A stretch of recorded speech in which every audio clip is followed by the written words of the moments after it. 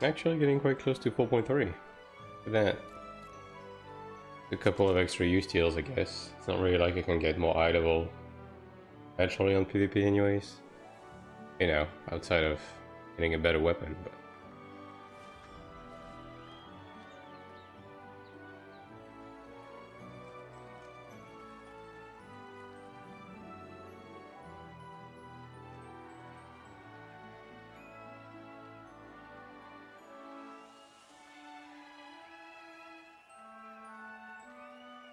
Yeah. Just need to get perfect on this and this, and I'm pretty much gonna be done. EBH. Close enough. I don't think I'm gonna spend any more money on reroll mats. Just gonna naturally get there. Yeah.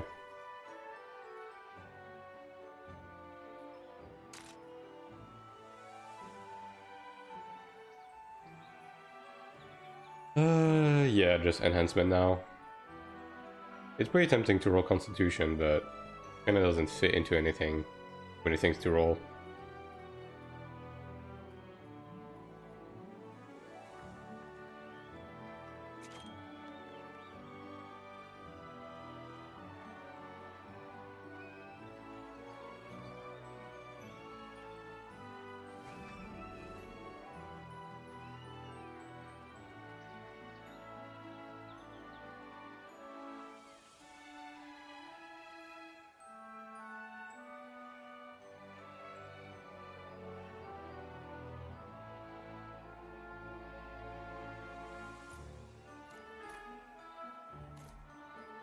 Well, here's the starter pack.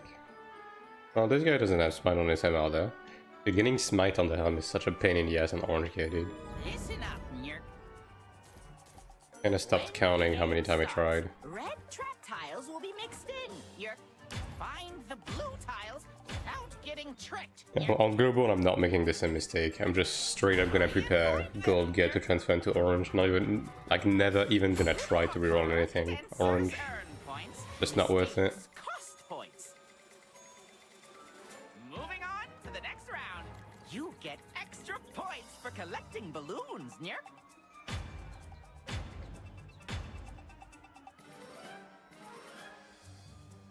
You have 8 seconds to get the balloons and return to the correct tile. Guess I'll try to get into some Transcendence plugs after this. Memorize the positions of the tiles and balloons together, Nerk. And there's a lot of groups. Well, yeah, I'll be able to fit into something.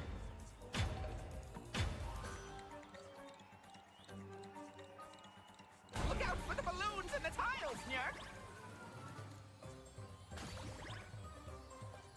Need like what, 10 runs? 10 more runs. Round 4.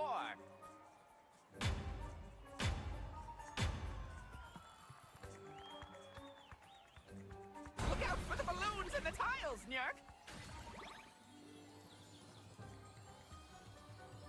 Here's the answer, Nerk. Round 5.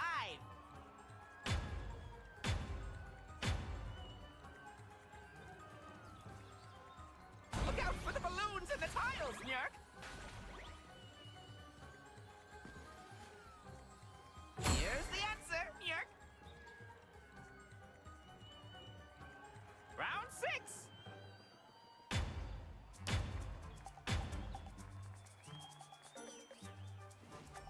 Look out for the balloons and the tiles, Nerk. Here's the answer, Nerk. Round 7.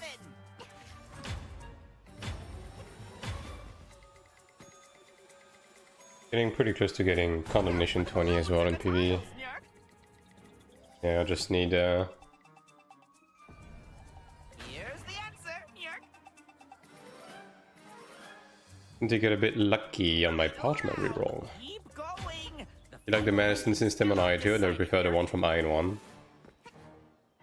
I think both For the balloons are and on the different tiles, level of Nerk. Since CBT. it's the last round, I'll give you I think the extra time medicine to system on grab the AION 1 after the 4.8 rework, or you know, I think on Classic was after 3.0. So you know, the one where it's a low chance of socketing, but once it's in, right? I think that one was better, right? AION 2 is fine. It's just that it would be nice if there was a way to, you know, be more accurate in the role you need outside of just spamming until you get lucky. Like being able to lock a line and stuff like that would be nice. Now, honestly, my main problem with the mana stone system in AION 2 right now is the stat pool we have. Like, I think damage boost should not be part of the pool at all. I think it's a huge mistake.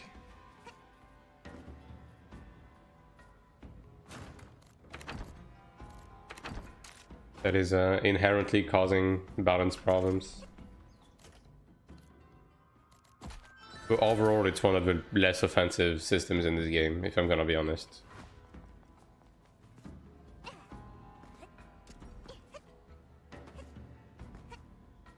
I guess the other thing is also, like, I don't mind the separation between PvP and PvE mana stones, right? But we essentially have no sources of PvP mana stones outside of farming AP on ults and crafting them with that, which is not really the best, to be honest. Alright.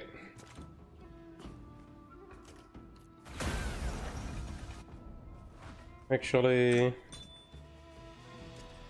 my tab is already correct, right? Okay. Let me try to jump into a Transcendence group. 600k, yes. Some very reasonable demands, if I do say so myself. I didn't even know that's how it looked.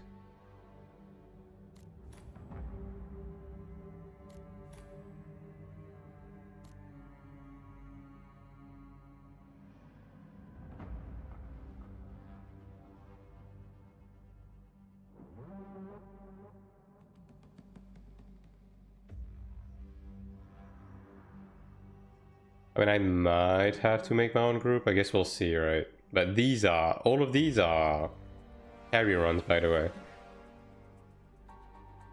They have changed so much with ults since December. The only thing left to farm with ults is dungeons. No, not really. Like, at the baseline, you want to do Ascension Trial and Abyss Corridors with the ult. It's very, like, it's not time demanding at all. And it gives you like a lot of resources. It's also kind of the only way you have to complete the closet for your main is to farm Abyss Corridors to dissolve Abyss skins. So there's that, and dungeoning obviously is still like a solid option on ults right now. It is.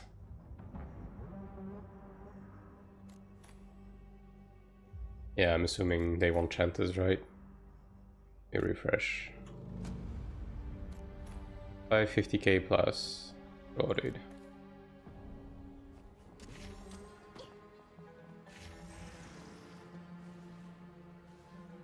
But ults are still valuable, and the thing with specifically corridors and essential trials is there's no diminishing return on that. So the more ults you have, the more you'll benefit. Especially if you push your ults above 3k to have access to Central Abyss. Like, genuinely, I'm gonna be honest, if you really want to, like, push it all the way, if you have 8 characters, and on every siege reset you run all of your corridors, and let's say you have 3 corridors on average, you're gonna make hundreds of millions of Kina per week just by doing this. And, you know, assuming you don't use the AP for the closet stuff.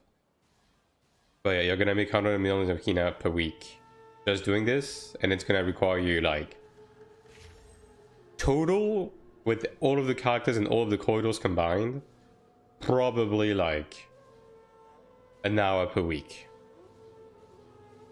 which is pretty fucking stonks. How do you make Kina off of it? You buy Abyss Mana Stones and then you craft them with the AP. And Abyss Mana Stones are really, really fucking expensive. Like, even if you don't proc, you're already turning in a profit for every craft. And if you proc, you're making like insane money. Like, accessory Mana Stones are like 1.5 mil each, right? And that's like 20% 20% proc chance or something, or whatever.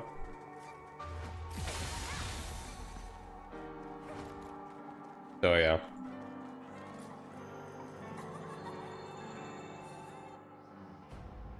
Like me right now, I'm using the alt AP to get closet progression for the time being, right?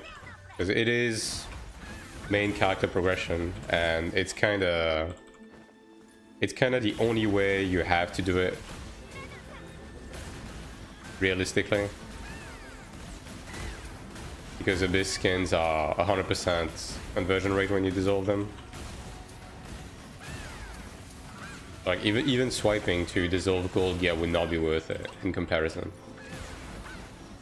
But yeah, once you're done with that, or if you don't care, like making Kina from it is like genuinely incredibly profitable. Like it's insane. Like I would even argue it's really something that's like borderline broken in terms of like how good it is to make money.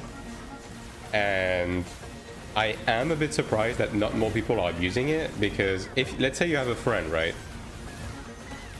You have a friend, you can carry each other the ults in the Abyss to get like 12 million AP per character, and then convert that into Kina, right? And then when you do that, you craft everything, and then you can just delete the character and make another one and just repeat it. Technically, you could repeat that infinitely. And like right now it's 12 million, right? It's gonna keep going up, but let's say just off of 12 million Kina of making Abyss Mana Stones, you're making billions every time you do that. And like getting 12 million AP off of doing PvP, like if both of you are somewhat juiced, right, and you just carry each other continuously, it's not gonna take very long, right? You could even possibly do it multiple times a week. So yeah, like there is room to do some wacky stuff here, and let me tell you something. If this stuff is still the same by the time it comes out in global, I will be doing this. Like fuck swiping, fuck doing anything else. Like it genuinely, if you do that, you will never have to do anything else in the game. Because of how incredibly expensive Abyss Mana Stones are. And obviously, you know, like you can also use the Mana Stones for yourself. Juice up your PvP gear.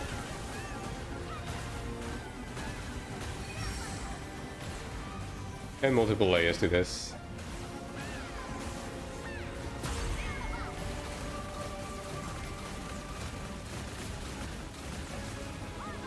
What is this guy doing? Yeah, this group's DPS is really fucking bad. What the? Is this guy actively trying to kill people? Like, what are we doing here?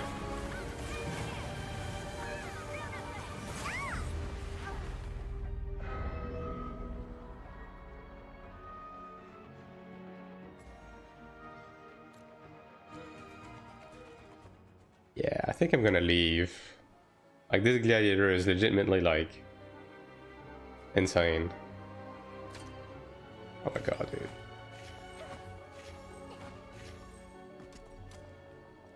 Yeah, the DPS is really bad, and the gladiator is like doing some very questionable stuff. Like he's actually, he's not fighting the boss, he's just trying to kill people.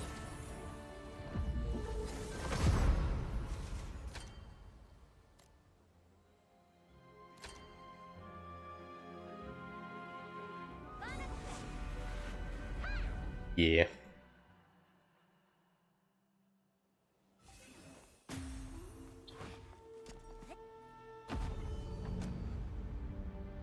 Well, that's just how pugs go, right? Just have to hope and land into the correct group. Yeah, no, not this. Not this, though. 620k, brother. Go Sakura.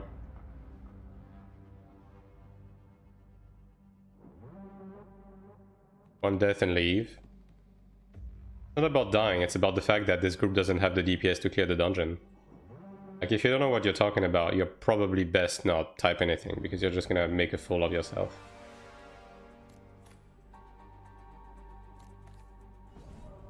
What happened? Just a Transcendence 4 group, like very, very low DPS on the first boss, so kinda had to leave.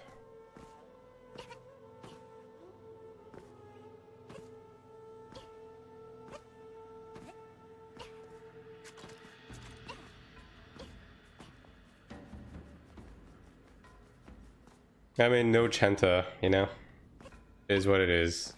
I mean, we had a Glad, but, you know, just...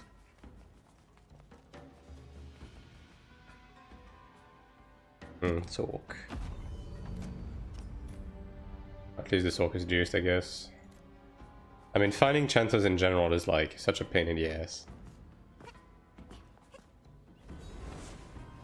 220 plus on the first boss equals no clear. Yeah, pretty much. I mean, you can even just tell, like, mechanics-wise. Like, even if you just look at the pacing of the mechanics, like, if you get a second pillar phase, right? And even after being done, the boss is not dead already, you don't have enough DPS to kill Kermit, basically. Like, that's a pretty good tell. Just look at the percent of the boss based on, like, how far you are into the fight, yeah.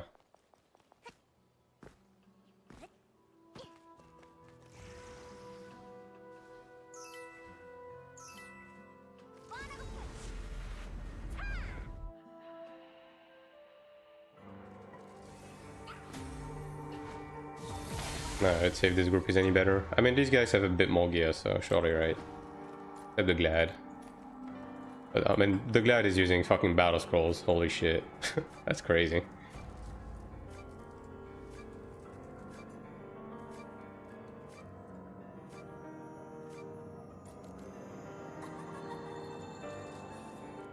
I finally got Emperor and Old Grace on my legs, by the way. It only took like 60 million Kina worth of rerolling. Isn't that great?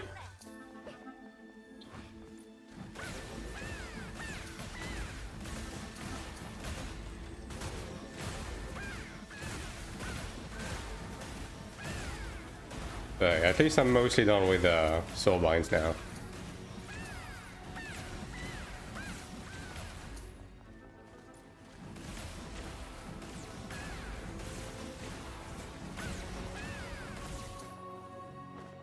Still worried that bots will completely take over global servers. People are armed to Kina for pennies. I don't think it's ever gonna get like as extreme as it got on Taiwan, right? But obviously that's always gonna be a concern with those games. And that's entirely on NCSoft to figure out.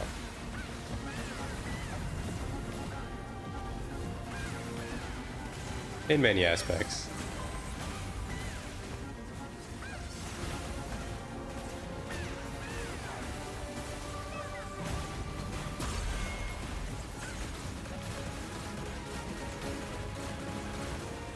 Like, the potential is there for the game to be, like, very RMT-centric because of the way that the systems are, right? So, yeah, it's on NCSoft to ensure that that doesn't happen.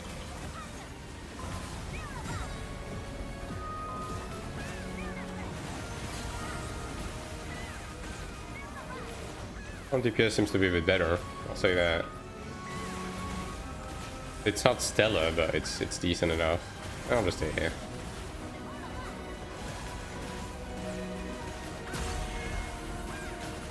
Do you think Black Desert Online market system would work in AION? I haven't really played BDO extensively, so I wouldn't be able to really tell anything about all of the extent of the market system. But ultimately, the problem doesn't really stand with like the market system or anything. Like, the problem stands with how powerful currency is in the game and how easy it is to acquire, right? Because like bots are able to be fairly efficient farming it because Kina is easy to farm even from an early progression standpoint. And then Kina at any level is necessary for even the most basic of upgrade, which is why RMT is so powerful in this game. Also, Horn Dragon Gear being, you know, as powerful as it is for a piece of crafted equipment that you can just buy on the auction house is also not good.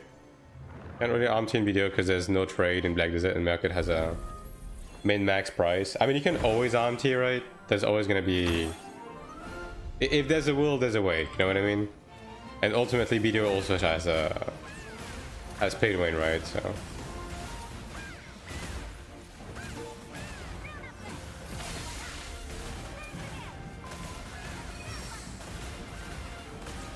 In video, you RMT for pilot. Yeah, but I mean, the thing with piloting is that that's gonna be in any online game, right? You can't really do anything to stop it. Like it's completely impossible to stop it. So I don't think it's really worth trying to prevent. You know, the only thing you can really do is ban people for account sharing when piloting happens. Which, you know, you should. But yeah, you can't really hold any specific game accountable for having pilots. Only problem is pilots, yeah. And again, ultimately, I don't really consider that to be a problem because that's just something that exists in every fucking game, right? Like, the only way you have to minimize pilots is to make progging content more accessible. And in the case of AION 2, that begins by getting rid of the cringe entry limitations. Because the moment you remove them, then people are more incentivized to play by themselves, keep trying, and, you know, maybe get help from friends and stuff like that, right? Like, you're going to eliminate part of the problems because people are going to be able to do it themselves more reliably. Because a lot of the problems with piloting and carry runs is that it's not always people who can't do the content. It's just that when an entry system is so hostile that even pogs are really hard to enter, it becomes really difficult to get into the content at all, right? And when that happens, someone who, you know, can't get in and can't necessarily commit the time to a pre-made or something like that, right? Feels more and more incentivized to just pay for carry or piloting just to get through the content, right? So yeah.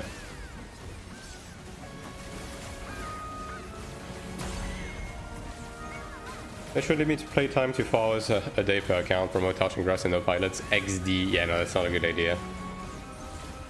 Final Fantasy 14 1.0 had that. It was called the fatigue system, and it was the most dog shit kind of garbage you've ever seen in your life. It also incentivizes having multiple accounts. Not good.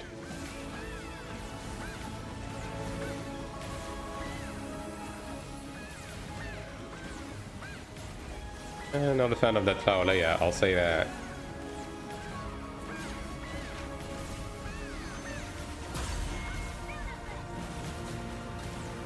Yeah, I mean, this group's DPS is fine.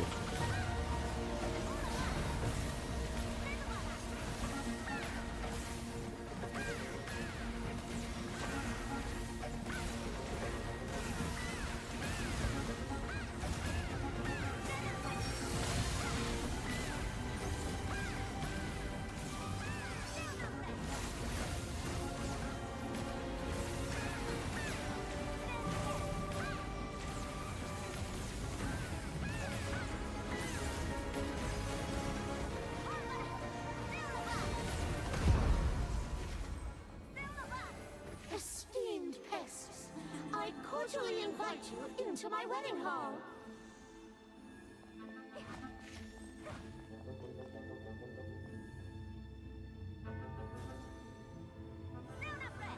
But yeah, ultimately there's a lot of steps they can do to mitigate all of those problems. They're never going to be able to completely remove them, right? And the rest of it is going to fall into under the blanket of just, you know, management and moderation.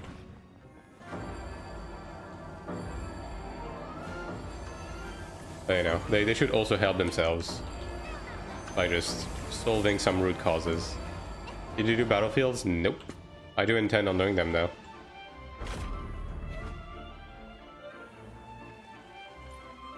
Like, it opens in 30 minutes, doesn't it?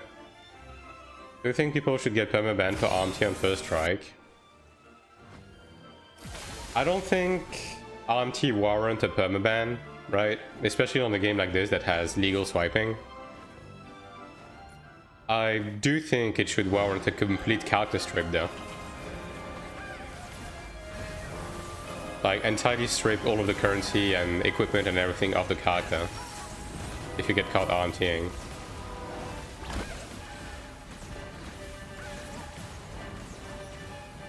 Oh, they want to use me as the baseline? Alright. Oh, should throw Kuna directly to friends, you gotta give it a chance. Yeah. It's easy to have full spots this with RMT.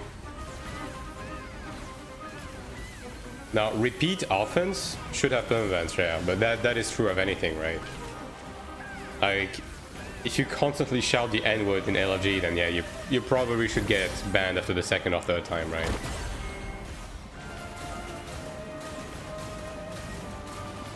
Don't do that. People who RMT put up an item. I'm pretty sure people who RMT either RMT to get the direct item. Like, I'm pretty sure people just RMT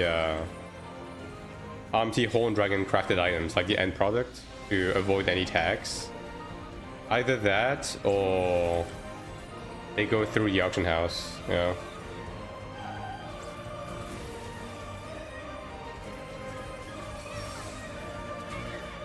I haven't RMT'd, so I don't know how they do it in this game, but I would assume that's how, considering how bad trading is, right?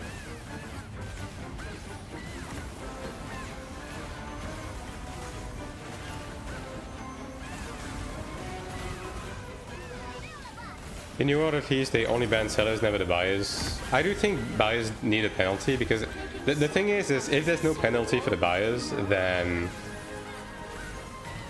people are just gonna do it, right?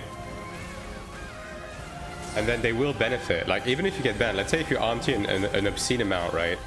And you get all of your crafted equipment, all of your enhancement, even if you get banned like 14 days, who gives a shit? Like, you've achieved what another player could not achieve in the same amount of time by just swiping. So if you get caught RMTing, you should get a currency and gear strip. Like, you should, anything that you got from RMTing should be taken away from you, as well as, you know, getting banned for a certain amount of time.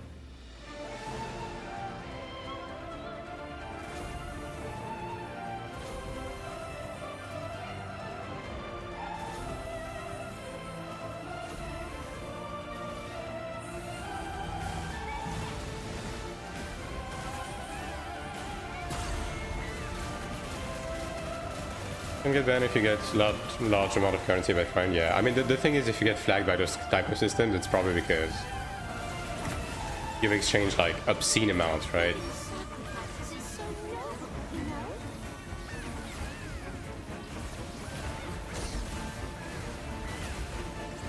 Just gotta be a little bit careful.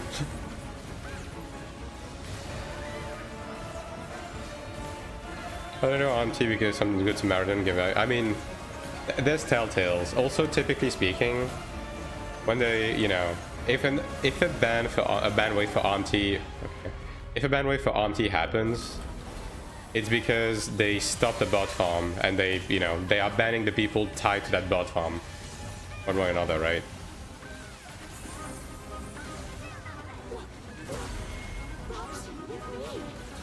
Like, if you have gotten traded a large amount of Kina by someone who is, you know, a confirmed bot farm, yeah, you're probably not legit, right? But if you're just getting traded from another player, then I don't think they would ever ban you for that. Hey, look, no gold cards. Look at that. That was worth my time.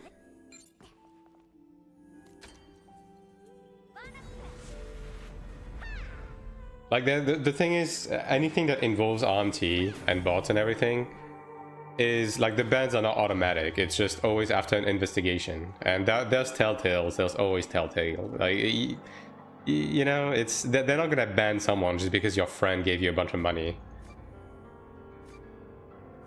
Like, the curl of the game right now, clearing inactive or hard to recruit join group as time finished. Throw my alt energy and main. I have nothing to do for days. 1-2 runs again. That's kind of just modern MMOs, right? I think inherently, like, having lockouts and everything it's expected. The problem is that we don't have much to do of activities outside of that, right? Like, in AION 1, you had, arguably in AION 1 you had a lot less dungeons to run, right? And they give you a lot less. But the thing is outside of that, you had a lot of essentially infinite activities, right? And those are kind of missing in this game. Like, PvP is not rewarding enough, there's not enough of a reason to be roaming in the open world to do PvP. There's not enough open world content, right? Be it PvE or PvP. Like, these are the ones missing. Arena's useless, Battlegrounds is limited, right? Like, we need more Evergreen content into the game. Like, yeah, you can grind the Abyss for Abyss potential stones, right? But not everyone is interested in doing that, and you can only stomach so much before you want to actually shoot yourself in the head. Nostalgia, they were banned for people who have not logged into in 1 year. God damn. That's crazy. I mean, I wouldn't say that's necessarily a good thing, though.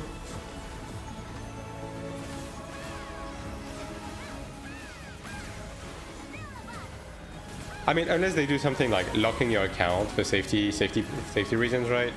And then if you ask the support to unlock it, they just unlock it. Because like vacant and abandoned accounts are very often hacked by bot farms and everything, just to have viable characters.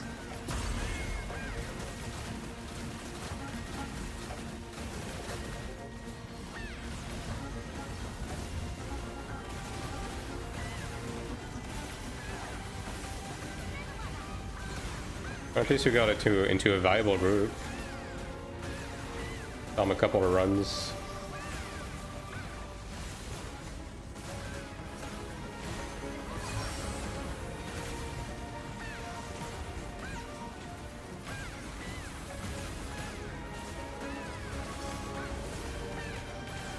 We can probably just kill it.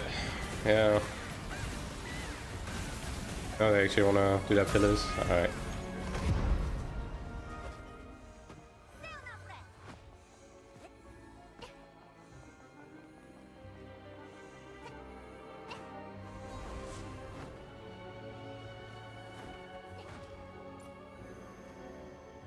But ultimately, right, it's like I said, it's gonna fall onto NCSoft to manage those things, and also there's a lot of systematical changes they can do to really mitigate the problem, right? And they should legitimately be taking these steps to mitigate those problems, because it's not stuff that is gonna have huge impact on gameplay, but it will certainly help maintaining a fair play environment.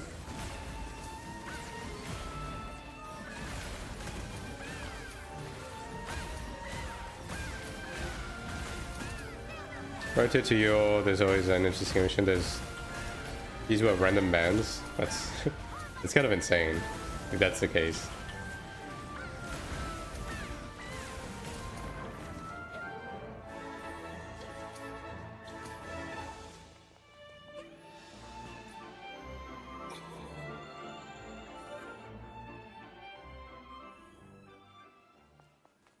God, it's so fucking warm, dude.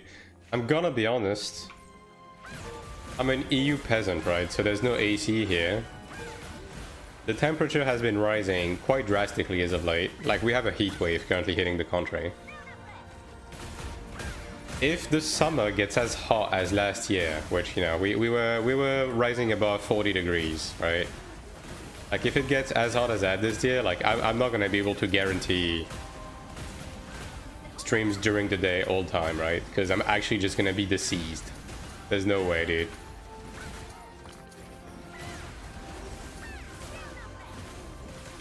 I can't even use a ventilator, because if I do that, it's gonna blow into the microphone, and that's gonna be no bueno.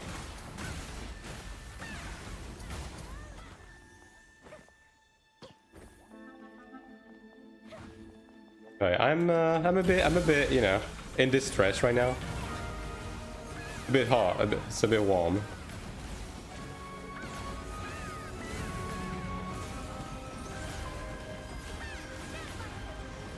Since when is there no AC in EU? I mean, most countries just have no AC in like regular housing. In EU, yeah. Is Tempo like a tank in Iron 2? Yes. Tempo is like the main tank class. Main group mitigation. right holding, sword and shield wielding. That used to be the case. Well, I can tell you in France it's still the case. Like personal like housing, yeah, there's just no AC, dude. In 99% of cases.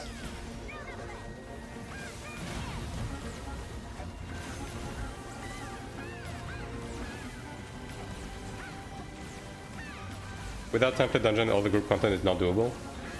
It is doable.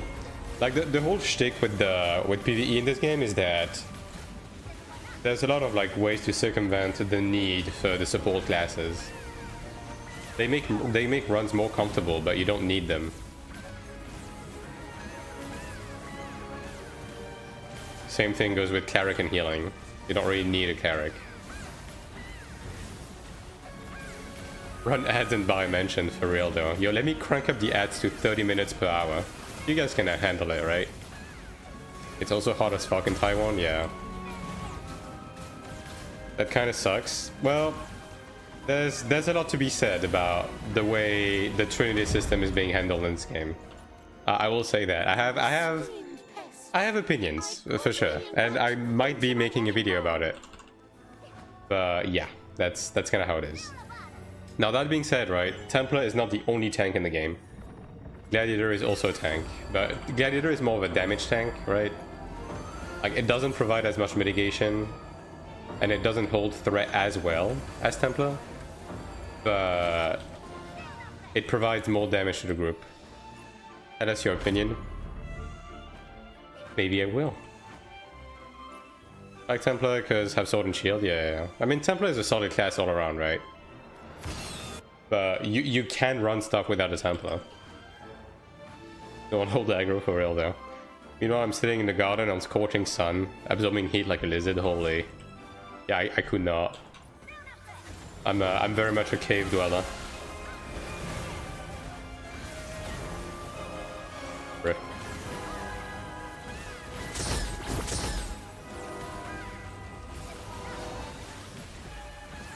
So it's 37 degrees Celsius right now, where I live. And because my office, where my PC is, you know, right under the roof, it's pretty fucking warm in there, I'll be honest.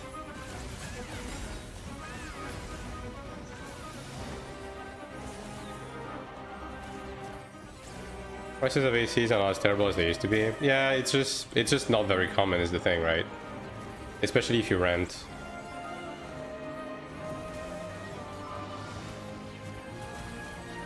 Are we dead ass?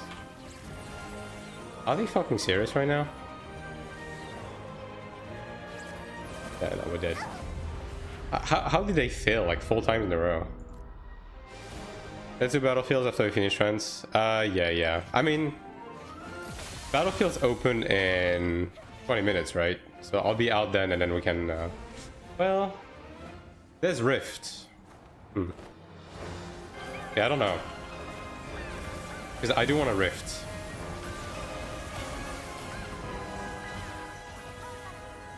I mean, like rifting it, like Battlefield should still have like 1 extra hour after the Rift, right? Oh yeah, after Rift. Mobile units you can buy.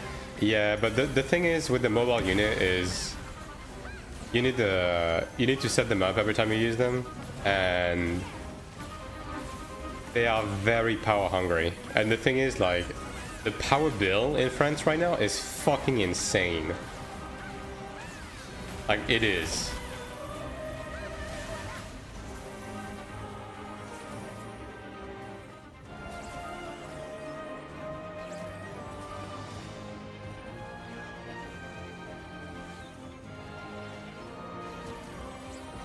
Alright, surely we can manage, guys. Oh boy.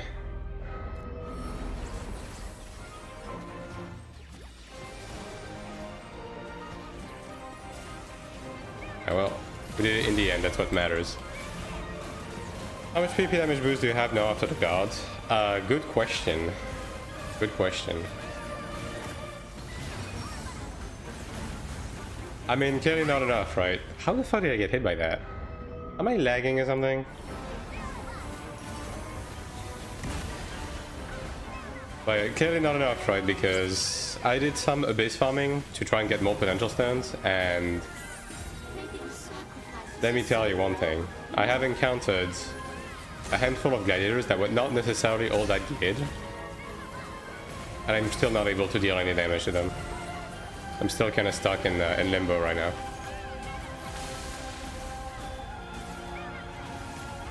So yeah, it's not really been helping. I kind of hoped it would do something better, but yeah, it hasn't. It's good for tanning, holy. I mean, we're still like way ahead of the DPS check, so whatever.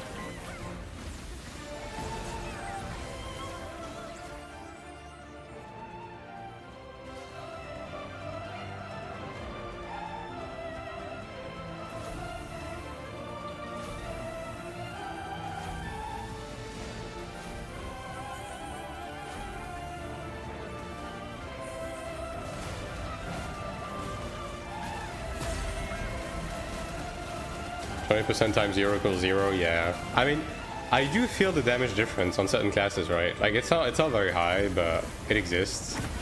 But yeah, for the matchups where I was not doing damage, I'm still not doing damage. Unfortunately.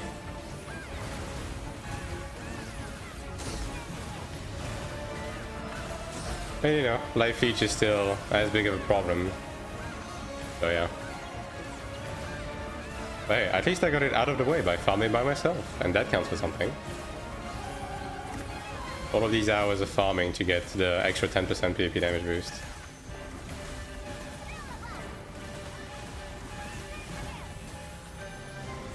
Also buff Cleric, you'll do more damage than the average Cleric. I mean... The thing is, I don't think they want to buff Cleric's damage, right? Because here's the problem with Cleric, right? If Cleric is able to deal damage in PvP to the point where it can kill people, all of a sudden it's going to become the best class in the game.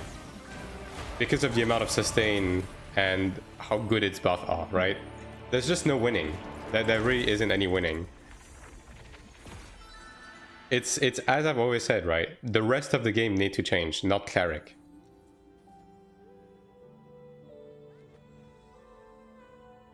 Like, glass cannon frail DPS classes should not be able to life leech 20,000 damage per second, right?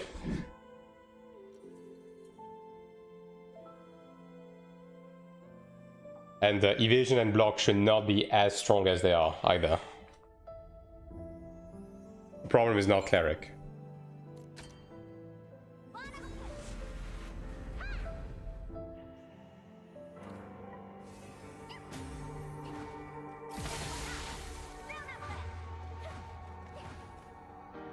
I'm gonna get boba. Those friends have that too. Yeah, we do. I mean, I never drink it, but yeah. Also, boba these nuts, I guess. Got him.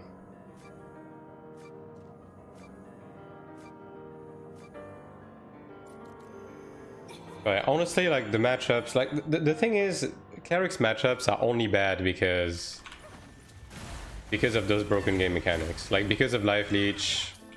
Because of evasion, because of block, right?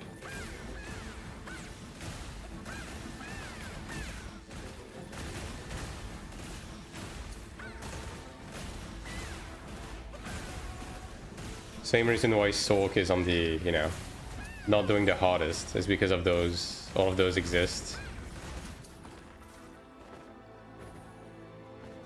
One Cleric that 2-tapped me in arena. I mean, it was a very extreme case scenario, and also I still think you should have won. Like, I don't know why you were not able to stun the guy.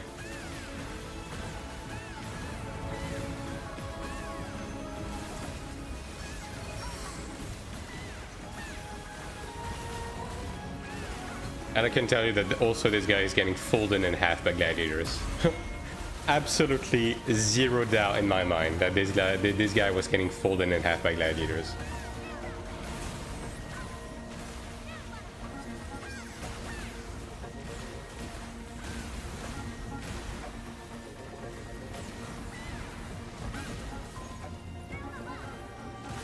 Ranger's for them now too? Yeah, for real. I mean, already before, right? Like, Ranger has always been an essentially impossible matchup for Cleric because of evasion, right?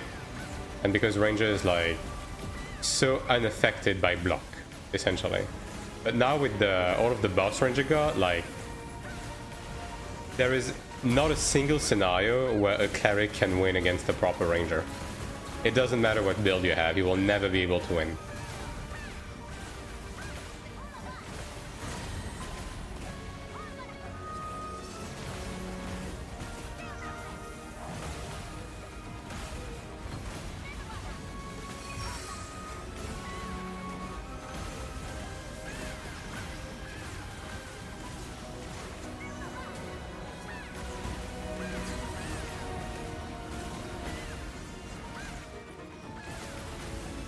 Damn.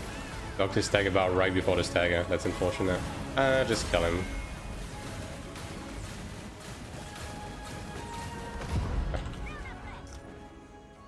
Ranger needs to lose their ignore, block, and focus arrow. That thing is like 40k base damage and cannot be avoided. Yeah, like after the patch, right? I have encountered Rangers that, you know, they had no accuracy, so I was actually blocking them. But the moment they got a stun or power proc on me, they would just use the, you know, the charged arrow and then hit me a few times on the block, and I would just insta-die. Like through block, right? Like back against the wall and everything, just like... They just have too many things that ignores block and evasion. It also does a lot of damage and has additional effect. Like the fact that the anti-heal on Ranger also ignores block and evasion is fucking insane, by the way. Again, it's one of those things where they are apparently trying to balance some things, but then the same stuff on other classes is not being balanced, and it's like, what is going on? Like, what are we doing here?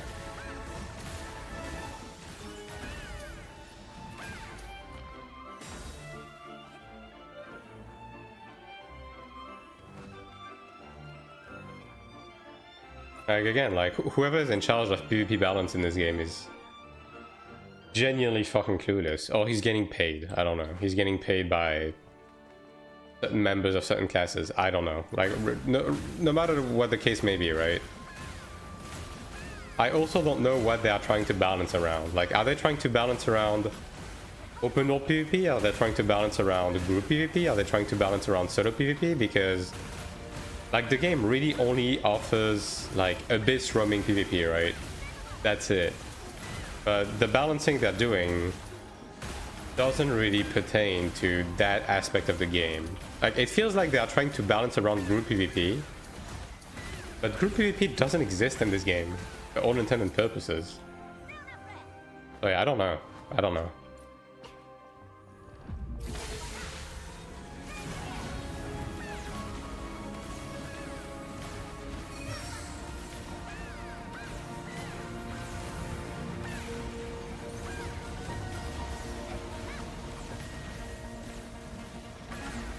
I mean, hey, maybe level 50 cap is gonna bring a slew of group PvP content like Dredgen, and maybe that's what they're preparing for. Who knows? Maybe it's all gonna make sense in the end.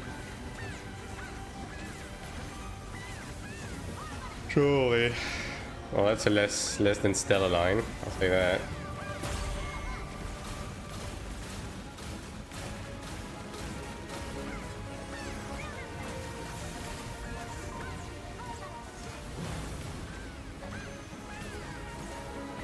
Not a fan of this flower conglomerate. Yeah, there it is. That's about what I was expecting.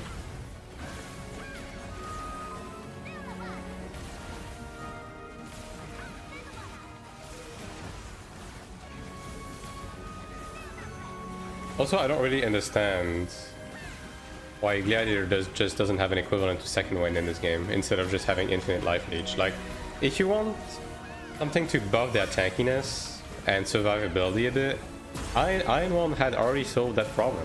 Like, give them a buff like second wind.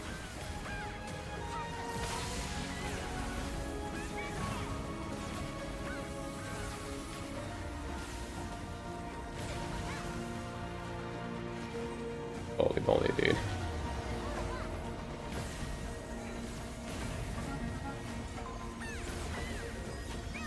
Well, that's a pretty rough Robston. Also, let me not stand here. Holy shit, dude. No thanks.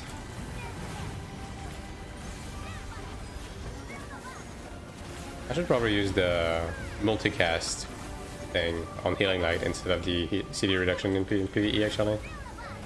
We can change the node after this.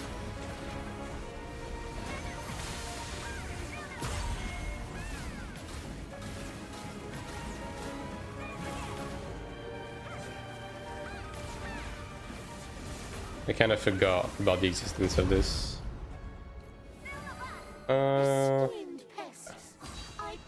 Probably gonna be better overall.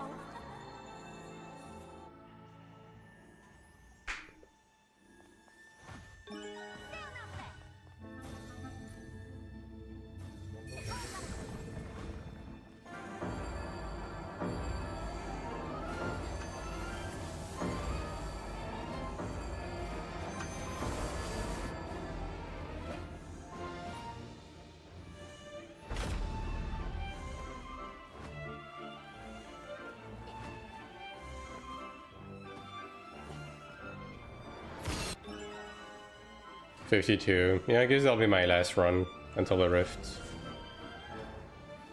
Won't quite have enough time to sneak another one.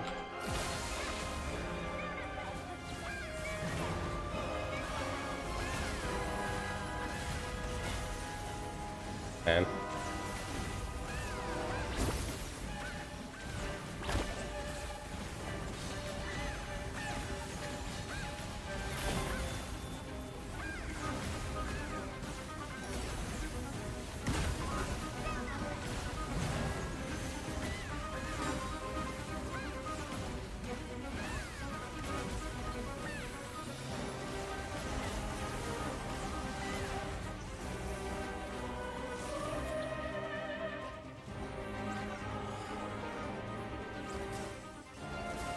Nice.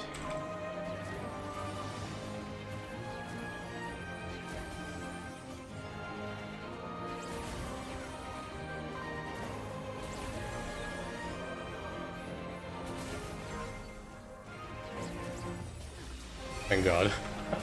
Feeling that one would have been a bit catastrophic, I'm gonna be honest.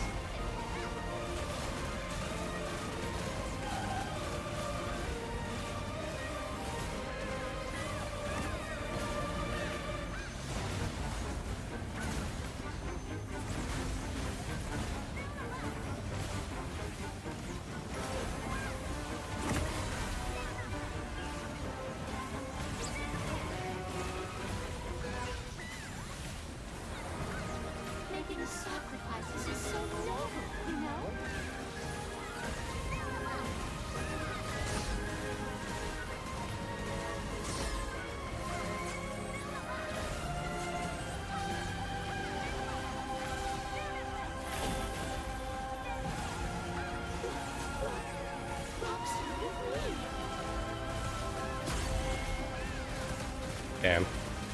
You gonna do it again? Yep.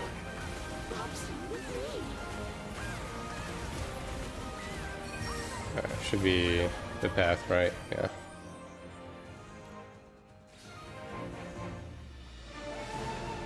I was getting better at this boss, it seems. Yeah, this group has been fine. I mean, you know, pretty stark difference from the first group I had, to be honest. Like, the first group was less than glorious, but at least this one is managing it.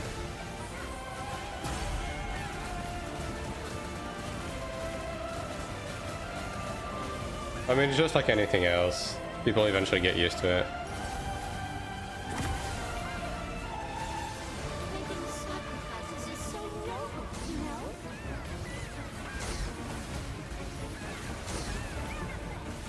That was almost bad. This guy was like not going out. The DPS in this group is actually really good, considering we don't have a Channa. Like, look at the boss and rage right now.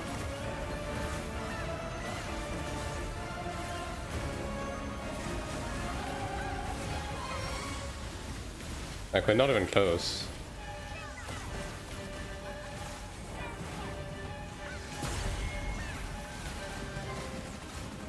Yeah, really good. 12-minute run.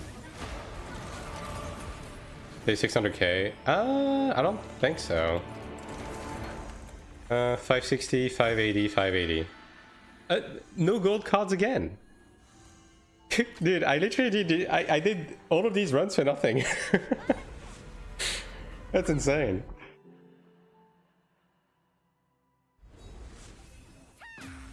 Alright,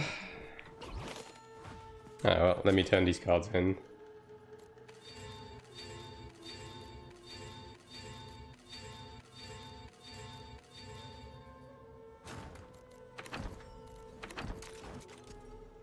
Right, that group was like 550 to 580, and like I'm 520, right? And we did it in 12 minutes. It's pretty good. Definitely pretty good. That's within average. And compared to our glorious 9-minute speedrun, I mean, hey, I'm sure this group would have had it in it if we used the consumable, right? Probably don't have enough, right? Yeah, I'm missing 8. Alright.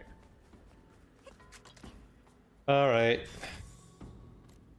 I think I'm gonna be like 3 boards away from...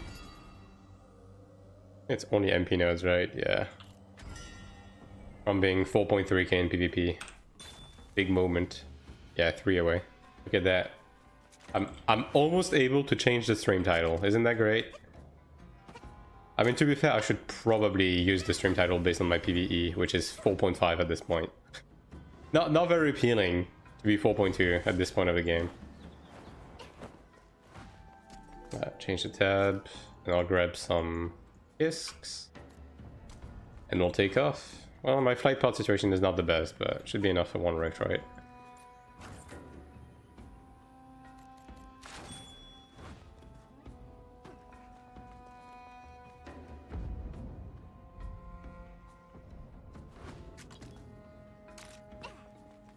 This as well. I did make some potions yesterday. I actually remembered. Can't believe that. Does Chanta has better buff than Cleric for damage wise in group? I usually don't run with Chanta.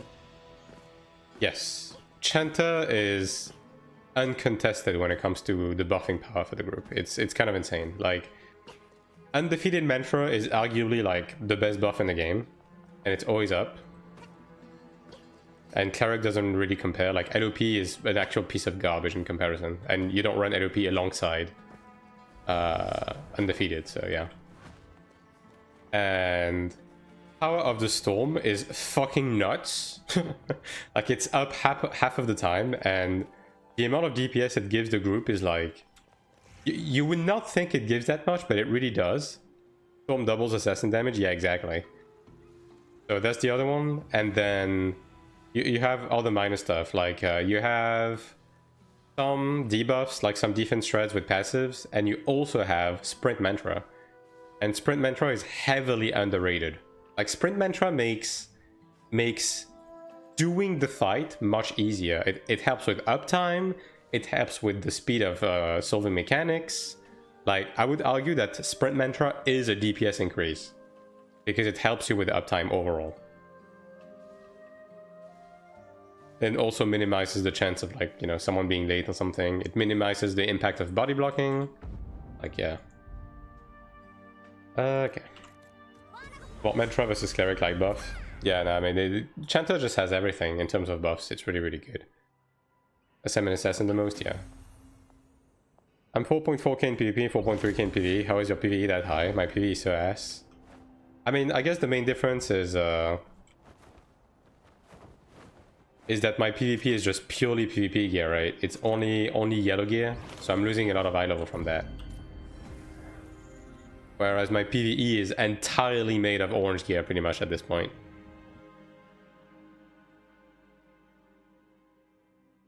So yeah.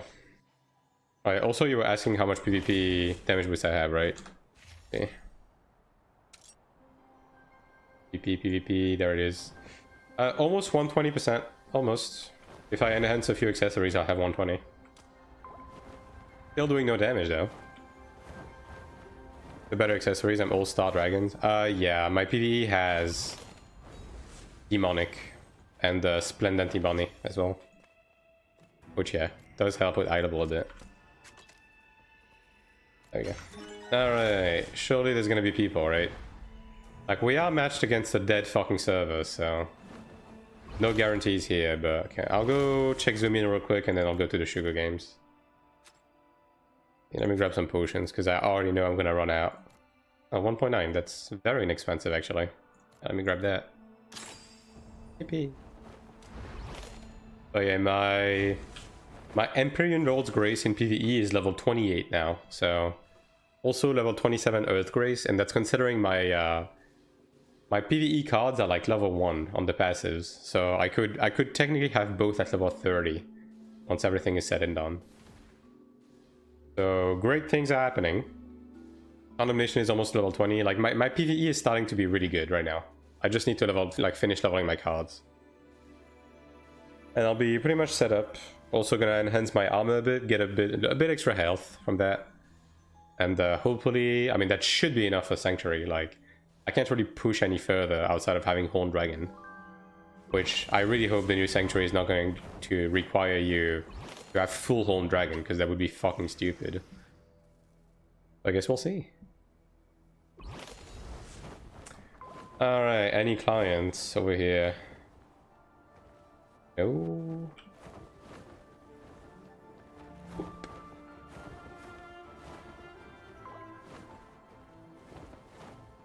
Yeah, this server is a tough sell, man.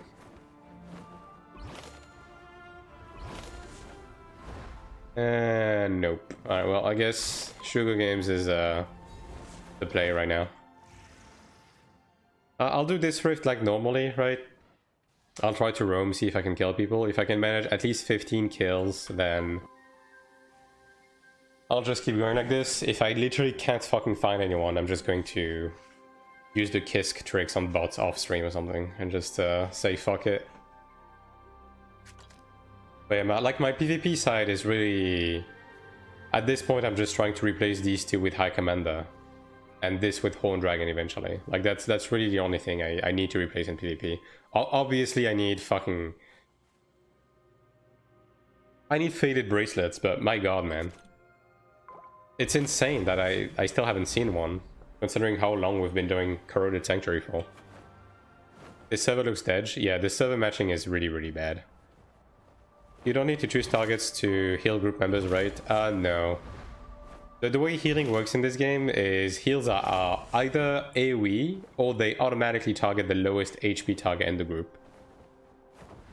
How I do it, 20 minutes and how you just skip it? Yeah. I mean, that's how most people do it, right? Like, the reason why I try to rift normally is because I come from AION 1, right? And the whole essence of rifting is really important to me.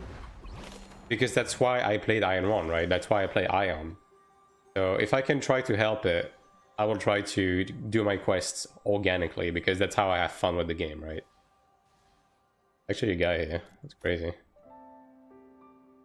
But yeah, like, ultimately, if I really can't do it, then it is what it is. Ultimately, it's just a couple of medals, right? So I don't really need gold medals anymore. I'm just gambling them. Which, speaking of, I had a really fucking insane gold medal gamble yesterday. I said fuck it, and I gambled 18 golds, and I got 7 platinums. Isn't that fucking insane? Oh yeah, I also need to activate that. There you go. Alright.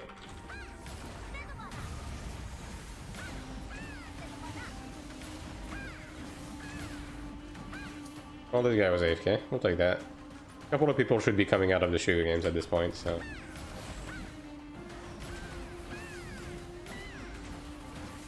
At least the tile game is still all reliable.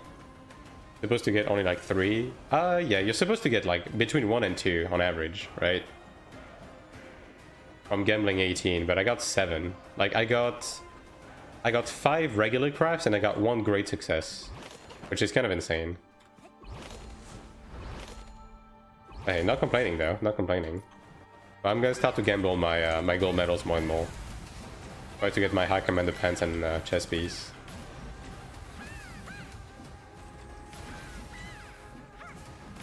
Another stellar performance. Been able to complete my Rift quest in enemy territory for a few weeks, the defending one. Being able to do the defending one is crazy. I've never been able to do it. Because no one fucking rifts on my server. Every time as well too, yeah. When global? We don't know yet. It's probably going to be around September. When I do the Kisk thing, it feels fucked. Yeah, pretty much. Like, I've never done it myself. Like, every now and again, I will run into someone doing it, and if the rifting situation is really, really bad, then I'll grab a couple of kills like this. But yeah, if I can avoid doing it, then I'll avoid it. Type stuff.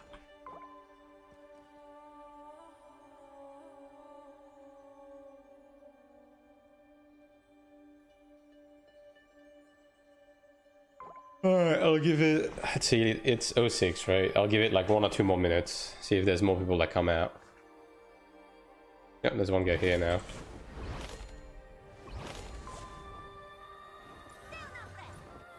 It's a Templar. Yeah, this guy could grab me. Also, for some reason, I can't target him.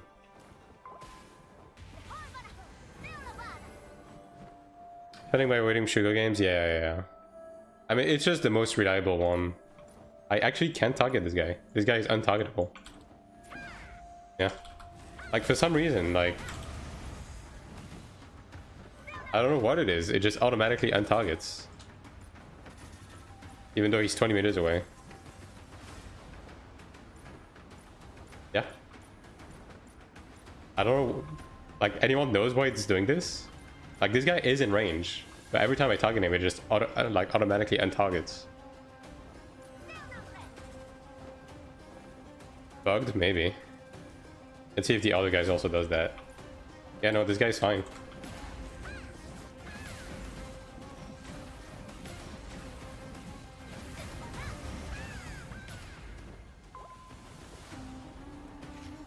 Damn. Is bro gonna jump off? In this economy? That's crazy. Bro, this is not the abyss. Like, there's ground. Like, what are we doing here? Okay, there it is.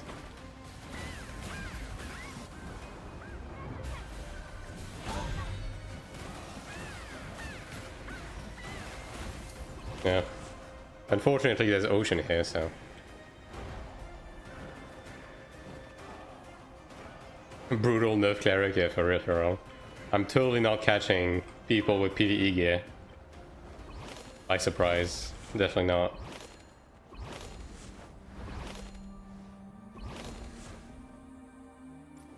Yeah, the Templar's still here. I still can't target him. Yeah, that's fucking sus, dude. Like, what is this? I've never seen this before.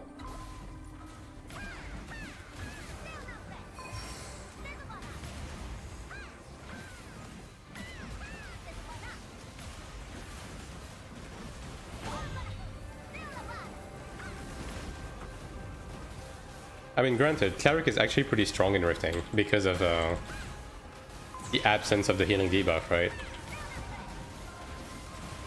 Like, no denying that for sure. Wow, full health? Really? That's crazy.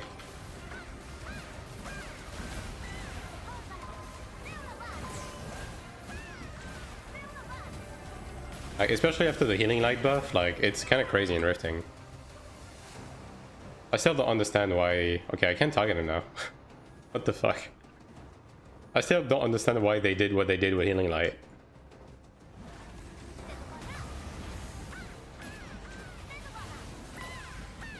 Oh, he has me targeted. He could pull me. No, I can't target him anymore. What the... I'm surprised he didn't pull me.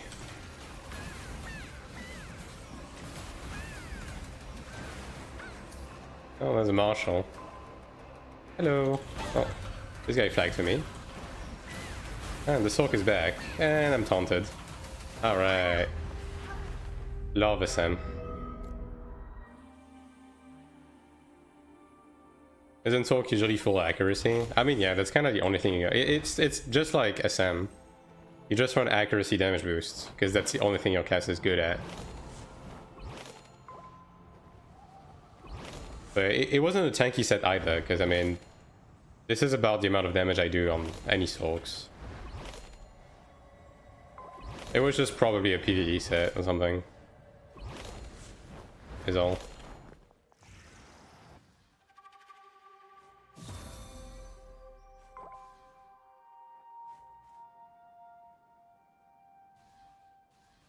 But hey, at least there's people at the tile game, so that's fine by me. It's also like all ranked, so actually gives me a bit of AP. As you can see, my AP is a bit dry after the potential situation, so... I will be taking the additional AP, for sure. For real, for real.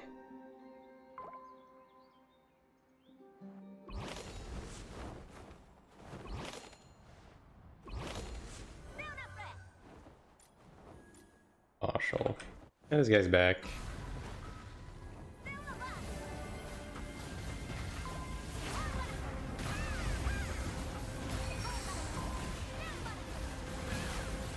And I'm taunted. I'm taunted again.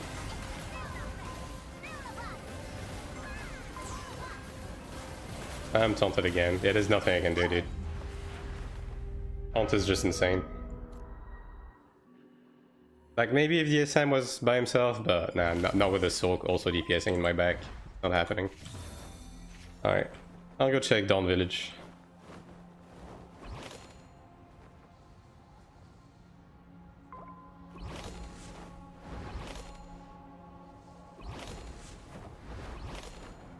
It's funny how, you know, they somehow brought back AION 1 Fear on SM. It's just not Fear, you just do it through Taunt.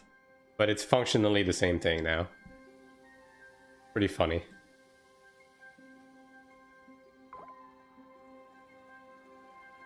Such a roundabout way to bring it back.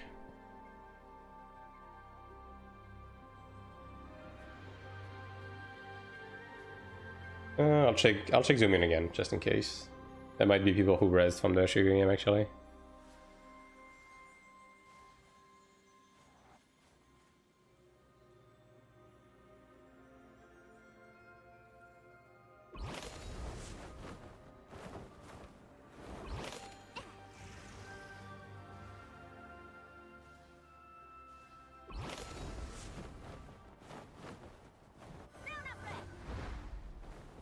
There's one guy at the bench.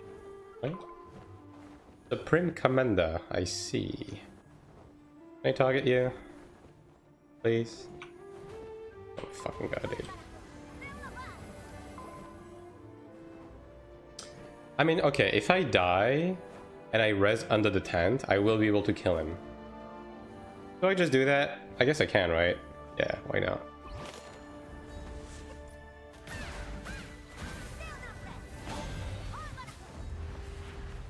Ah, he's not AFK. Well, unfortunate. Well, got out of 10 though, so maybe I can do something. It is a Glad, so I'm probably not going to be able to kill him, but it's worth a shot.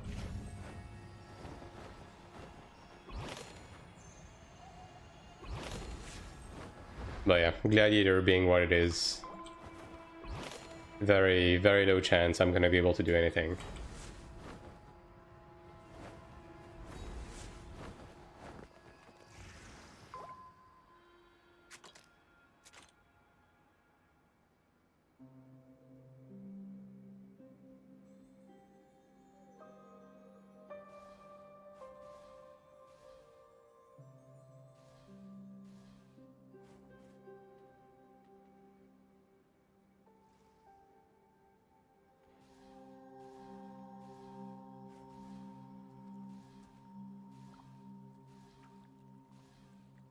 Alright, let's see where the big boy went. Where's the big man?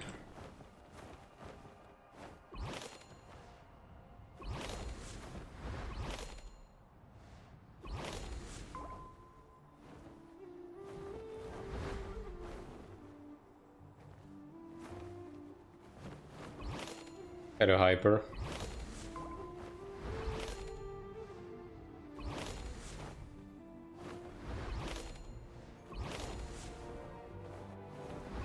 And is he just gone? Oh no, he's back there. Why the fuck? Like, he's not AFK. Why is he just staying here? Well, I mean, I'm not gonna go here again, that's for sure.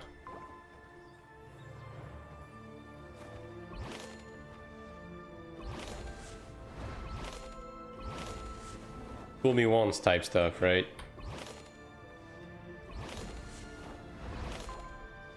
Guess we're going to Dawn Village.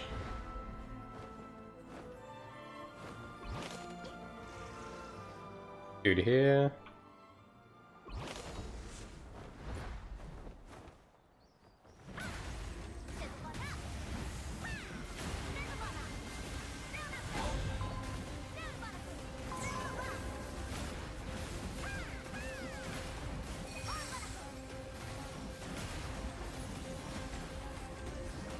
Frozen.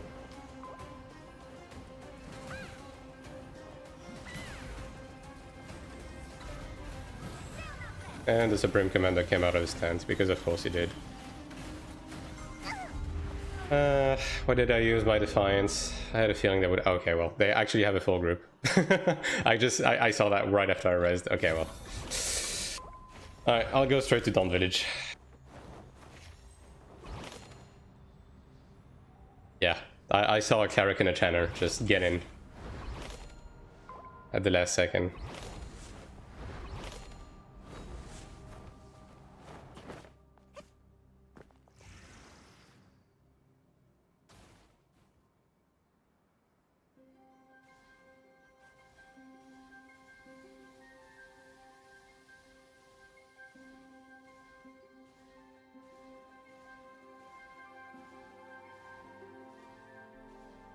I'm actually gonna have to repurchase some effect scrolls again.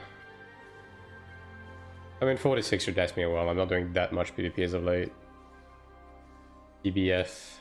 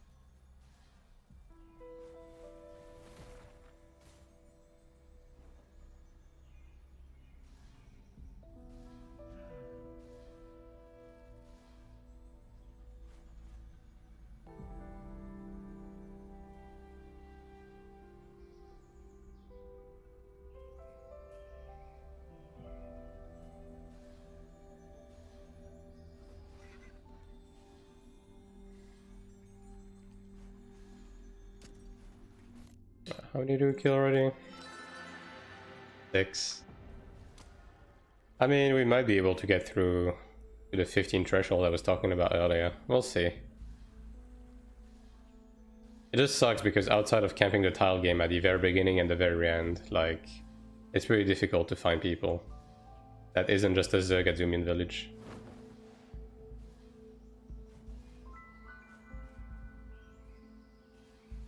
God, it's so fucking warm, dude. I'm dying. Oh, I'm dying.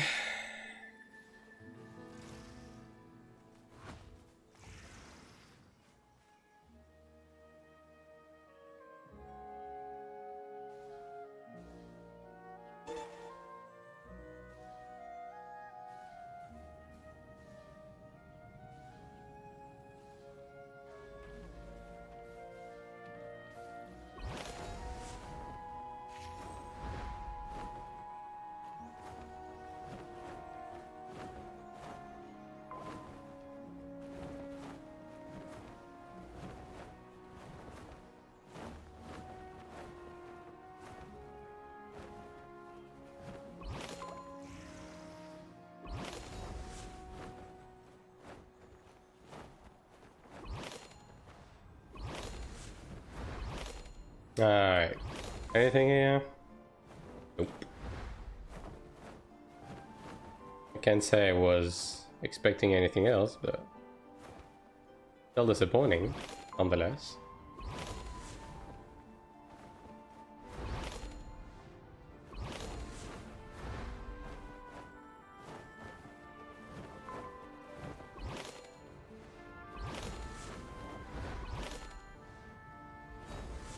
Honestly, it might be worth it to just like go into the rift, kill people at the tile game at the very beginning, and then just go out. Like, it might be more time efficient to be just doing this. And ironically.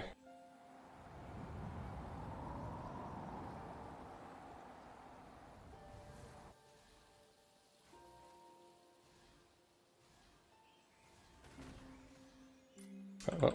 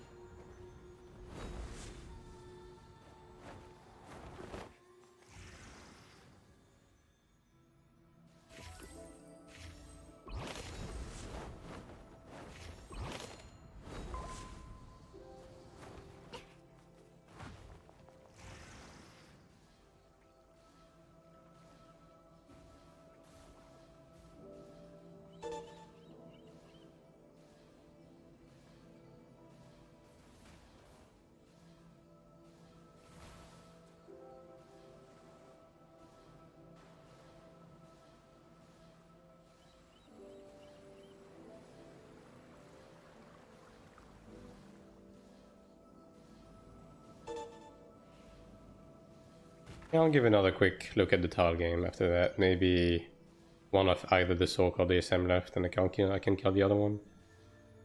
Would be nice. And then I'll go check the island. You know what? Yeah, I'm just gonna do that. Oh, like that. Damn, the double. You know what? Actually, that's good, because that brings me straight to the tile game.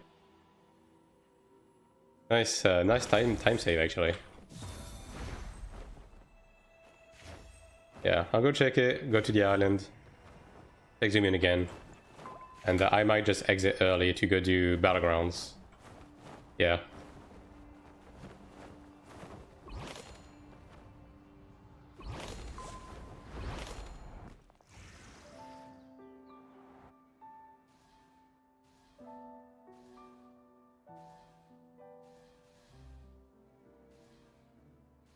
Rip. Yeah.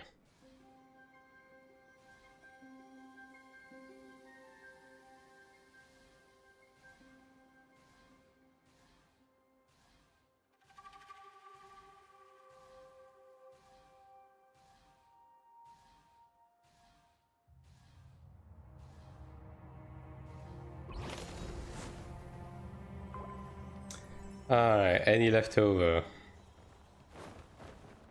Doesn't seem like that's the case. Unforge. Maybe at the killers. Oh, there's two here.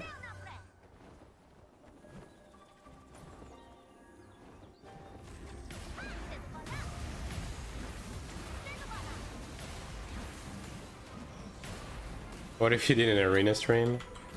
I mean, I'll say it again. The only reason I would do an arena stream is you pay me like an obscene amount of money to do an arena stream. Also, this guy could pull me. If he does. That's a risk I'm willing to take. What is he doing, dude? Wait, what the fuck is this escape route?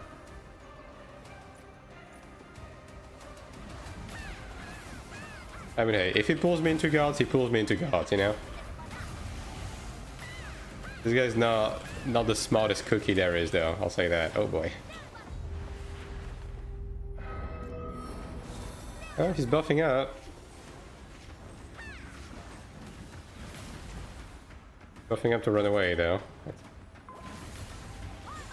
Oh, there it is.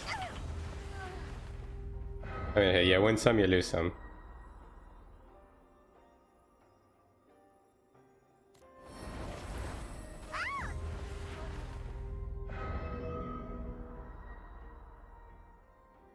I can finish him off. I should be safe from guards behind this wall.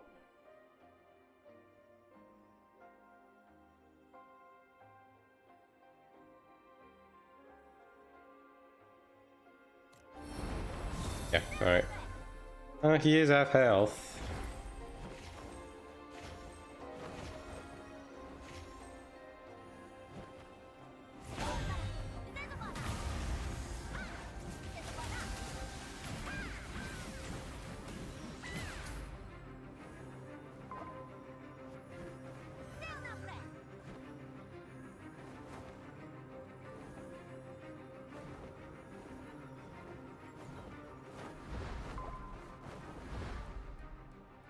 Two kills is 2 kills. Alright, let's go to the island.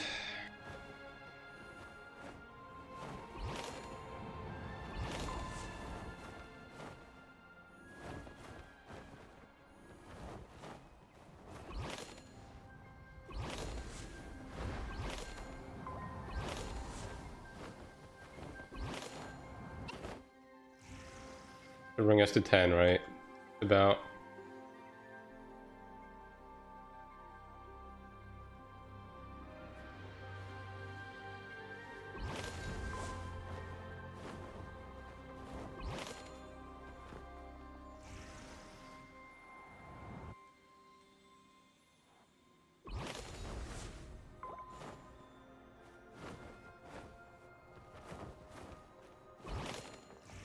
You know what, Sakura?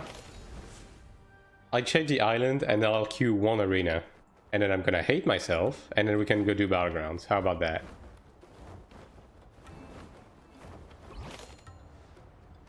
It's probably gonna take 10 minutes because it's gonna be a draw. Right?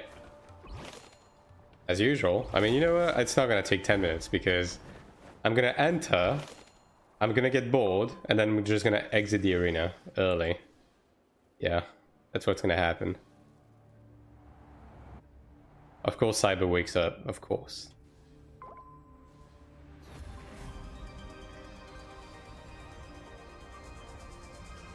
I mean, who knows? Maybe this time of day there's more people queuing. Nah, who am I kidding? No, nobody's fucking queuing arena, dude. It's gonna be either a Glad, an Assassin, or a Ranger, and either way I'm gonna have a miserable time.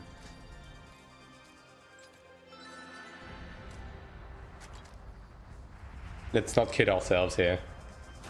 Yeah, one day they'll do something with those fragments. One day. How many do I have? Yeah, just 43k silver metal fragments, just waiting for them to remove the Kina cost from the fusion. Surely. Thank you for the follow, Bianca.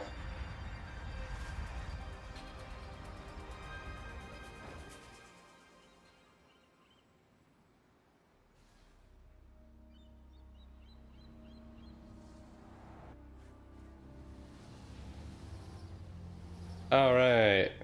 Any brave souls starting with their Supreme Commander main on this island? Well, this time of day probably not. It's usually like on the late rift that you see those, but you never know. Maybe some dude is like beginning his night shift or something.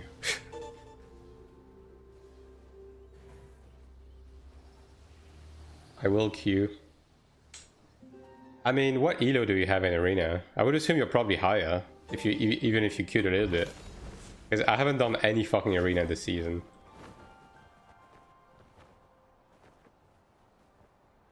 Then again, the queue is probably dead enough for you to be meaning something of just about any elo at this point.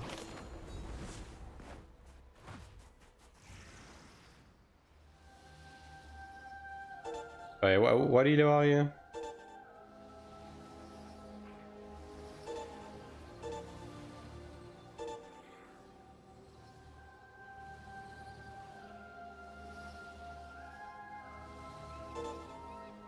$2K? Yeah, nah. I'm like 1600 or something. I haven't done any fucking arena.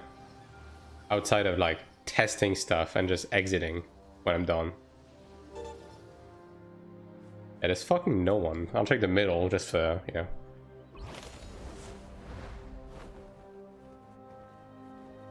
Good measure.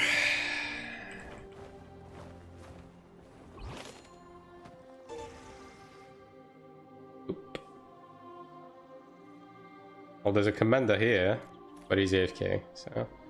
he's even AFK in PvP gear. Crazy. Brother.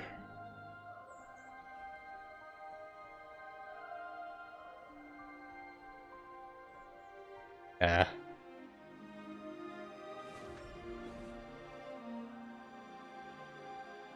Alright, well, out we go. We'll do one arena, and then we'll do battlegrounds. How about them apples?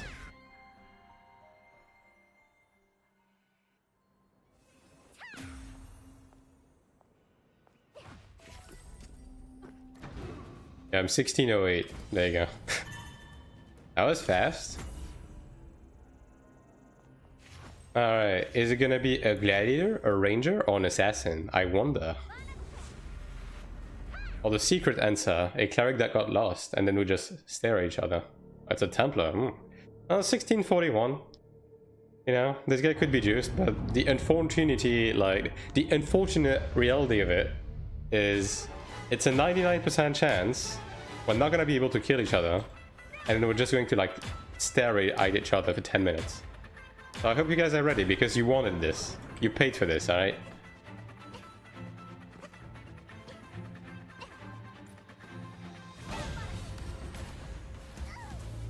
Yeah.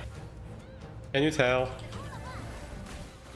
Oh yeah, do you guys see my damage profile on this guy? Hell yeah, dude. Yeah. 4.9k Templar. And 4.9? 522? Okay, it's probably a PvP genius. Like, dude, 4.9 is crazy. Alright, are you having fun yet, chat? Do you regret asking me to queue arena yet? Adam Andy, we deserve this. Yeah! Yeah! We like to see you suffer? Bro, what do you mean suffer? All I have to do is spam Healing Light for 10 minutes. Yeah, well, alright, well... You guys want to see how to beat a Templar as a cleric in arena?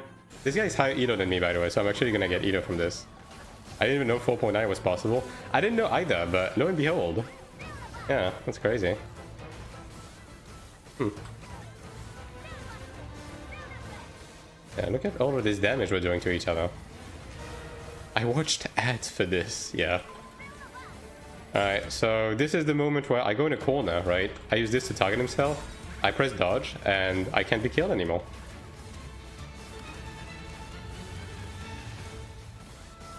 He's terrible. Well.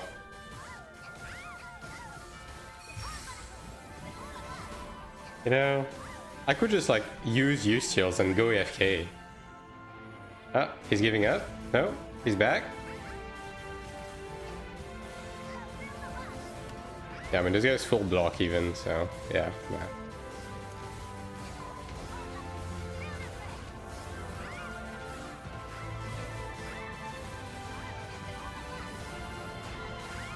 And this is why I'm not doing arenas, child, like kids. I cannot kill anyone. And half of the classes are just gonna look like this. Cannot use skill. What do you mean cannot use skill?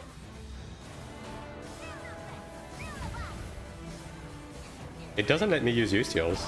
Okay, now I can. That's so weird. I couldn't use steal in the corner. Okay, this is epic.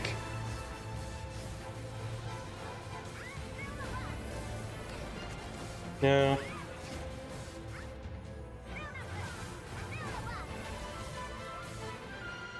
And double critical. Boy's going crazy style on it.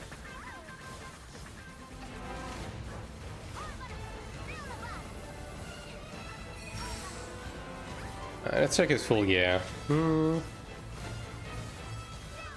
PvP accuracy. That's weird because like his weapon is accuracy. Why do you have a gold damage Geostone with PvP Mana Stone? That's so fucking weird. What are you doing? Like, this guy has full PvP Mana Stone on his gear, but it's PvE gear. That is such a terrible fucking set. Accuracy block. Damn. I mean, he's actually like, you know, investing some accuracy, but if you're not able to get through my pretty low block, all things considered, like, your build is not working. What Tear Stones do you have? Damage. Oh. Yeah, this one is blind. What the? He has blind and earth damage. that's a choice.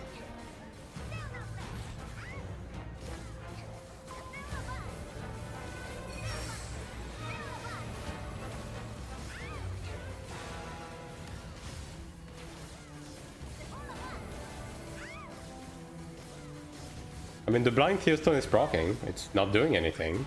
I don't even know what you... Why would you use a blind Tear Stone when you're using block already? Man, these whales are not beating the allegation, man. They're not.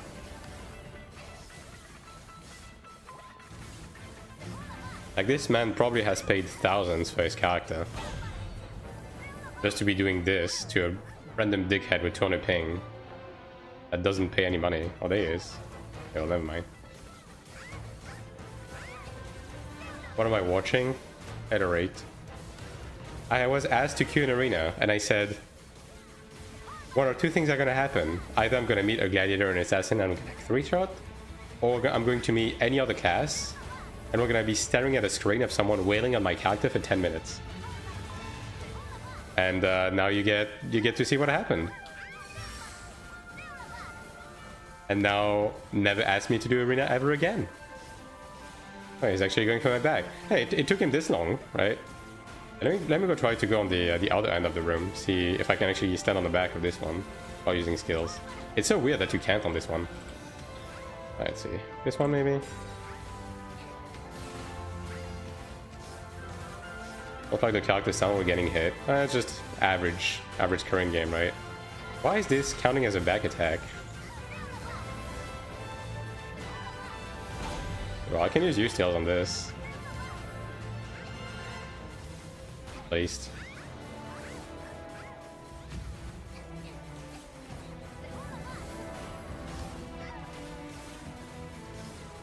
Well, I'm not blocking him that much, though, to be fair. Like, I'm blocking him a bit. I'm not blocking him, like, all the time. So he does have a bit of accuracy, for sure.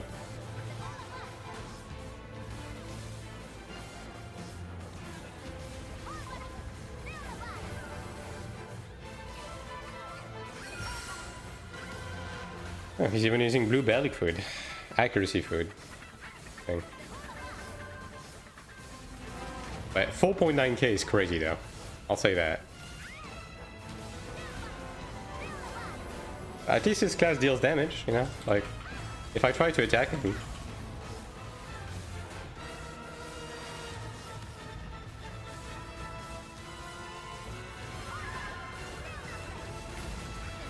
And to be fair, if I try to attack him, he's actually going to do more damage to me because Templar has counters.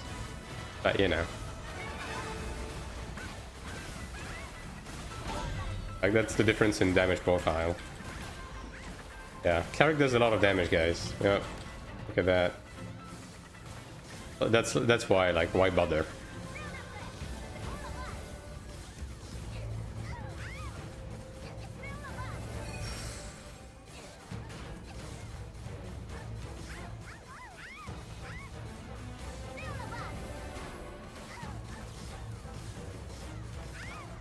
Alright, 2.5 minutes, chat. If you've got anything important to tell me, now's the time.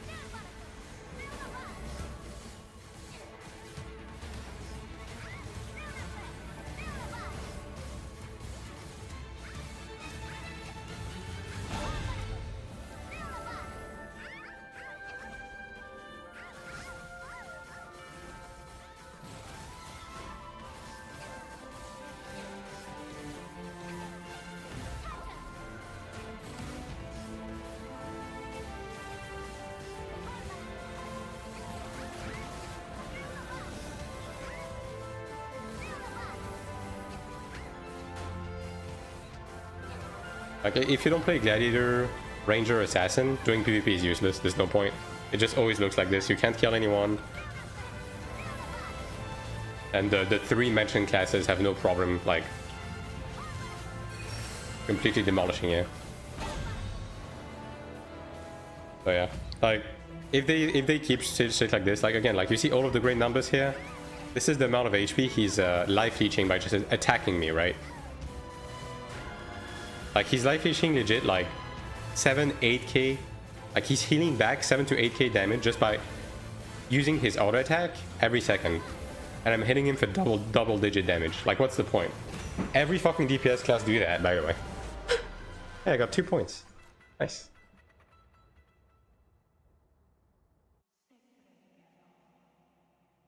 Like, life-leech is ruining the game in every single aspect of the game. But, you know, that's a discussion nobody's willing to have, apparently.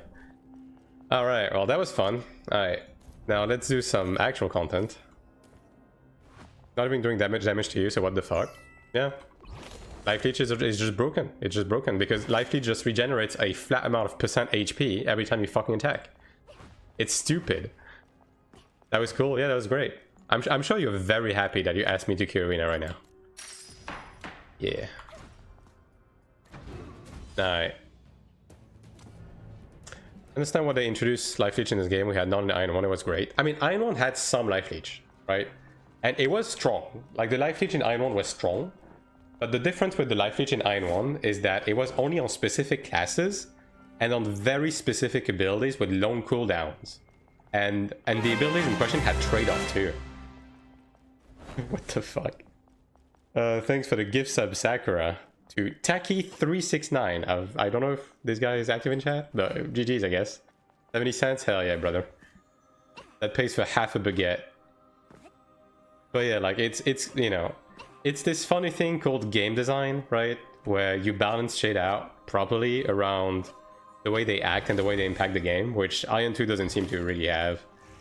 They update the game and they give classes stuff based on what people are bitching about without necessarily, like, even thinking hard about it.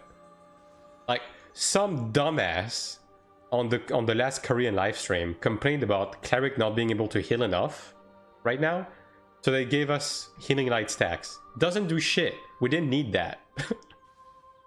But because some dumbass complained about it and Namjoon read it, that's why they give it, and they just update the class like that. I think we queue another one. Surely that was an edge case. Well, you see, when you check arena, you see that the previous arena I did was also a draw against the Templar. Many such cases. We had some abilities that absorb some HP. It was like maybe 20% of HP every minute 30. Okay, it depends how you used it, right? Because if you look at something like Vitality Absorption on Soak, if you targeted a mob, it actually healed you for your entire HP bar, right?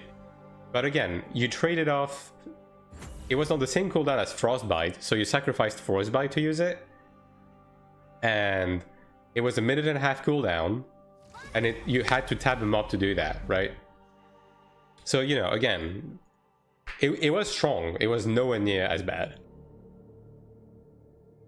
Okay, well, we have 3 assassins, but they have 3 assassins and 3 SMs. That's gonna be fun. Dude, we're gonna get perma-taunted.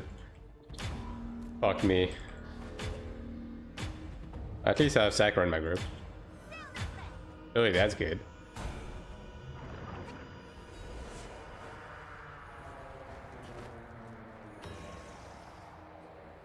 But yeah, it's like with the life-leech on Glad, I guess their logic is that, oh, you know, Gladiator had a bit of life-leech on 9-1, and also it had second win, right? But dude, this is not the way to give Gladiator a second win equivalent. It isn't. Hey, I'm taunted.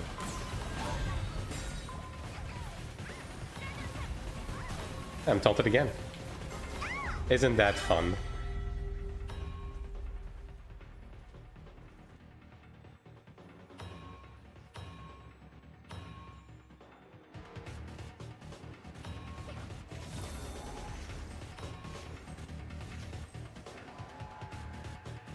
The game stays like this, I'll probably main Gladiator Sin on global. I mean, yeah, like, it just depends on what you want to do, right? If they taunt you, you can't heal yourself. Taunt is essentially like AION fear, except it makes you walk towards them instead of away from them. Ah, yes. Great. Just mushroom me and me alone.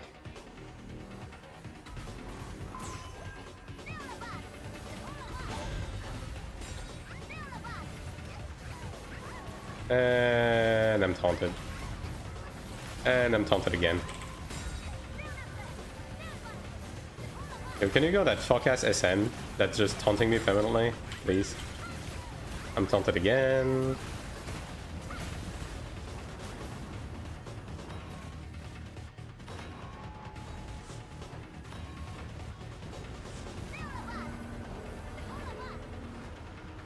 It's a CC? Yeah. The problem is that because of illusion and CDR, SM is able to just permanently cycle through the Earth Spirit, and every time you summon the Earth Spirit, it uses the taunt. So you can basically just CC like taunt lock people, basically. Without cooldown. So I have to take a lead. That's easy? Yeah.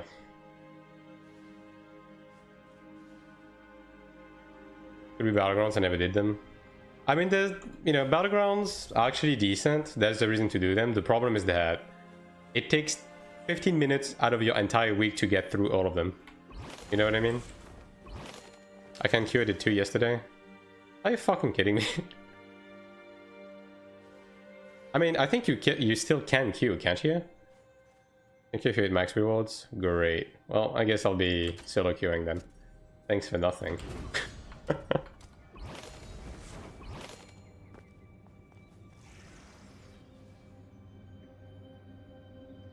But yeah, like, it's just another one of those broken game mechanics where it would be very easy to fix, right? Like, just add a diminishing return on taunt and CC in general. I think there should be a diminishing return on taunt in general and CC in general, but you know, why limit that? Why put entry tickets on Sanctuary? Why put boss kill count tickets on dungeons? Because they hate fun. There you go. They're so obsessed with preventing carry runs that they're putting limitations on fucking everything to prevent you from playing the game. Most games have CC immunity of getting CC'd for some time. Yeah. I mean, it's just a diminishing return, right? So like, let's say you get taunted once for 2 seconds, right? If you get taunted again within 10 seconds, it gets halved to 1 second. If you get taunted again, it gets halved to 0.5 seconds. And then after that, you have full taunt immunity for like 10 seconds. That would be fine, right? Even 15 seconds, like that would be fine. But apparently they don't have the technology or something. Just delete taunt in PvP. I think it's fine for it to exist, but it needs a diminishing return. I think seeing things like that in the game, or they add more stuff that they fix. They fix it if people bitch about it. But then they cycle back and add more stupid stuff. That's basically how it's been.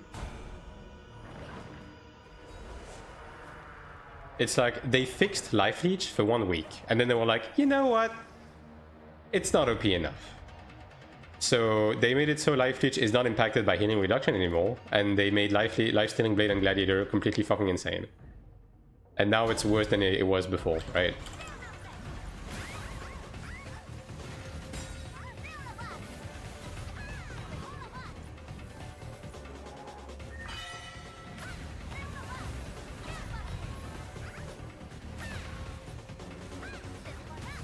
So yeah, what can you do? This guy's evasion. All of these guys are evasion, in fact. I guess the only thing I can hit is the Templar. Lo and behold. The classes will the most will all be on top. It has nothing to do with that. You know what the real problem is? Is that NCSoft is like too earnest right now. They're so desperate to be on the player's good side that whenever players bitch about something, they just give it to them without concession. And the reality of it all is that Korean streamers, right, play specific classes. And because they're the most vocal, right, because, you know, NC Soft looks at the streamers, and when the streamers bitch about stuff, they give it to them. Like, there's a reason why the most played classes on stream in Korea are Gladiator, Assassin, and Ranger, and these classes are constantly getting their dick sucked. It's because NCSoft is just desperately trying to give stuff to the streamers to, you know, have a good facade. Because, like, if you look up for a stream in Korea, you land on a stream with one of those classes. So you want these classes to look good, right? Like, that's kind of all there is to it.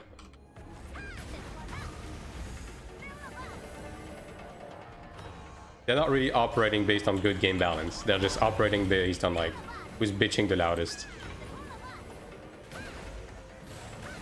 But, you know, when the game comes in the West, and NT of America is going to be able to, you know, make proper requests based on, like, overall global feedback, maybe we'll be able to have nice things, but right now, no. Is there no Soak streamers? They all reroll to Gladiator, like, week 1 of the game.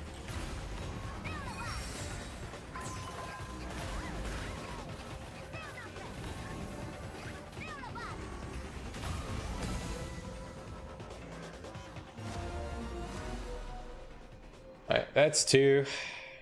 These are going pretty fast.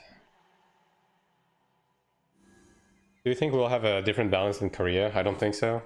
No, I mean, it's going to follow Korea. It's just that... That's the wrong arena. It's still going to follow Korea in terms of, like, the game version. Maybe something will be slightly different, but the class balance will be the same.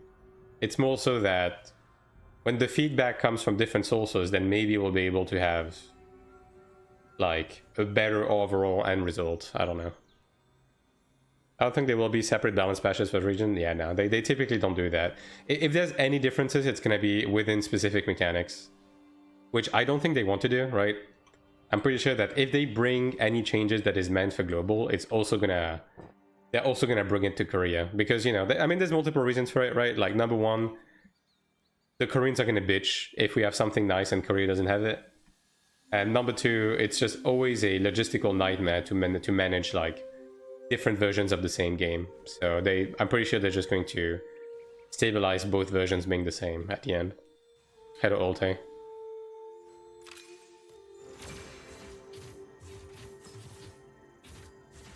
I'd rather not cope. I mean, we'll see, right? But I will say that up until recently, all of the updates they brought to PvP were overall good for the game. But they completely lost the fucking plot since the second life-leech update. And then they pretty much all of the updates they brought after that update to PvP has been fucking catastrophic. Which I guess begs the question, right? Before, they had less dedicated people. They had a non-dedicated team to PvP balance, to take care of PvP balance, right? But they since have apparently made a special task force, like balance team, to take care of it. And they seemingly took over around the same time as when they started doing the really fucking terrible patches. So I guess whoever is, you know, in charge of the PvP balance team is just fucking stupid. Maybe that's what it is. There's Snackpad that still streams Sork in Korea, but that's the only one I know that still plays Sork. Doesn't that guy play multiple characters? The name rings a bell. I think this guy plays multiple characters, doesn't he? Well, hopefully they put a Cleric in the other group. I think they will change monetization to Throne, able to buy everything from the shop. I mean, maybe. Like, this is one of the things that we can probably expect to be the case. The only thing where I'm a bit unsure of it is if they do that for the West, they're also going to have to do it for Korea. Because the Koreans are watching right now.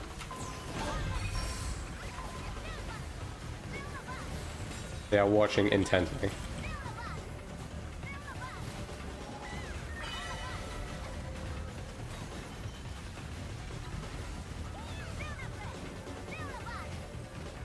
That's all gladiators. Just focus one down, I guess. There you go.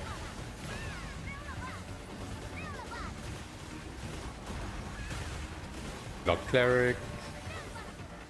Oh, there's a soul here.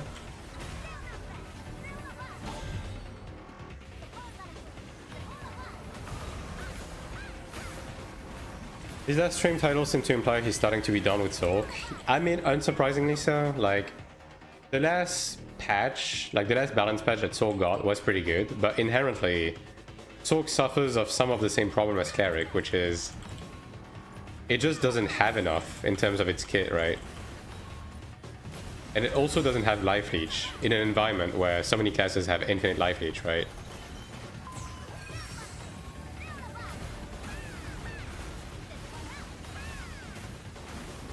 Of course the class is going to perform worse than other classes when life-leech is that broken and so many classes have it.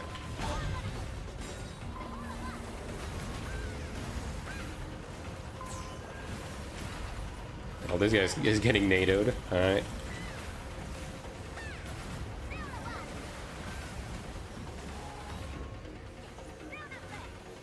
And this guy really wants me, holy. Like, I get it.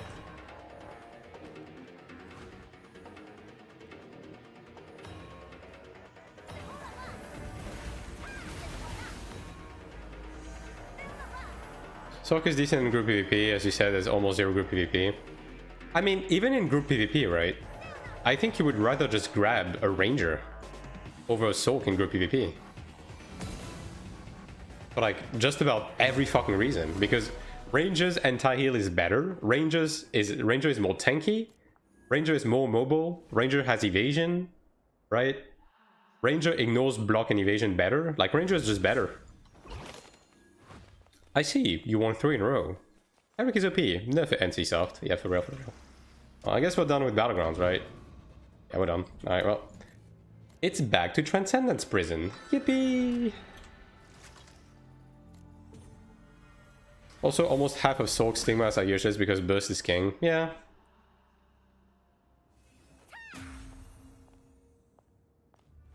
Again, and inherently Sork isn't necessarily the problem, although I think Sork should have a status effect increase on... what is the name of your main buff? I forget. The red one? I mean, either way, right? You should have a status effect increase on that to be able to more reliably land seal and stuff like that. I genuinely think that. But beyond that, the problem is not Sork. The problem is the rest of the game. The problem is life-leech. The problem is the balance of evasion and block, right? The problem is CDR procs on classes like Rangers, Assassins, and Gladiator, right? Like, it's the real problems are these. It's not that there's weak classes, it's that there's broken classes, right? That's just how the game is, and that's true for both PvE and PvP. Alright. Cool. You're full maggot, but the Glad is a Sork? I guess not.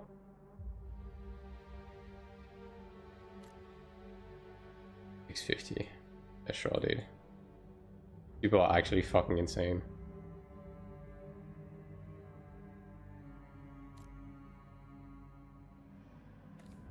Oh, nice. We have a Chanta? Alright. It's Voice of Doom time. As long as they don't start pulling limitation in terms of fire rate, they'll never get it right, especially once the game drops in global. I mean, yeah. I mean, that is another thing entirely, right? This game should have a GCD. Like, the way the game is built, like, left click, right click, and the E procs should have a GCD. It doesn't need to be a huge GCD, it's just they need to put in something to limit the fire rate, to limit the efficiency of macros, and to spread the wealth of DPS into other buttons, to avoid making classes like purely one-button classes, right? That would fix many, many problems, genuinely.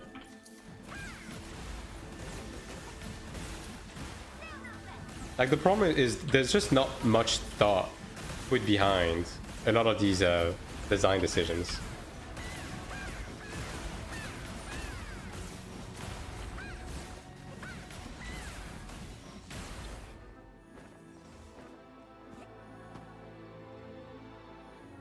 Can we get mantras?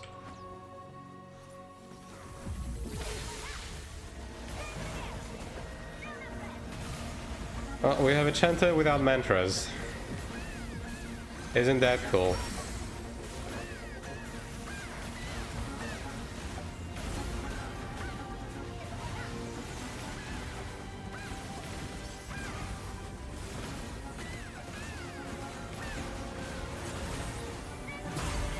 How do Chinese call Chanto again? Guardian? Read again? Yeah. I have like 8 more to do, something like that, when accounting for challenge tickets.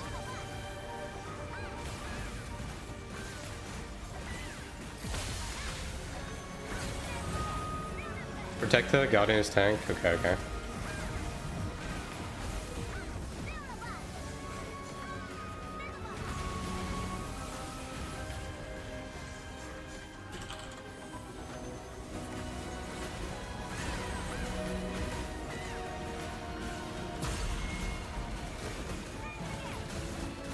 Maybe it's the other way around. I mean, I don't know, dude. Well, clearly he doesn't seem to be giving too much of a shit, though. I'll say that. I've asked him 3 times now, and he's still not putting them up, so... Oh, there they are. He finally saw it. Yippee.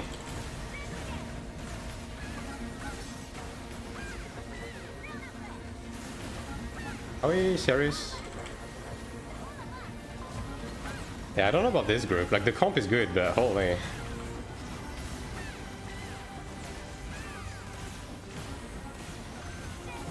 Someone just said in chat, please, true words, big brother.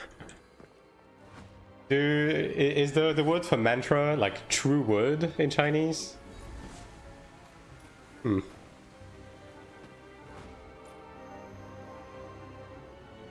Trying that problem with those words to come after similar? Yeah. Makes sense. At least he's using Storm, yeah.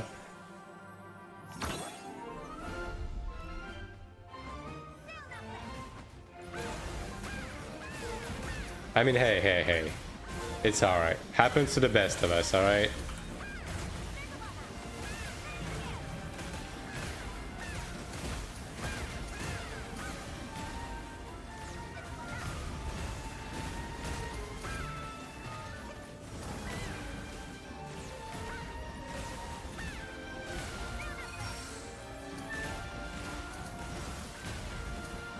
Yeah, this guy's not pressing recoup either.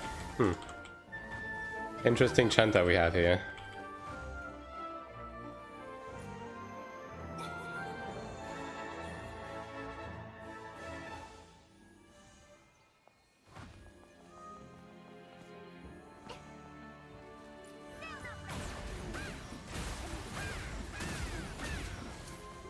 I'm gonna grab the other ones.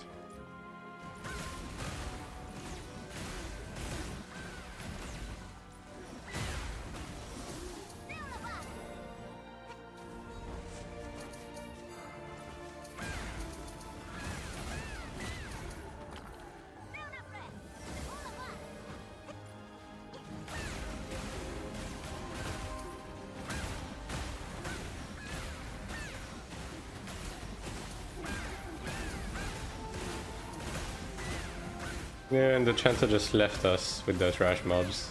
Yeah, they're definitely a bit of a character we have here.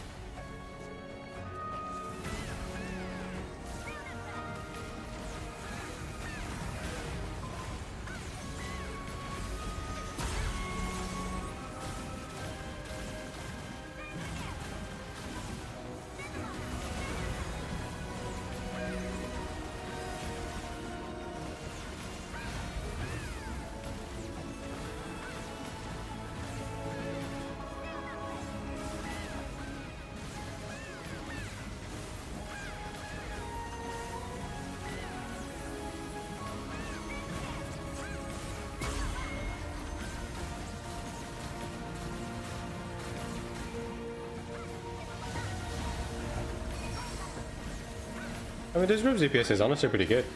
When, you know, when the Chanter actually puts on buffs. All things considered.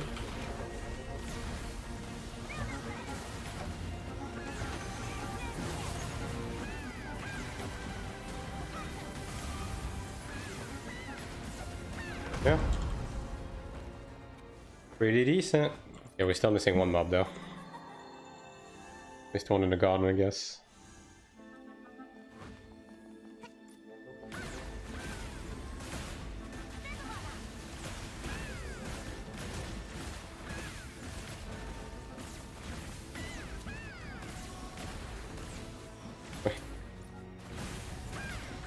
I don't know why he went for the other one when I already pulled one, but you know.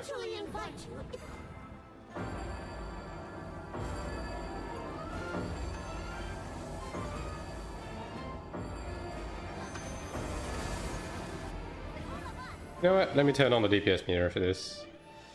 You guys can see. I'll just put it here.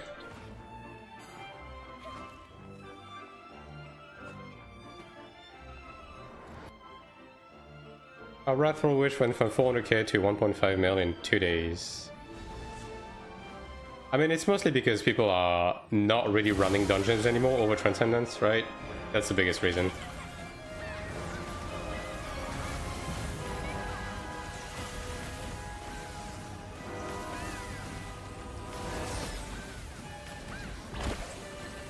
Which is the red one, isn't it? From the 4/5 star dungeons, right? So yeah, that's probably why. People are running out of energy to be running those on top of a Transcendence.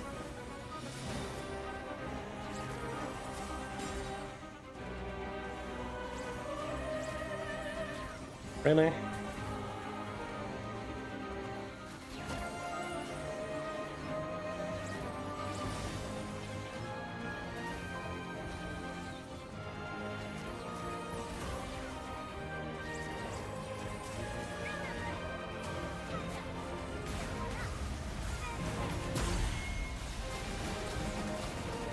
Diminishing went up to 4 million. Yeah, it's dead as just people running out of juice.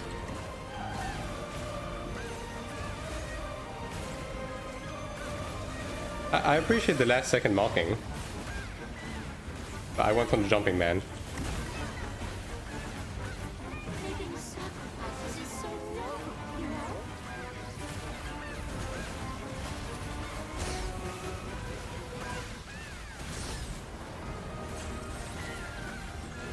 That was close. Eh. I mean, hey, nobody died. That was very controlled. Good stagger. Yo, this group's DPS is like pumping, dude. Look at that.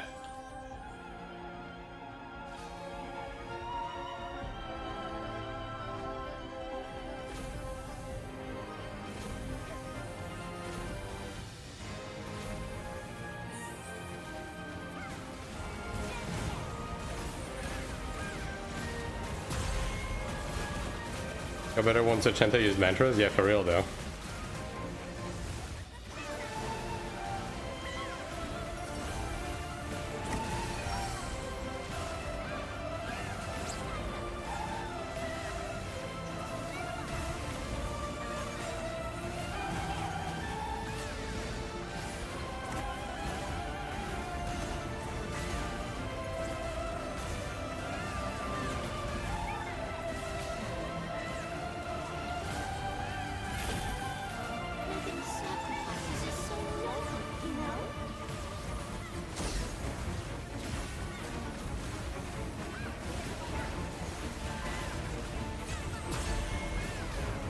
Yeah, not bad, not bad, not bad. Yeah, 130k. Not bad. Man, really? One run and done? This group was good. Oh man. That's a bit disappointing.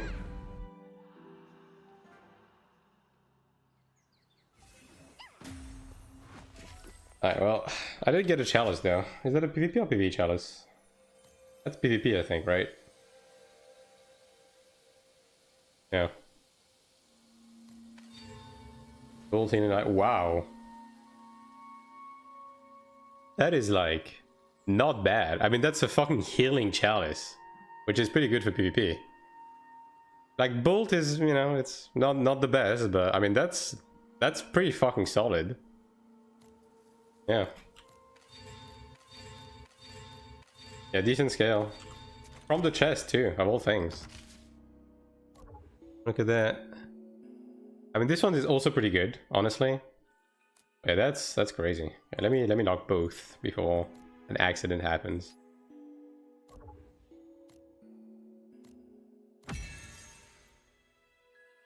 Also, I mean, I guess I'll just join the other group. I need a PvE scale with condemnation, is what I need right now. Hopefully we can get one eventually.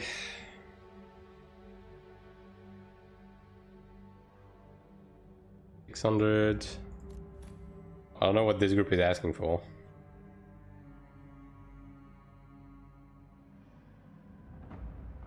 Yeah, and these are just the carry runs.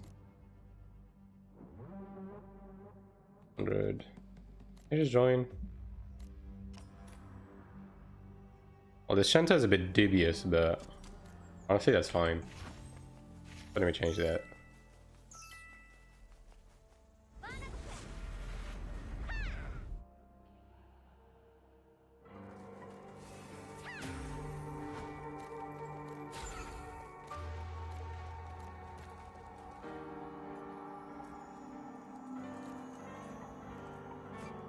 Yeah, these two are pretty low actually.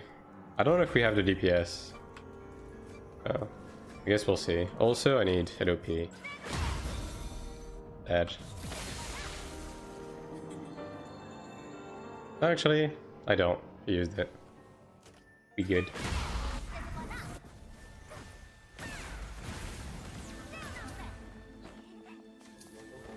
I mean, the Chanta being low is like kind of whatever.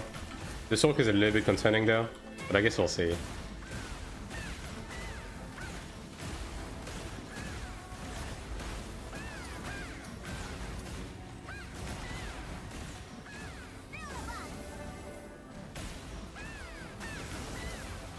How is this guy eating so much shit from just getting hit by a bee? What the? Okay, I'm not very confident about this Sork, I'm gonna be honest.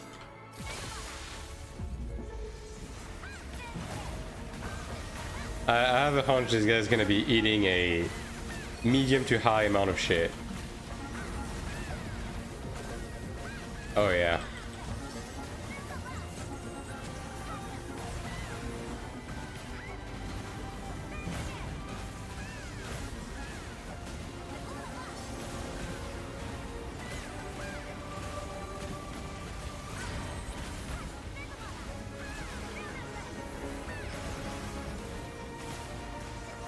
I guess I'll just pay a bit of extra attention to him. But holy shit, man. I mean, he is tanking, so he's probably doing decent damage.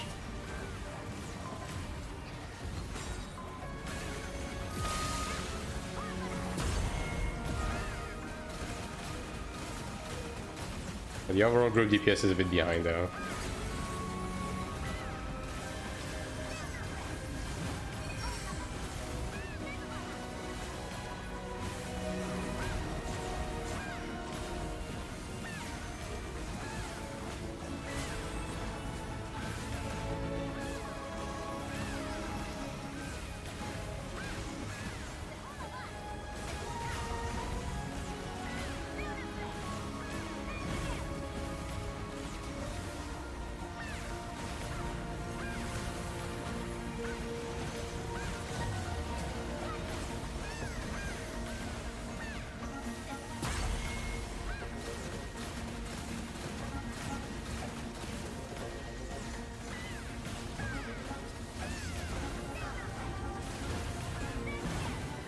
There is siege today actually, right?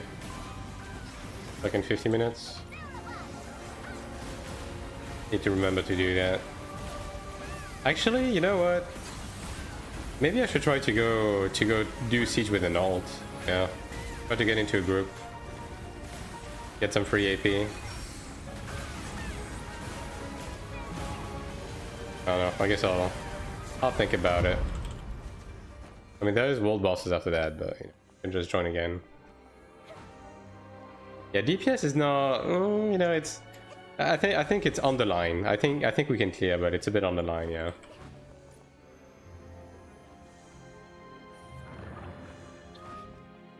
Kermit's most awaited moment. I am waiting for your weekly update.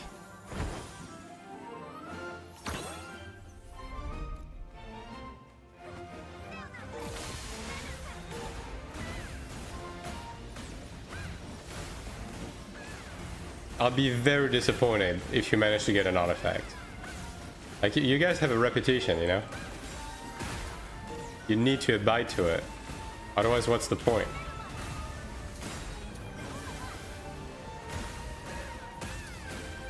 Alright, maybe we'll get one. We'll see.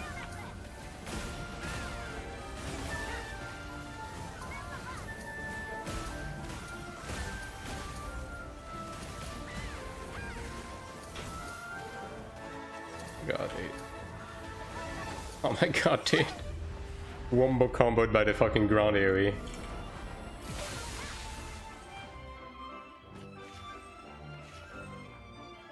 That is actually one thing that I hope they will eventually just stop doing, is the random really fast ground AoEs. Like they've been doing this for like a little bit. I don't think it's good design. I really don't think it is.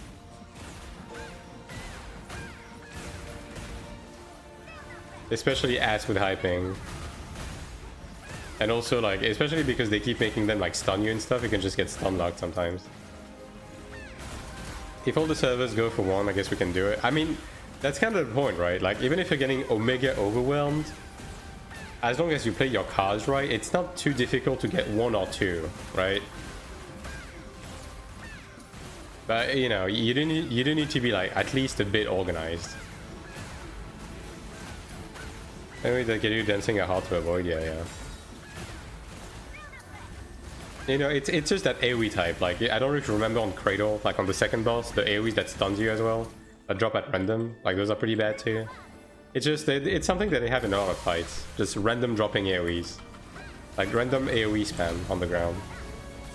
Like, the first two bosses of Corroded Sanctuary also have that. Also, although these just do damage, right? But, you know, still. I don't think it's very good design.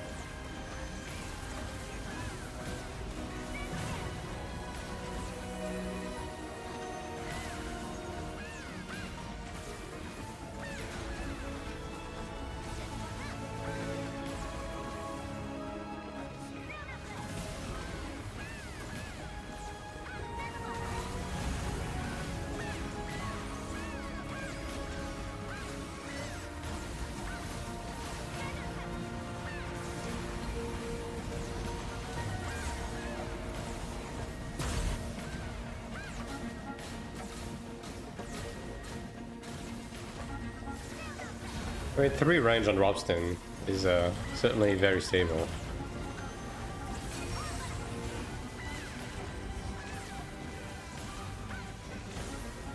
Makes everything easier.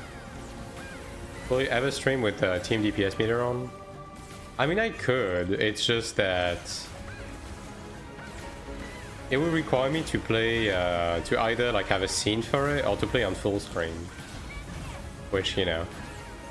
But I mean, I could. Like, if the demand is here, like, I can, yeah.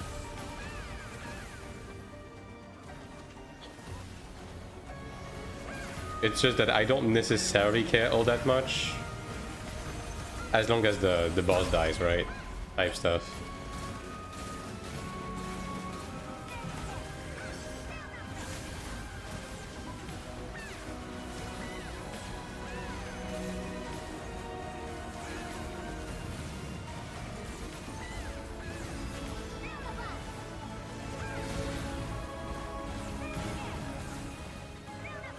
Damn, that's fortunate. Quite lucky with the new Arcanas, are you? Well, at least it makes one of us. I mean, I can't complain too much. Like, my luck has been average, I guess. At least I'm able to use some of them, right? I'm actually running out of mana, though. That's not ideal. Just want to see the average local DPS. Yeah, I mean, I get that. I get that. I could set it up. Although, I don't know if I would use the Lagofast DPS meter because it's not completely accurate.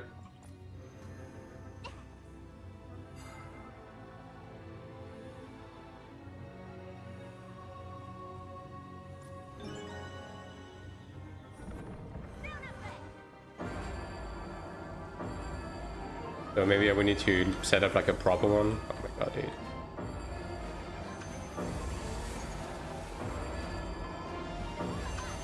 I have a good skill, cup and scroll already. That's crazy. Skill, I mean, at the end of the day, right? The skill and the chalice is like the most important. The rest, you can just eventually craft your way into like forcing the RNG, even if it's only one skill. Reformer probably got DPS with like minus 80k combat power. I mean, it kind of depends on the class, right? Depends on the class, depends on the content, but yeah, it's pretty brutal for sure.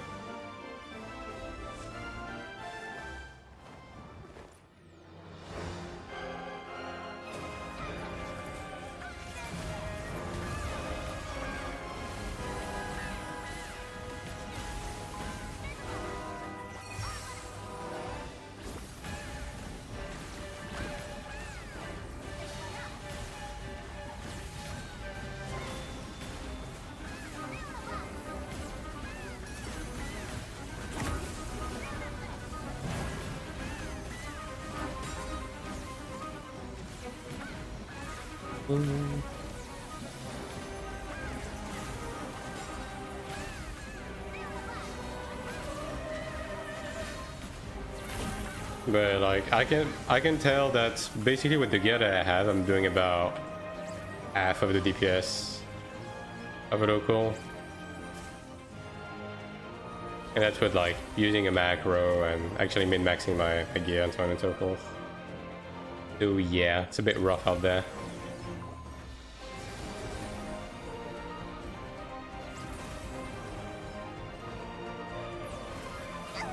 Right. They've been on this for like fucking 5 or 6 pins. Global will be Germans and Netherlands, the one with triple looping. Yep. I mean, honestly, you know, like France, then the UK and so on and so forth. I'm not gonna be doing too bad, but you know, some of the further countries, there will be a difference. For sure. Wow.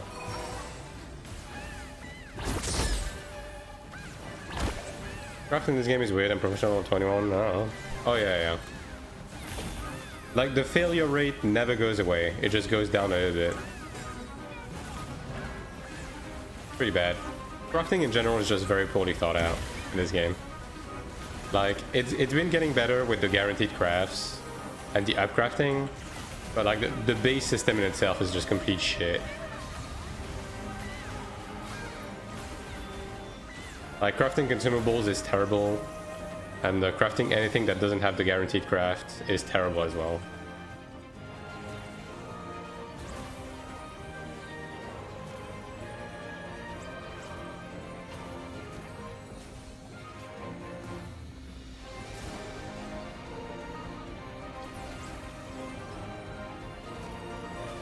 Thank God.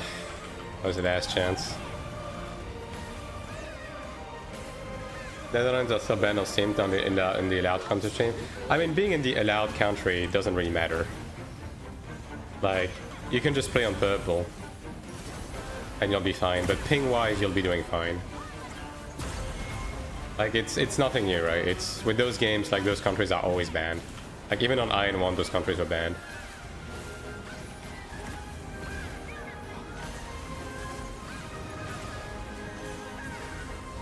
Just play on purple? Yeah.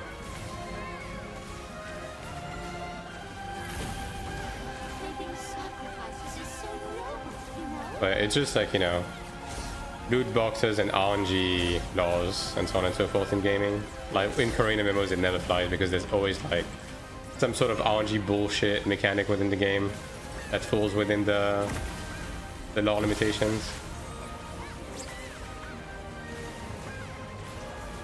Even if it's not like, you know, full-on gacha, it still counts.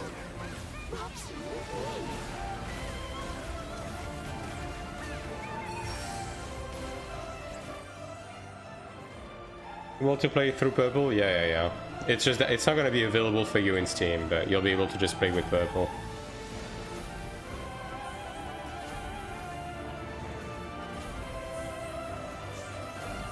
Just fine.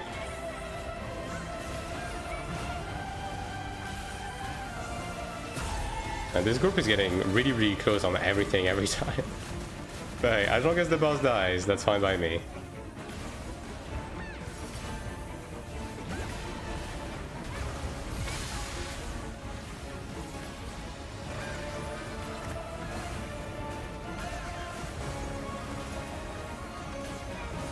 No random loot boxes in this game.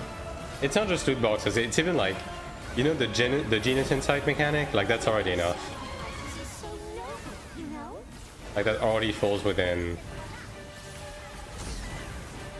what is not allowed for these countries.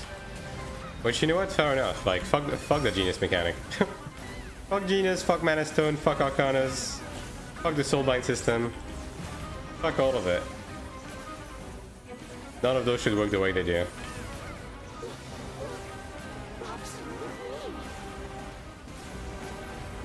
Not something about reroll money. I don't think it matters. European countries, Northern countries don't promote gambling if it's through a game. Yeah, exactly. Like anything that counts as gambling, even if it doesn't involve like real money, doesn't fly in these countries. Hey, look, a parchment.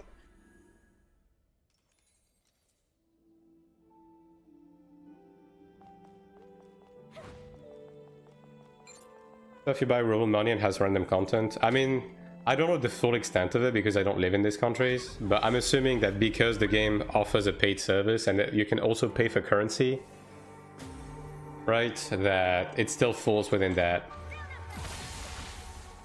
Because, you know, you can pay for currency and then get sold by material and then gamble. Stuff like that, right? I would assume that's probably what's going on here. But again, I don't know the full extent of the law, I just know it's because of the RNG bullshit that it's banned in those countries.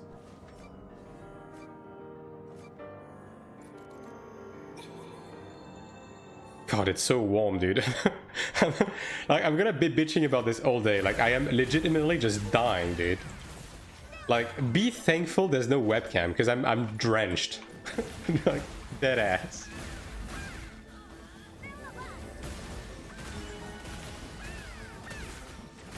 Like, it's fucking 35 degrees in my office right now.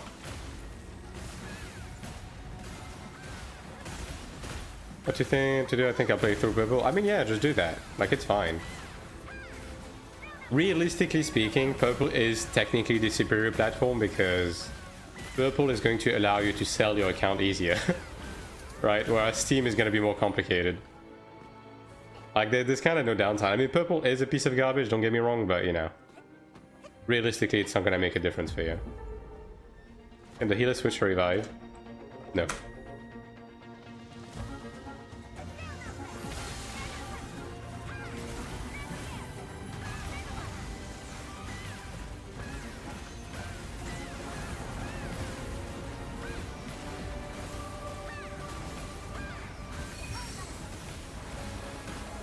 Like, you will never fucking catch me equipping this dog-ass Stigma.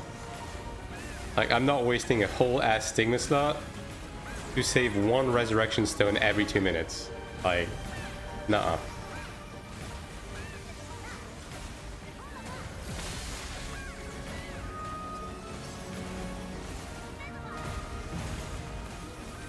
If a platform allows you to just select any country you like, the platform is better. I mean, kinda, yeah. I mean, look, at the end of the day, like, Steam is a good platform, but they have to abide to the local laws. Like, it is what it is. At the end of the day, it's on NCSoft to make the game suitable for every country. It's not on Steam to be violating the law, right?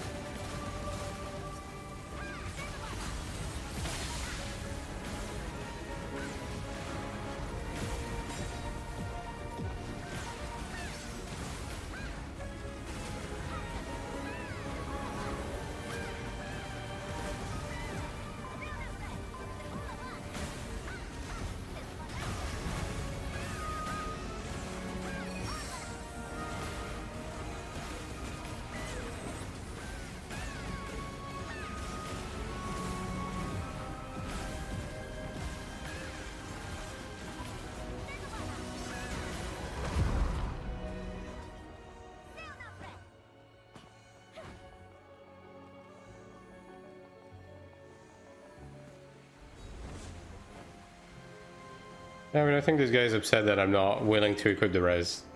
Blame the developer, bro. Don't blame me.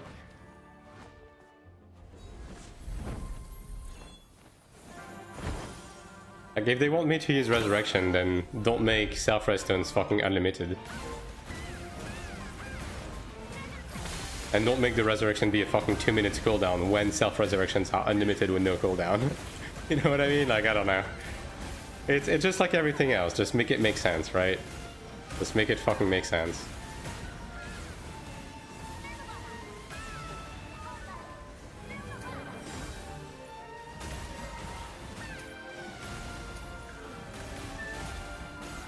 It's almost like in AION 1, you could res people with the NPC stones with no cooldowns, and because of that, the Cleric resurrection had also no cooldowns. Crazy, right? It's that funny thing called game design to make stuff make sense.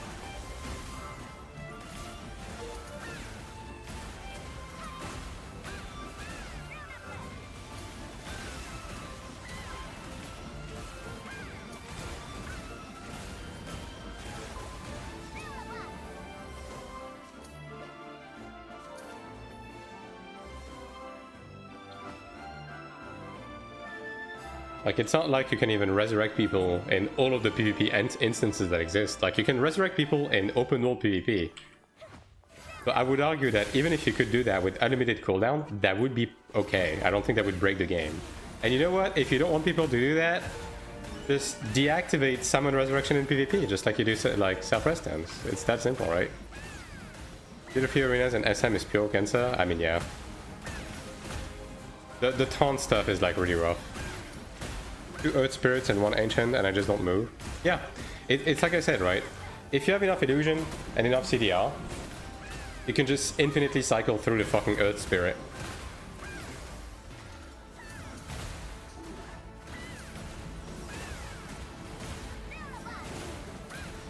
Like, you can actually just put someone in a full-on CC lock as an SM, even after the nerf.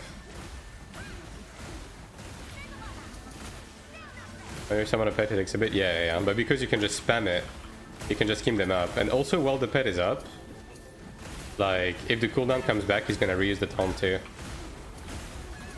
I mean, you know, it's just another one of those things, right? Just fucking throw it on the pile. Like, again, whatever the fuck they did with changing the balance team in this game, like, whoever is in charge of balance in this game is an actual fucking moron. Like, I'm sorry, I don't mean to disrespect your work or anything, but wow. You have no fucking idea what you're doing. And it kind of fucking shows. Like, the game was better when the balance was worse. You know what I mean?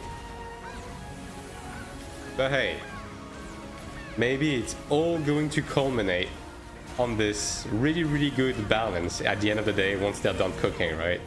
Surely? Surely. Is it gonna reset? I guess he only resets on the stairs. Yes, surely. Fucking trust, dude.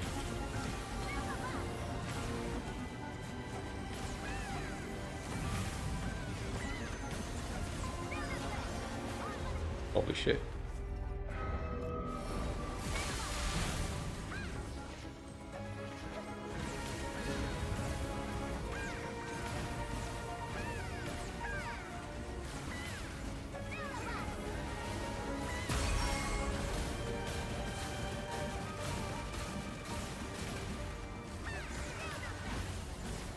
Yeah, this line placement is a bit rough. I mean, we could just spawn him on the other side. Like, that would fix it. Yeah.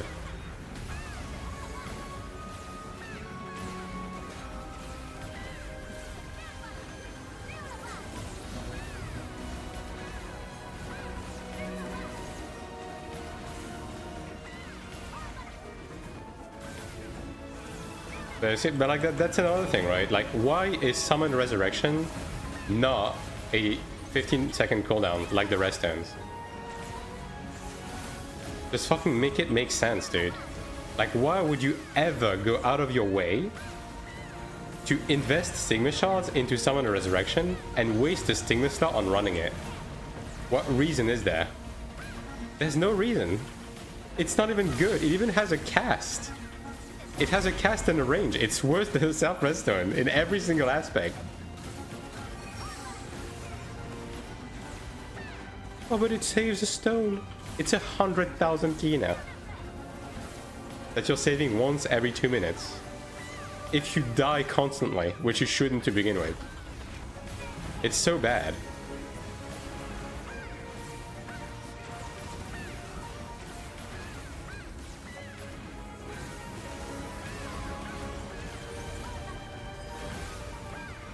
I mean, whatever, man. Like, whoever is in charge in the new balance team at NCSoft has a hate boner for Cleric, and that much is obvious. So I guess that's the reason. Well, I'm not a fan of this flower location. I'm just gonna go here.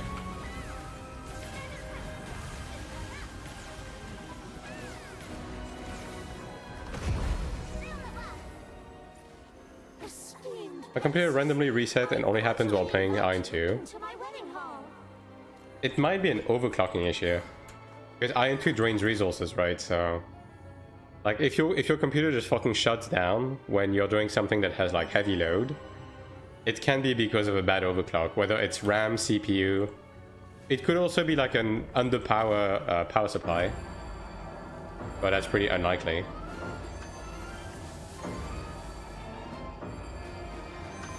I was in the Arcana screen, doesn't matter.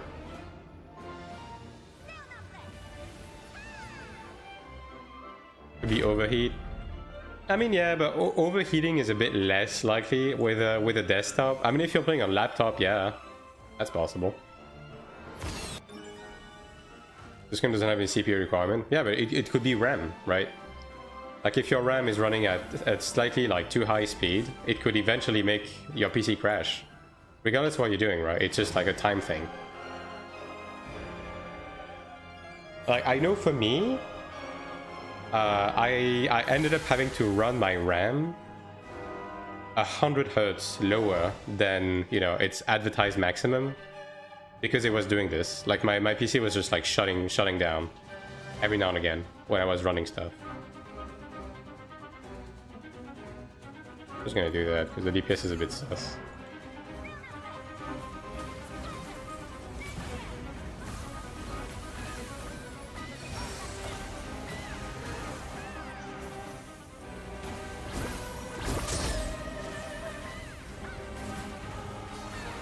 Yes, because almost 10 years old could be that, but no. Yeah, I mean, then, as I said, right, try lowering the speed of your RAM. Not by a significant amount, right?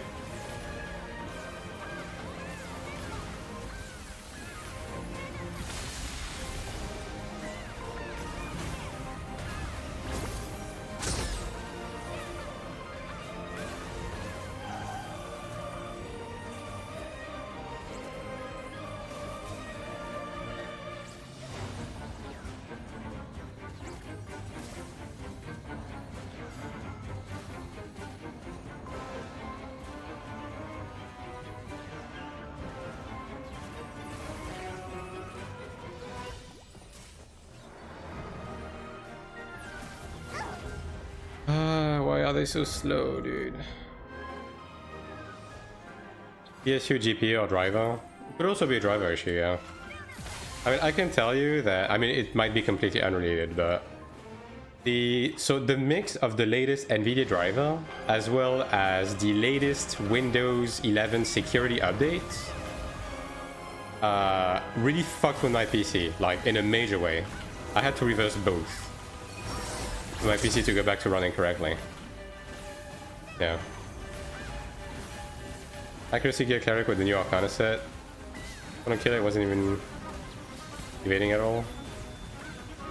Yeah, I mean, accuracy Cleric can do damage, but I still think you can just stun them to death. Oh, it couldn't kill you, right? Yeah, I mean, yeah. I mean, we saw that the other day, right? When I was getting attacked by like a max gear, like max damage Cleric, and he wasn't doing, like, he wasn't tickling me. Faulty graphics driver? Yeah, the latest NVIDIA drivers certainly seems to be pretty fucking bad. I mean, it wasn't like, you know, turning off my computer, but my performance was tanking.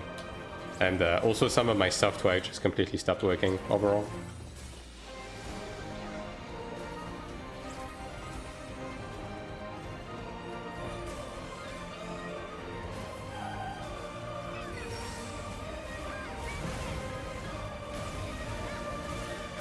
On AMD though, I'll check. Yeah, I mean it's worth checking, right? Ultimately. Why did they go counterclockwise? Okay. I have a hunch these guys are like on voice chat and just saying random shit. Yeah, I mean that doesn't fly with bugs, brother. Wait, hey, as long as they didn't kill me, that's fine. Remember Siege, I'm gonna go join GDSM, yeah. I might just go with my main anyways. I don't know.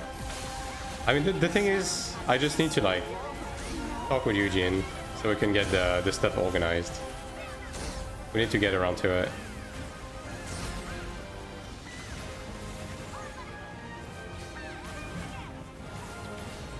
But yeah, I mean, I'm probably gonna have enough time to do one more, but the thing is I don't know if I'm gonna do one more with this group, because I'm pretty sure these guys are pissed at the fact I'm not raising the res skill. But I have a hunch. I have a hunch the group is gonna disband after this.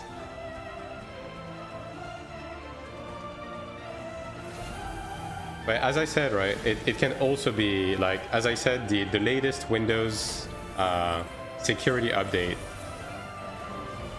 also did a number on my PC, personally. Why is it so close? I mean, I guess Sork is not very good at staggering.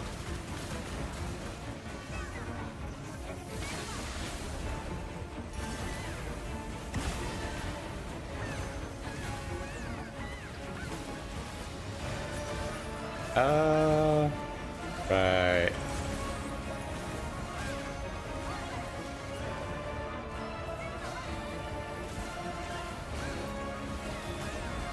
Making sacrifices is so noble, you know?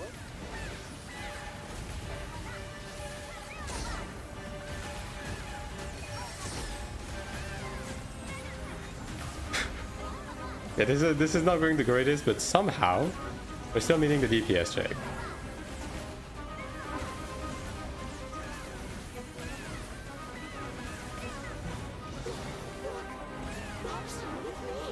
Last time hit 6 class without killing a single person? Hell yeah.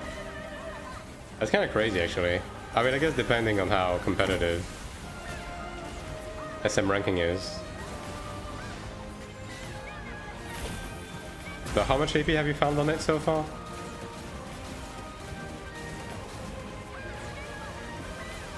What is the overall DPS requirement for this boss? It's like 800 or something? 750? Like on the low end?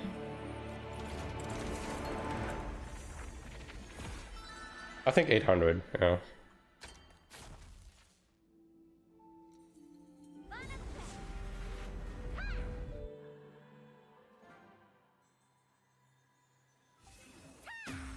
Alright. Might be able to level the parchment. Brain curry, ball chain of torment. Ah, that's pretty good. Pretty good, actually. Ooh, that might actually be better than what I have. You know what? You know what? It might be worth for me to like enhance this one and see if I get better luck. And then if I do, I just transfer this one. Yeah. This I'm never gonna use. Well, it already has a level of condemnation, so that already puts in a pretty good spot. 800 is borderline clear? Yeah, that's what I meant, right?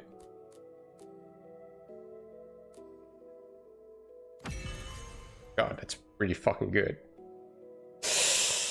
I might have to use this. Yeah.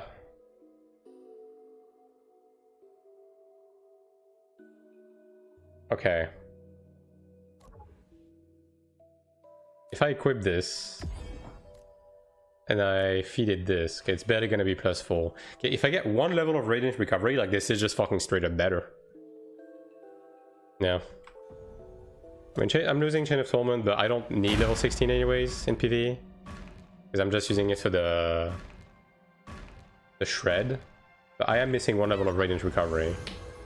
Now that being said, technically speaking, I can just like fix that with either a scale or getting a scale on my god, right? Yeah. I mean, fuck it, right?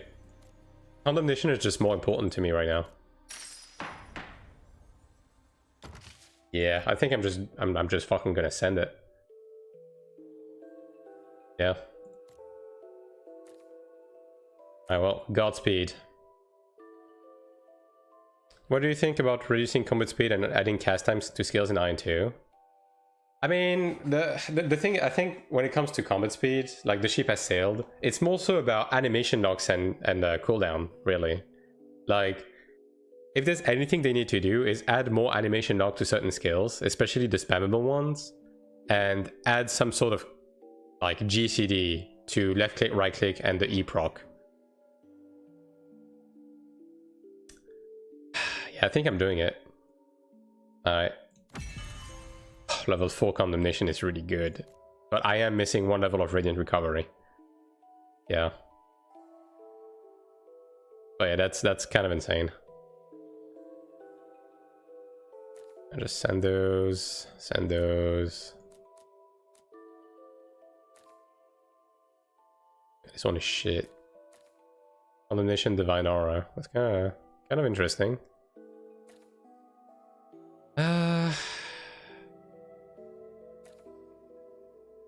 That's dog shit. Well, yeah, kinda.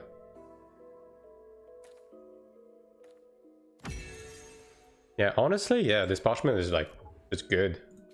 Straight up. Yeah, I'll try using the multi-hit spec, but if MP becomes an issue, then I just spec the MP spec, I guess, for PvE, yeah.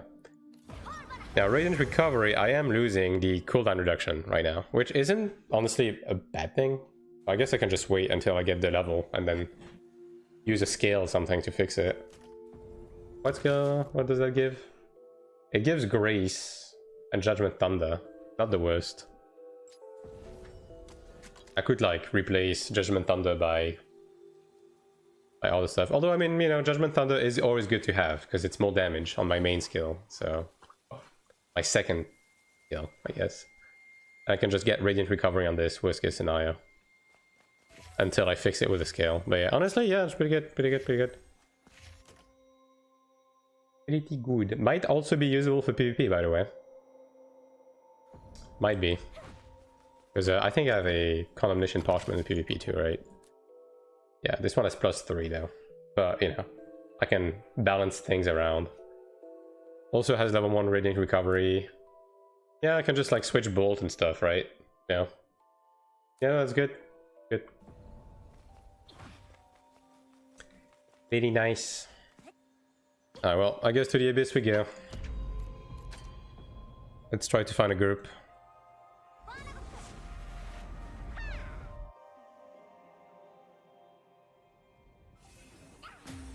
I'll fix the rest once I finish my Arcana farming.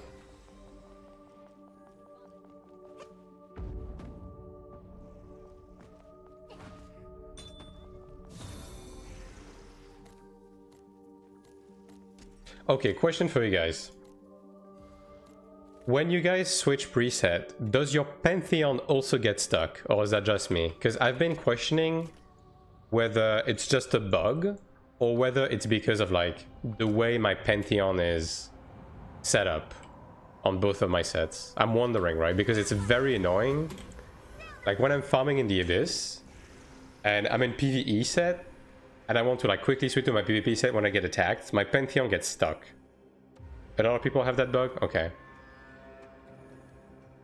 Well, hopefully they fix it. Like, I wonder if that happens, if you share this, like, some of the same Pantheon items between the two sets, but they are in different slots. Like, I'm wondering if that's the problem. So I guess I can try to fix it. Like that. Recruitment of troops. Nope.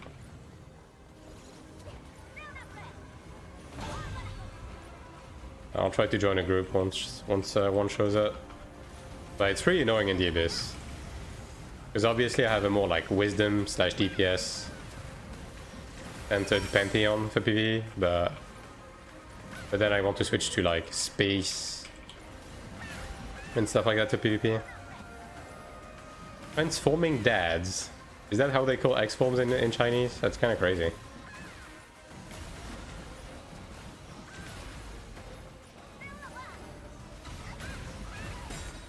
Mid-tier artifacts. There we go. Oh, I'm slow as fuck and I'm also stunned, so thoughts?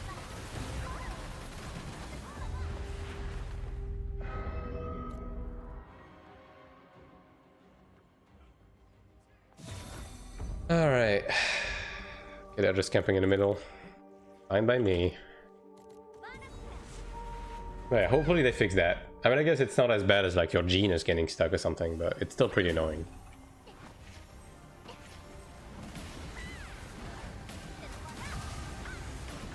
Do you use PvP weapon guard or PvE stuff? I have a PvE weapon. I have Ludra. I mean, I can show you, right? I use a Ludra mace. And for PvP, I use a Tribunus guard with max potential. For the 20% PvP damage boost. And then for PvE, I lose the Ludra heart. I would have been using the whole dragon weapon. But you know.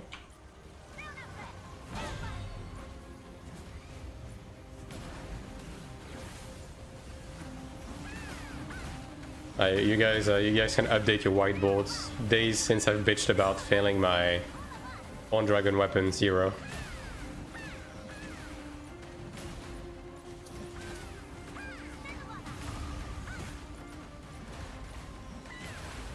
Where's the rest of them? They're like all the way in the back. I guess I'll just go next.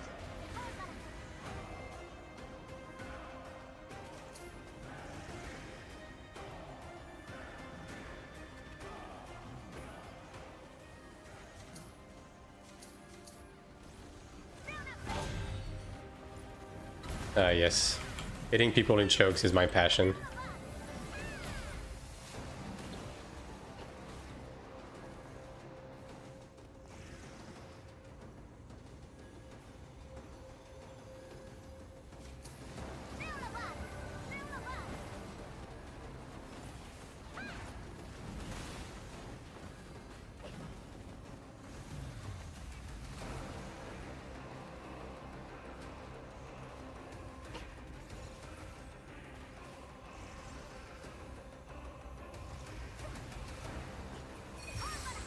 Do they cap PvP damage boost now since potential can go really high? No. PvP percentages are uncapped. They used to be capped, but they removed the cap because it caused problems.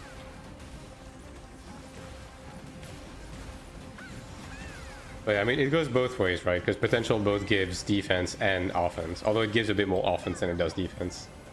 Because weapon and guards get such insane boost from them.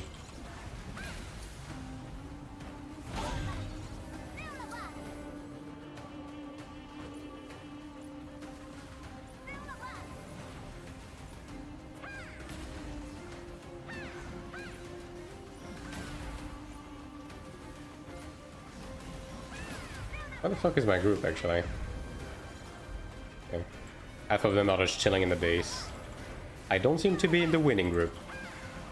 I'll just take care of myself then. Whatever.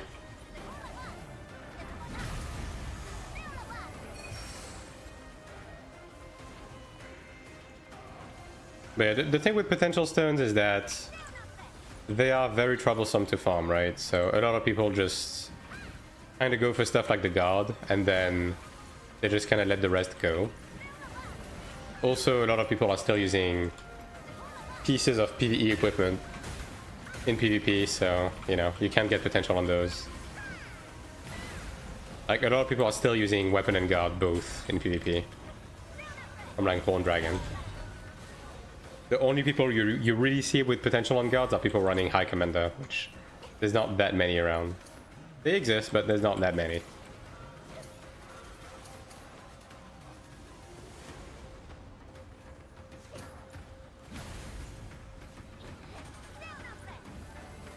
I mean, it is a full melee group that I have, so yeah, not exactly the most comfortable in this.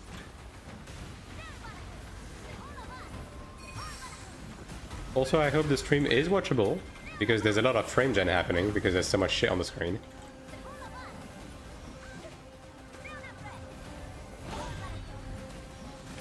And the ranger DC'd. Alright. Yeah, I'm not getting medals with this group, I can tell you as much.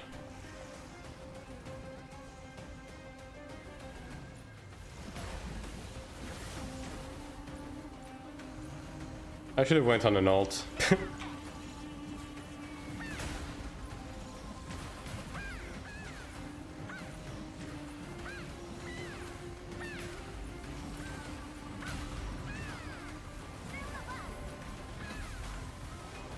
I'm taunted.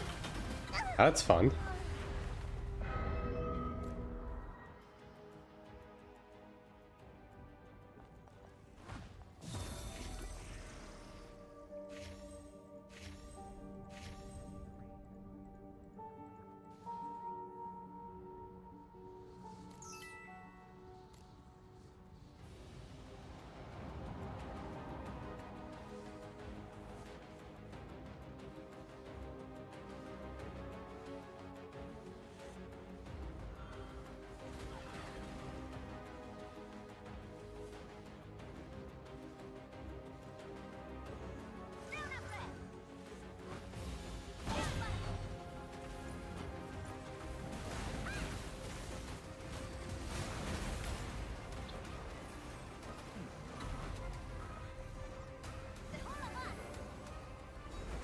Maybe I should have done this Sugar Games.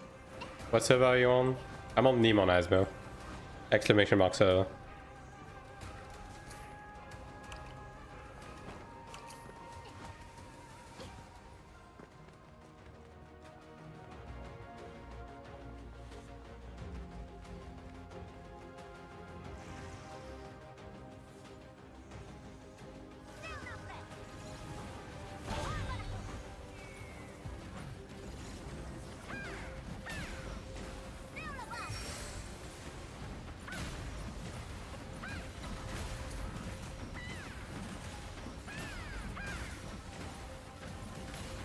Oh yeah, hold W.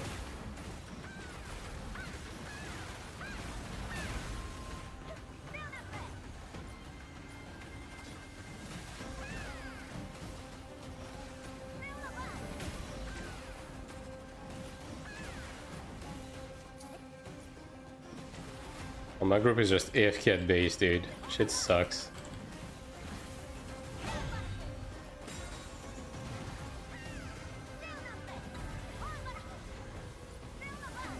I'm a bit surprised I lived that. Gotta be honest.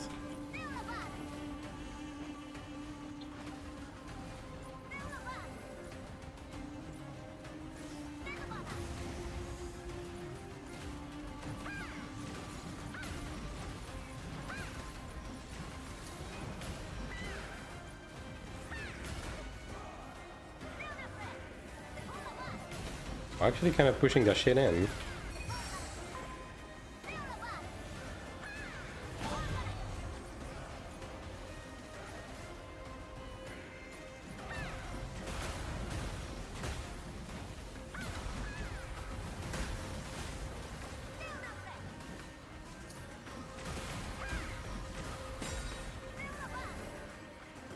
I see Neemon versus Triniel.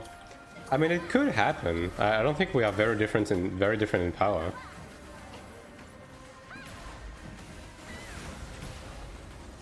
Although I think we've only ever gotten matched against an Asmodean server like once overall. Like it's always been Ilios otherwise.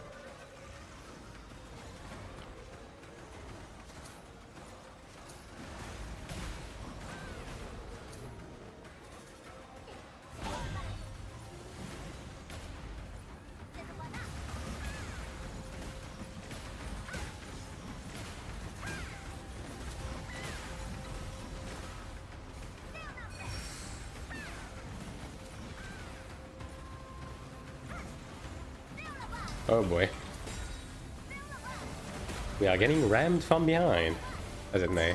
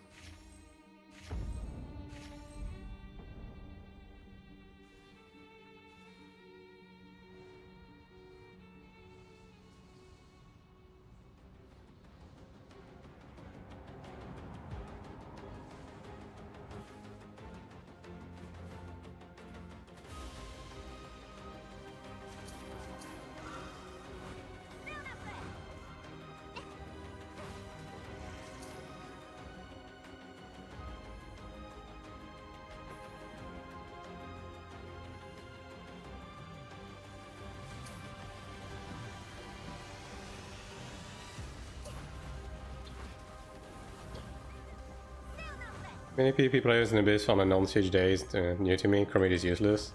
I mean, it is a siege day. Siege is happening in 5 minutes. That's why everyone's here.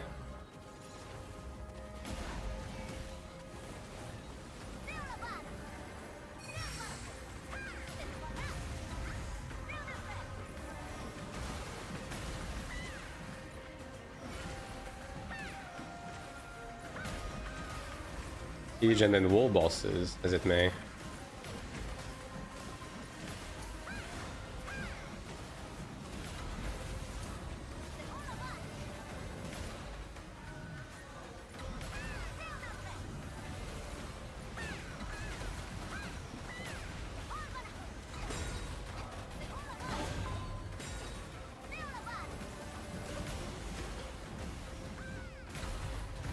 Oh, we're getting pushed back.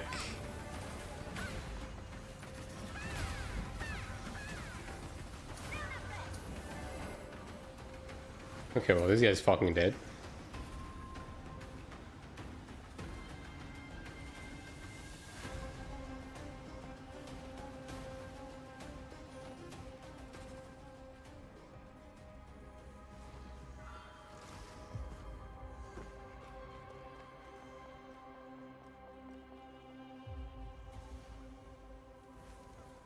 And there's also people forming for lower. Like, it is tempting to go to lower, honestly, because it's probably gonna be bing chilling. Probably gonna get 3 on those as well, again. Like, Zemmour just seems to be strictly focusing on Central Abyss. Which I guess works out for us, honestly. Like, the more lower siege we have, like, the more lower artifacts we have, the better I fare with my ults, so... genuinely keep going.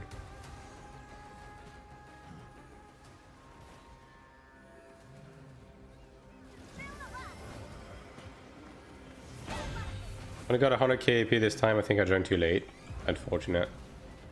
Wouldn't be too sure about lower, not many Asmos here. I mean, is there any Zemmour people though? Because like they all seem to be here. Like genuinely.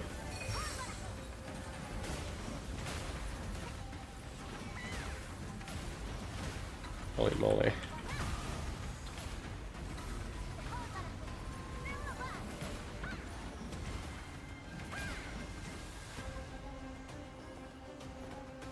Could have joined like 30 minutes before siege when they start pushing. Yeah.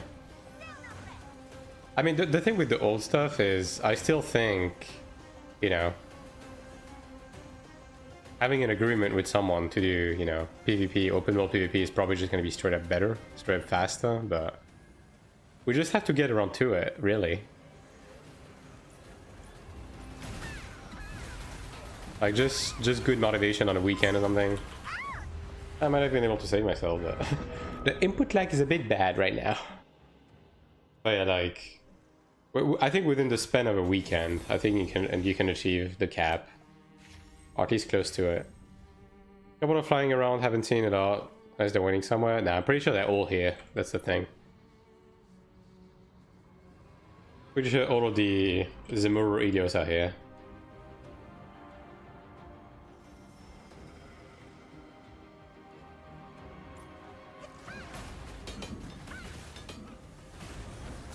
Bro is going straight for the kisks. That's crazy.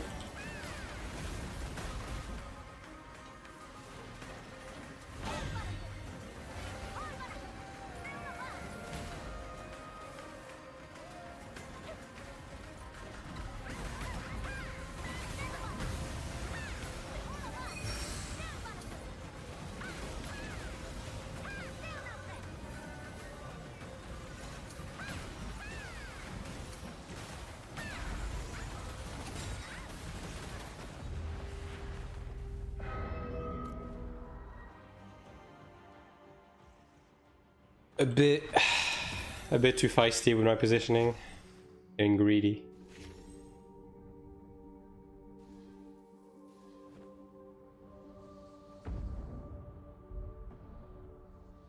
Well, 1 minute left, so I guess we'll just go for the left artifact.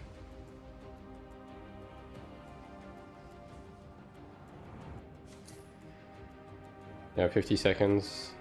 Probably go back, guys. Just saying.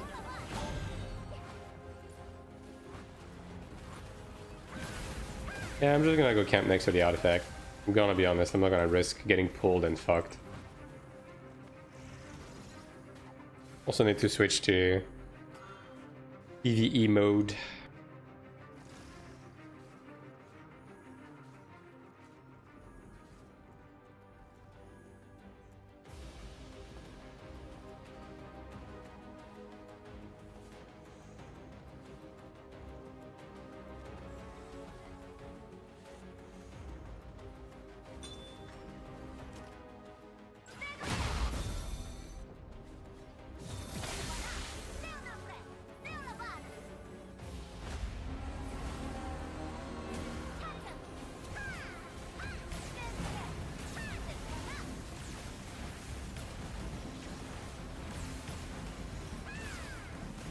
Well, my latency isn't the best, but it's playable. Not getting any medals though. No one from my group is there. Because of course.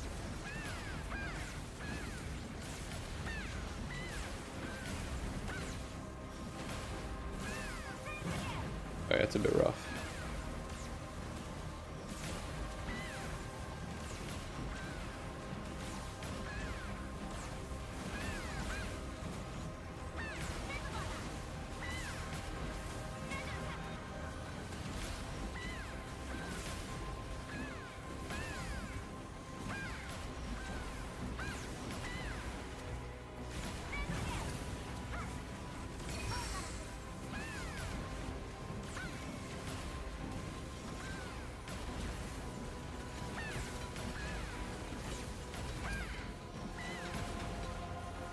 Couple of videos showing up, but yeah, I mean, should be fine. I mean, they could steal. Okay, well, actually, all of them are here. Okay, well, we might be getting fucked. Non-zero chance. Yeah, because they also got the other one.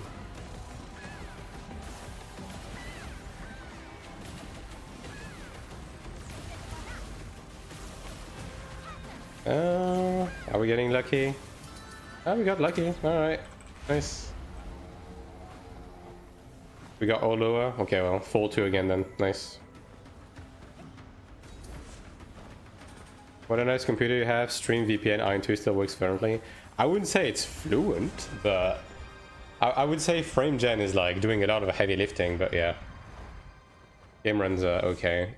Like my PC is not the best, but it's decent. Decent enough.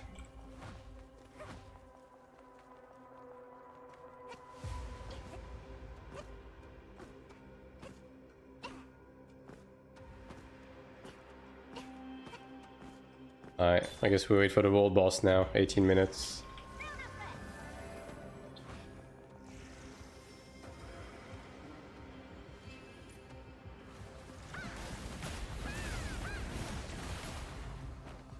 When I'm outside, is anyone from Cremid? Is Cremid 6.0 yet? CPU, I have a 9800 X3D. Like my CPU is definitely my forte overall.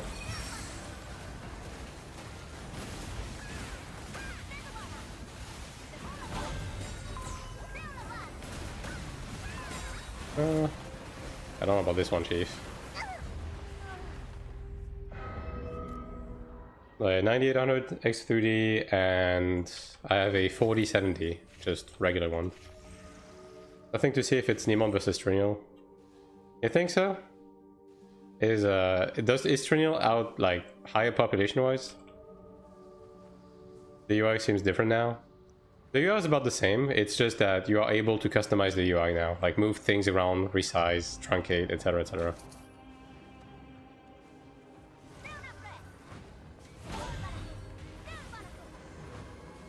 Oh, he jumped off. Well, it's gonna be 5-1. It's gonna be 5-1 for who, Eugen?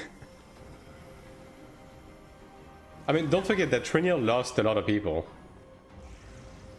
Mostly same as you still? Ah, okay, okay.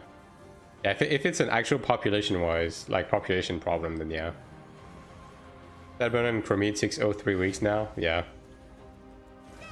Yo, anyone from Cremid can confirm the allegations? Our guys are currently 18-0.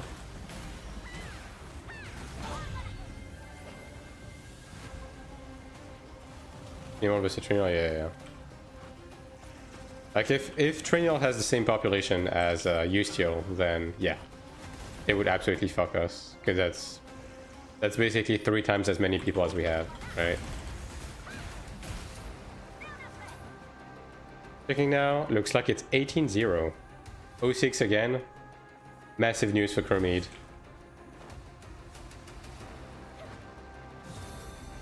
Great things are happening.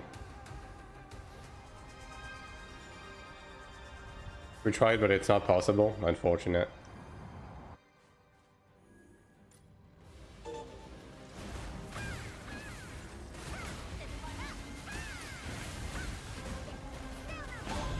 Oh, that's yes. Also an assassin, great. 2 assassins actually. What about Bukama? I don't know, man. It feels like I hear about Bukama a lot less than I do Kermit in general. I don't know if all of the Bukama players just fucking left or something, but yeah. Too much more than us? No. They really want us to not get anything? Yeah. I can imagine that. Bukama just stopped trying. Yeah, but they don't even report on my chat, you know what I mean? Like, Kermit is getting fucked in the ass, but Kermit is talking about getting fucked in the ass, right? Bukama is just lethargic, you know? Kermit tries but fails, yeah. I don't know what's worse, actually.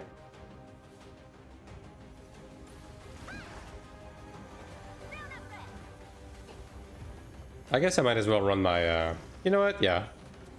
Let me go do my corridors right now. Well, it's not camped. There we go. This is why it's important to be on a strong PvP server for global. I think you don't want to be on too strong of a server, because if you're on too strong of a server, then you get matched against the other like high population, really strong servers, right?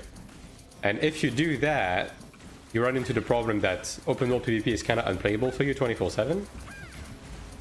Because if there's too many people, then you just can't fucking roam, right? So I think being on like a server like the one I'm on, like which is basically like middle of the road, you know, it's winning against the other middle of the road servers. There's not too many people, so the matching we have don't have like overly populated abyss. I think that's the best middle ground, yeah.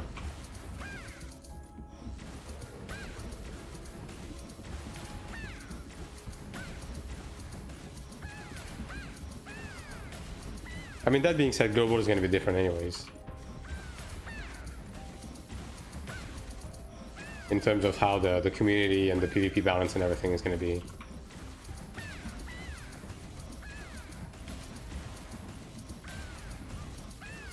Also not going to be as strong of a language barrier. There's still going to be a language barrier in EU, right? Specifically. I mean, I guess on NA as well, right? There's probably going to be Brazilian players and stuff like that.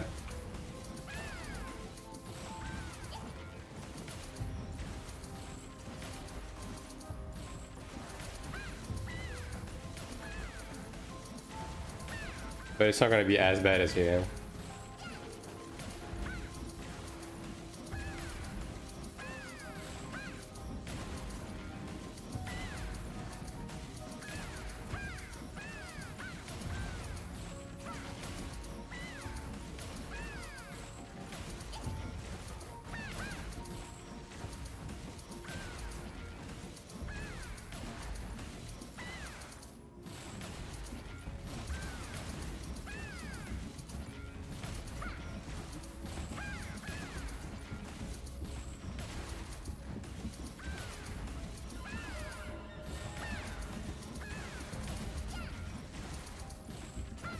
Transcendence is dead, I guess. Yeah, it is.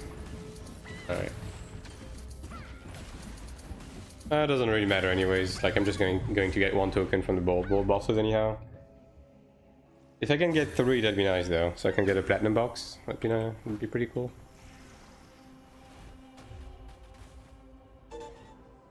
Okay, 12 minutes.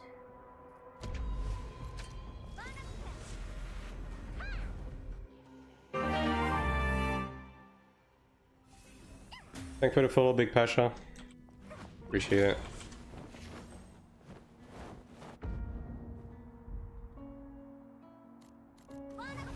Totally teleporting in my PvP gear is gonna go over great, right?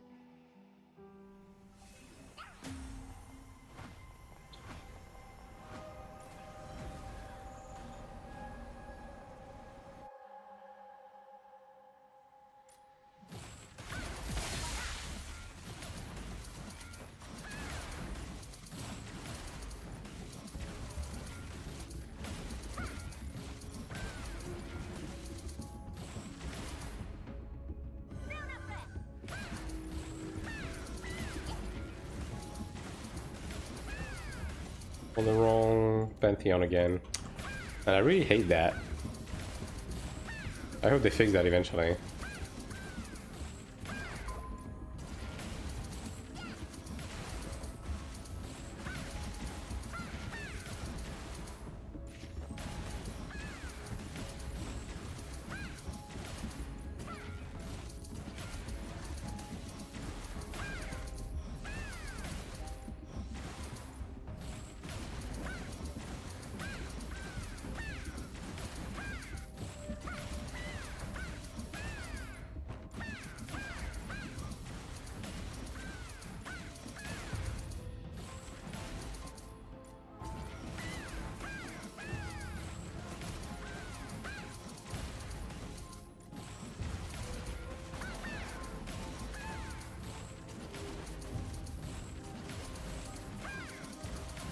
Well, maybe not the best idea to be using the blue attack speed scrolls for this.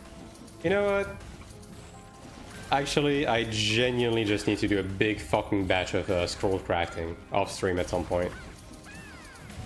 Yeah. Like, I need to prepare some heavy-duty consumable situation for the upcoming Sanctuary. Yeah. Might actually do that, like, tonight. Even, like, all of Monday or something. Just to be ready.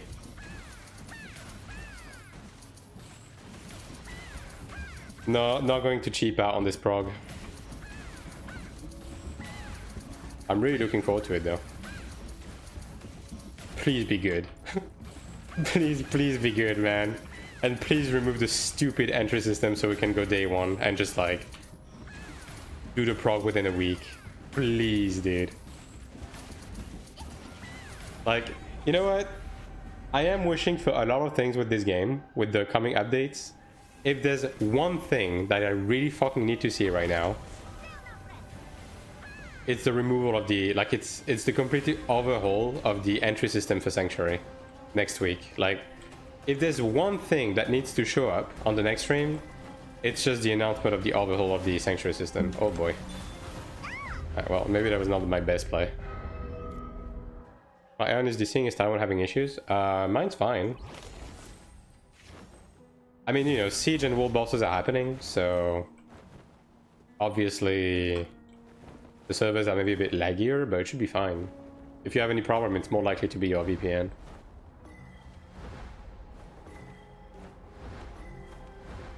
What's recruitment? Nope.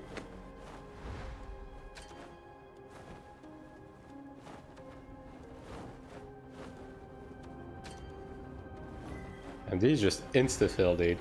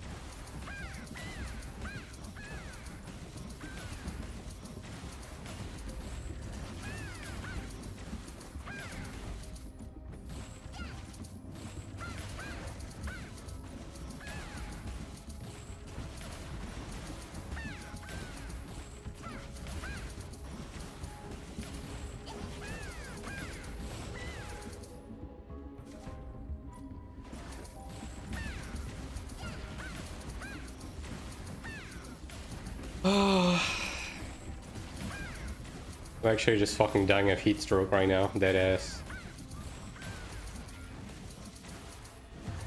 You know what? Hold up. Let me just... Alright.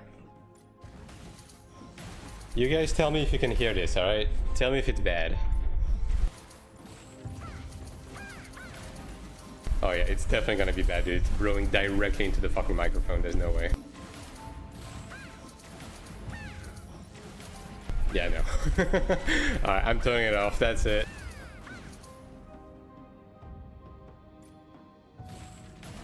Guess I'll just fucking die.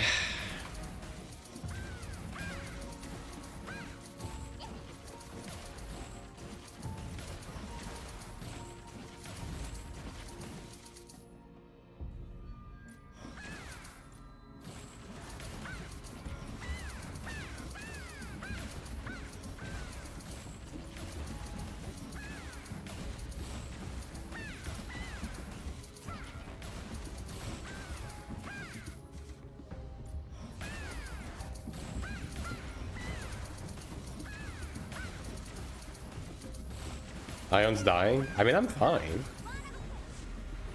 I mean, I am playing on Taiwan, right? And you can see that everything's doing just fine for me.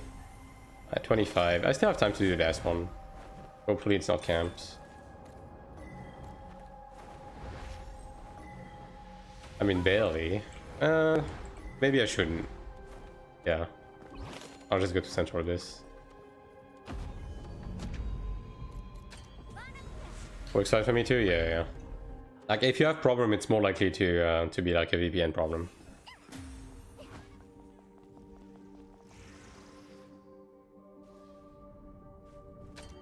Large D.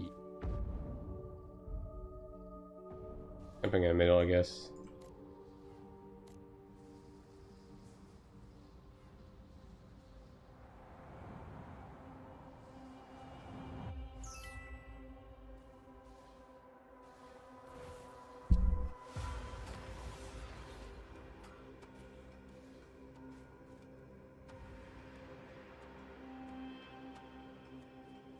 Full 70k ranger. It's a bit rough, but Vegas can be chooses.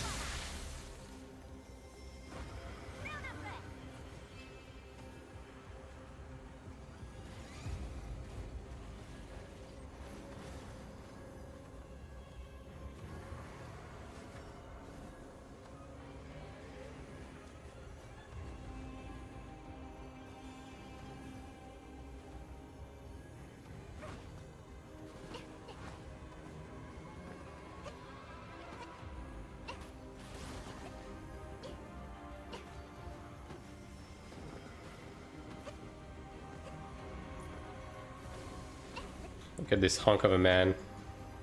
You can recognize him, like, from anywhere. In the middle of a fucking field full of people.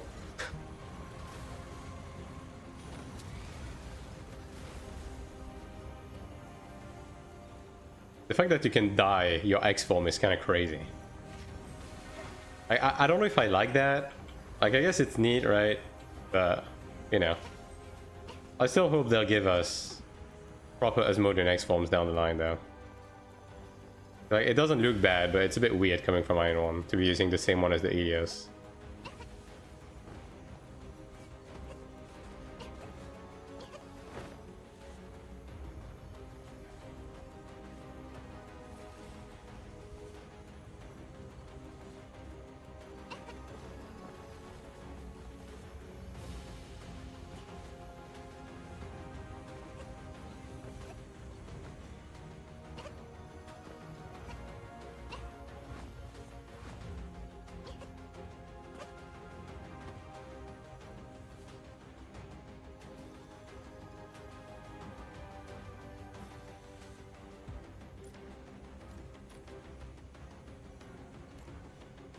I was gonna say that looks like the Emperor Dragon, great sword, but lo and behold, it is.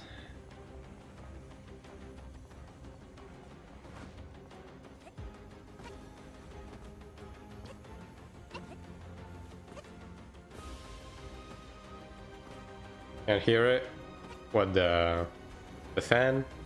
Yeah, I mean, I'm manually muting, right? But it was activating my microphone even when I was muted, so.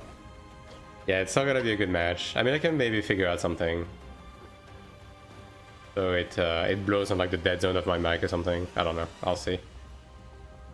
Because the heat is a bit much right now. I'll say that. And it's only gonna keep going up, so I do need to figure something out. Otherwise, I'm actually just going to die of heat stroke midstream during the summer.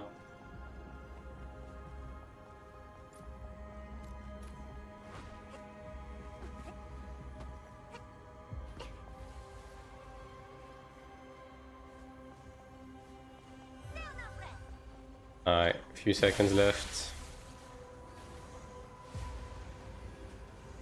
Actually missing people.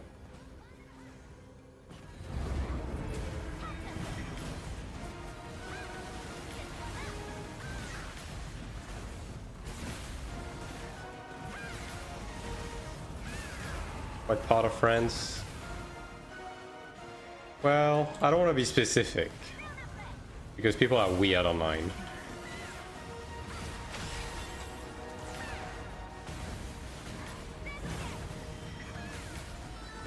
It's a coastal area. Say that. They're going south? I guess they are. Heat wave is really bad for more than a week. Yeah. Like, it's gonna be worse tomorrow and the day after that. Like, of course we're getting fucking targeted by a heat wave. Of course. As you do.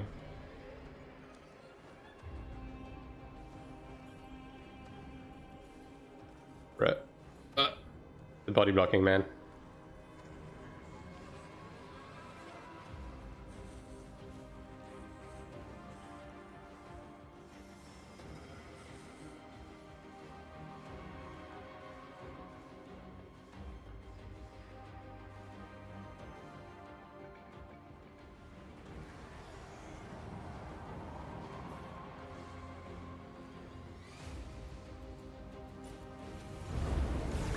Oh yeah, that's the second token right there. Nice. Let's see if we can get anything from lower.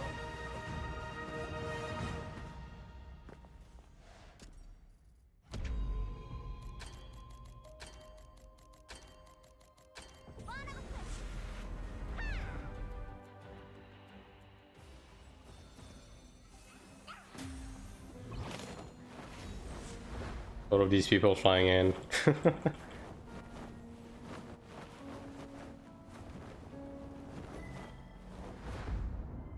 Okay, middle, I guess. Actually, it might be better to just go straight to the right, because the middle is going to be contested, right? Yeah. Probably the play.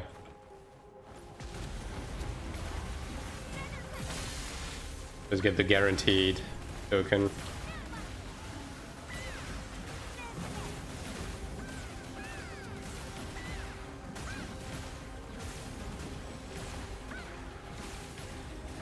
Yeah, see. The Eaters got it, so that was the right call.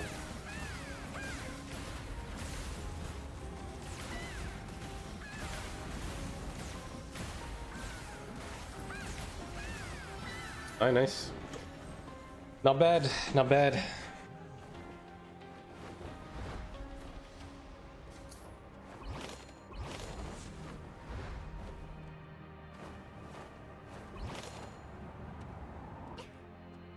And back to Transcendence prison we go.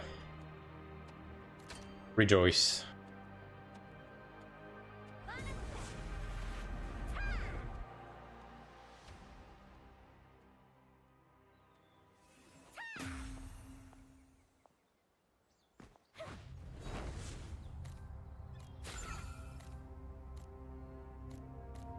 Yeah, how many do I have left actually? Probably not that many, right? I have 5. Okay, I do need to use some tickets though. I'll use 2 for now. Yeah. See if we can even fucking find a group to begin with. Alright.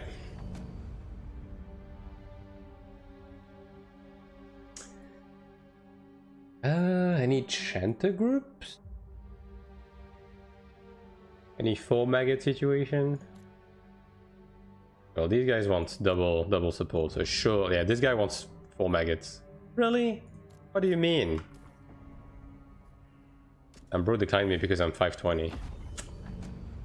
Insane. And at least there's a Templar.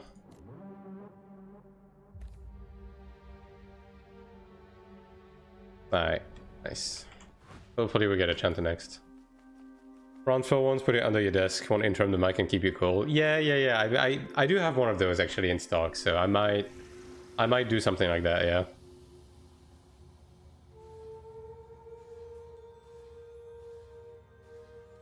Just do something, anything, because I'm literally just... Ugh, I'm just dying, bro. If you die while fighting a boss, better not respawn. Yes, you still get rerolls as long as you are within 100 meters, even if you're dead. So, considering how fast they die, you might as well just stay dead. There's a 100 meters cutoff on sieges and world bosses. Alright.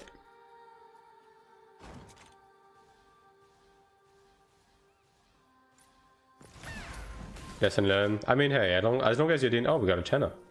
Hell yeah, dude. Finally.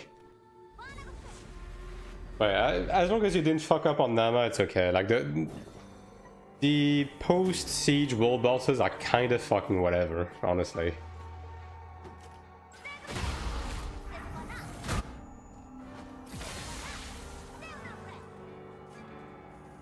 100k Sork as well. Yeah, should be fine.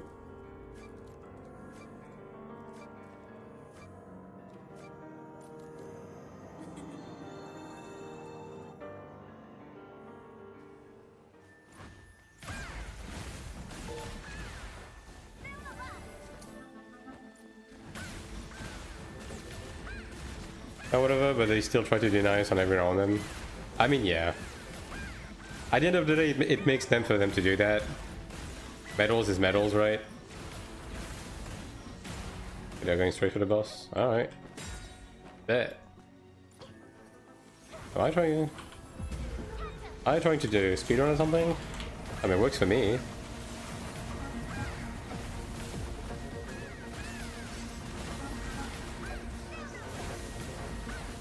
Also, he's not using undefeated mantra. Never faced an opponent like this. Yeah, he's not using undefeated for some reason. Like, he's only using sprint. Surely this is a mistake, right? Next week again, big patch. Yep. Next week is going to be the new raid. And there's also a couple of, you know, big things that we know are also coming.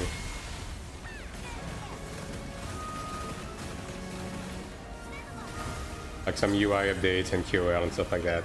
There's probably gonna be like balance updates as well, as usual. God forbid. Surely it's gonna be fine.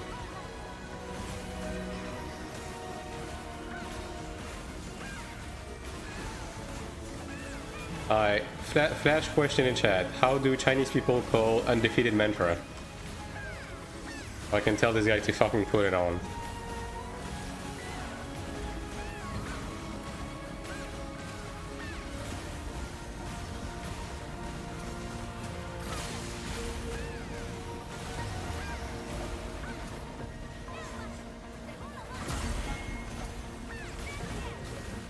Just don't want them to nerf a Sork again. Let Sork be... I don't know. I mean, Sork doesn't really need to be nerfed. Like, Sork isn't the highest DPS in the game. It's up there, right? It's doing fine. But Sork is also frail, doesn't have life-leech, and isn't performing, like, incredibly well in PvP, so... If anything, they might buff Sork, right?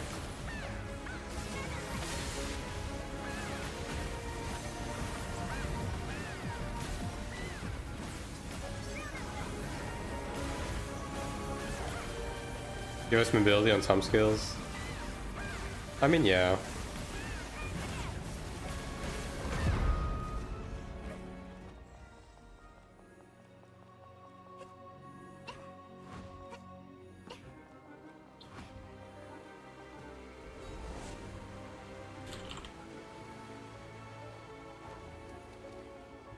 I'll just buff, whatever.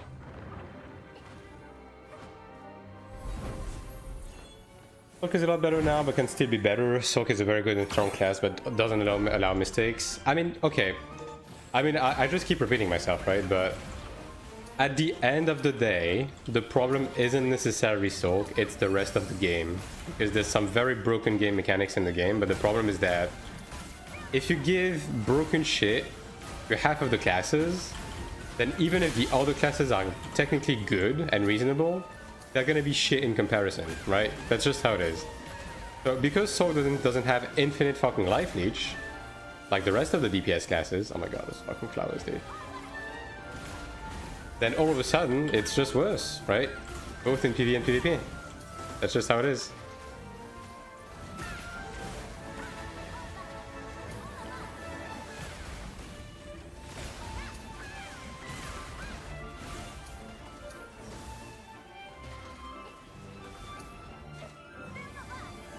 Like, Soak is fine, right? Like, as I said, the only thing I would really give Soak is something to make them land stuff like Seal more reliably in PvP. Like in your primary buff, giving you a status effect chance increase or something, similar to Kaisenol on SM, right? Like, that's the main thing I would give them. Other than that, I think Soak is fine. It's just that fucking life leech needs to be removed from the game.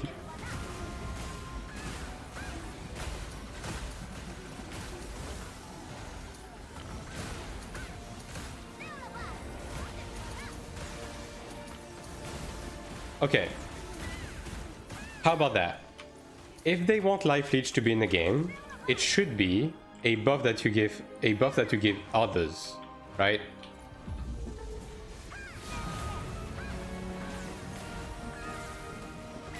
Like, so this way it's specifically a PvE thing.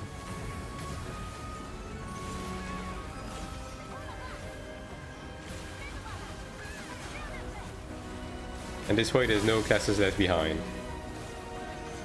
And it should only be on specific classes as well. And it shouldn't be as OP. Like, it shouldn't be a flat percentage. Like, I don't know what they think. Why they thought that was a good idea.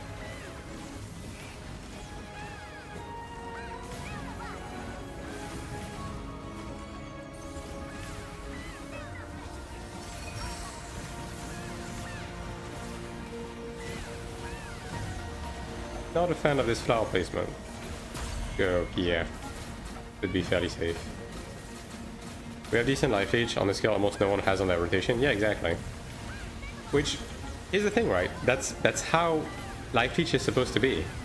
Like, life leech is supposed to be, you know, out of the way. It's supposed to be committal, right? Not be on your fucking auto attack. like some classes. Like, that's fucking ridiculous. Imagine getting fixed to the ground every now and then because you're casting. Yeah, imagine, right? It's a crazy concept, never before seen.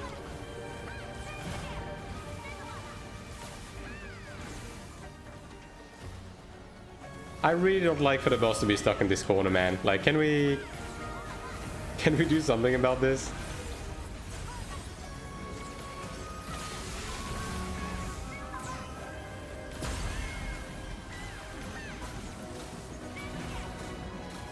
Like, potions are already strong enough.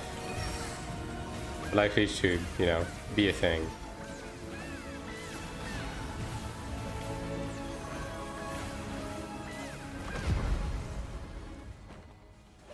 Esteemed pests, I cordially invite you into my wedding hall.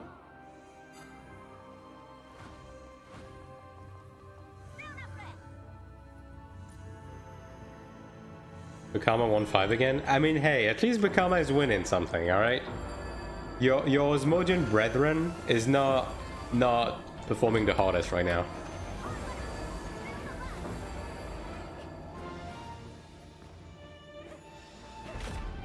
Be thankful.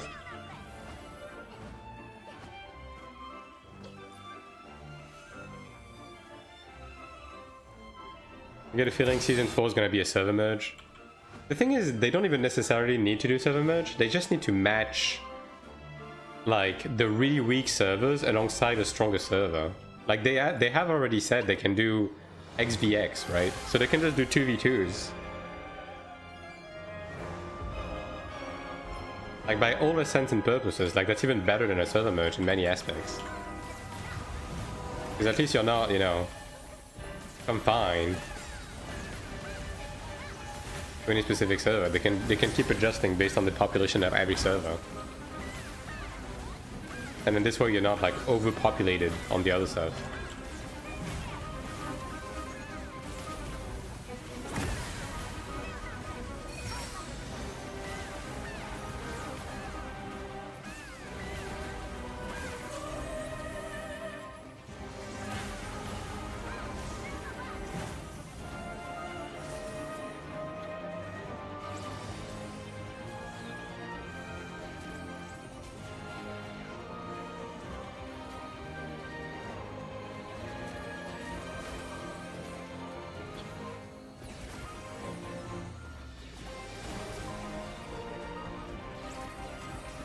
Nice.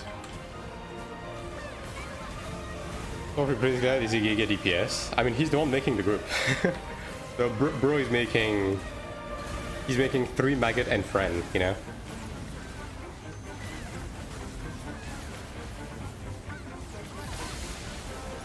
But I mean, he's like 6'10", so I would assume he's doing okay DPS. Although, I will say that this group's DPS hasn't been spectacular, so maybe not.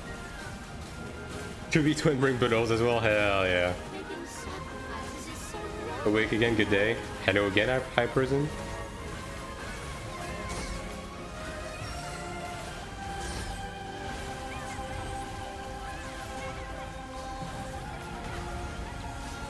Maybe he wants to do like a bounce. We can do a bounce.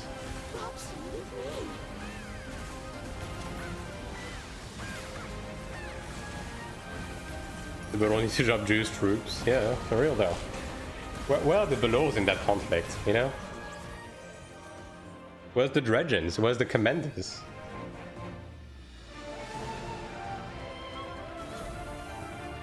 Back in my days, based on the region you were at, the Belows had different armies.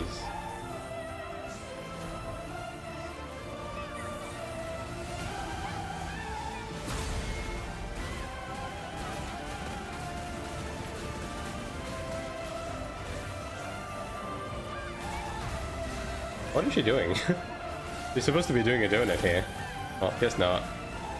She just fucking straight up skipped it, I guess.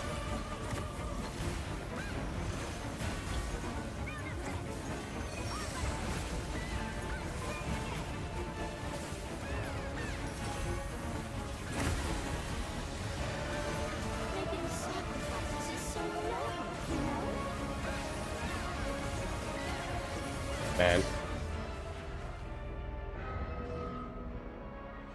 You know, you would think the Chanta would fucking do it. Being a Dark Horse bot, but I guess not.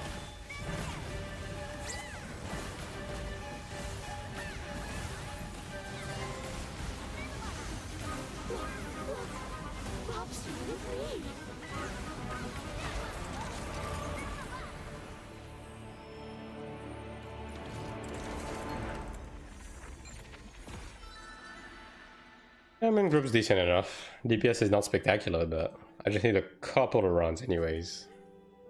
The Chanta's out. Good riddance, honestly.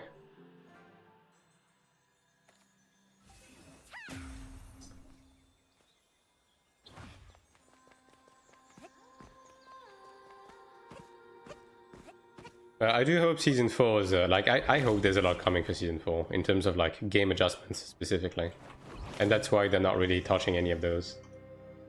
It's my cope, and I'm gonna go with it.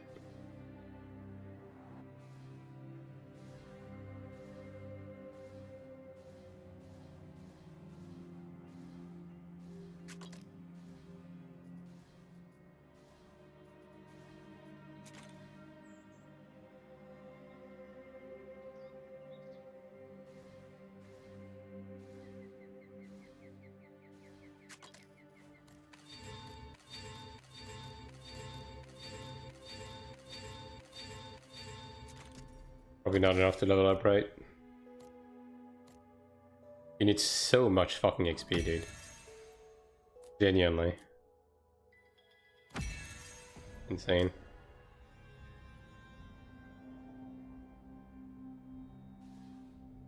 Imagine having to do 2 full sets. Imagine that.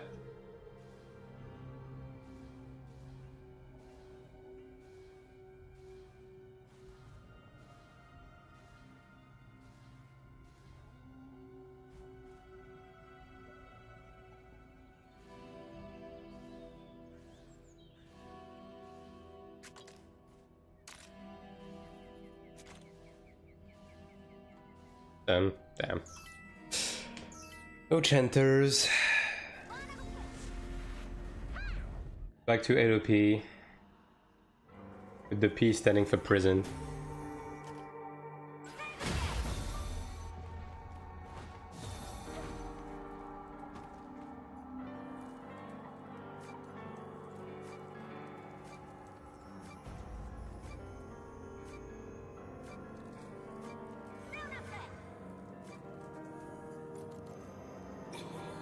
Where's the NPCs to even things out? Yeah. I mean, Siege is just like a really weak piece of content right now. Like, it's not the worst, but it's definitely very weak.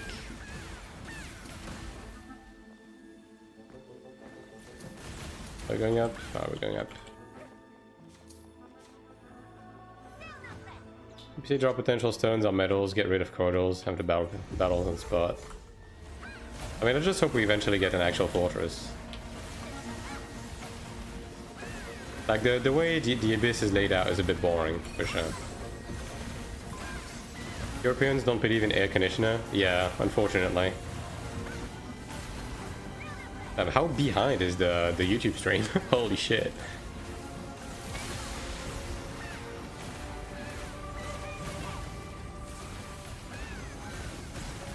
I mean, you know, there's environmental reasons too, right?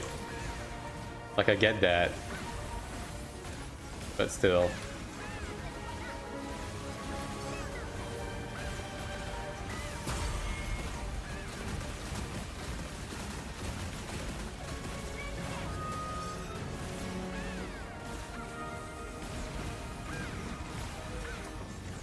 I mean, okay, to be fair, the isolation situation in the apartment I'm currently in is like pretty fucking terrible, which doesn't really help. Help me, guys. Yo, free me. What are you doing? Thank you. When I asked you what part of France I was not... Oh man, I got hit by both. Some regions are warmer than other. Yeah, I mean, it's a coastal region. It's not the warmest, right? It's not the warmest, but it's just that France right now is getting hit by a heat wave. So the entire country is like somewhat evenly fucked.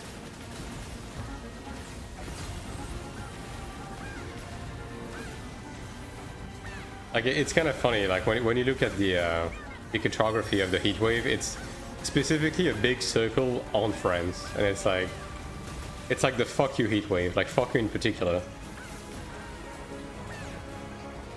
Like, okay, I get it.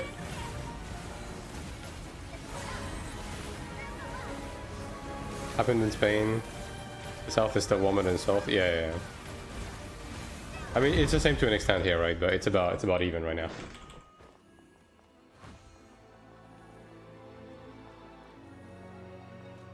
This heat wave is all the summer bridge gets.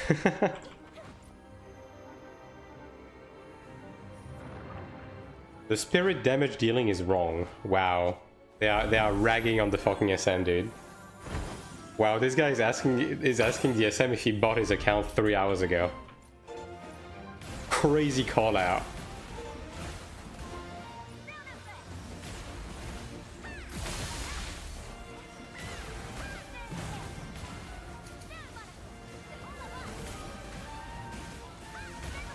Mountains play around the weather, do they not? Yeah, I mean the ocean as well, right? The ocean is a stabilizer. Like, coastal areas tend to, you know, tend to have like nicer weather overall.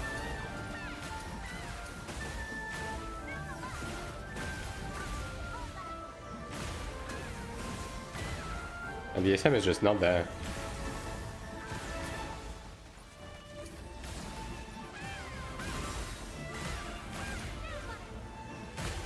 Yeah, the SM might be a foreigner in disguise.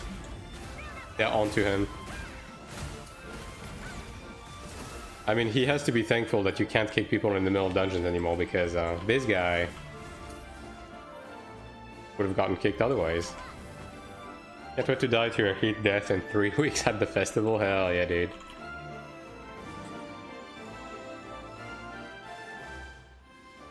Hey, just stay hydrated. Don't push yourself, alright? That's the important stuff. Speaking of not pushing myself, I don't know if I'm gonna go the full length of stream today because yeah, I'm really getting fucked by the heat. I need to figure out a better situation. To at least have some ventilation because holy shit, dude. Like unironically knees weak situation.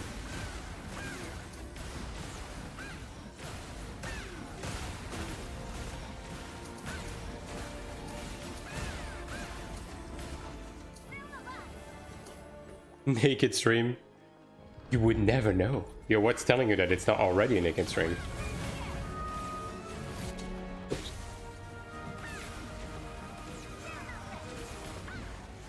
But it's probably not in my best interest because if I was to do that, my skin would actually just fuse with my chair. With how fucking hot it is.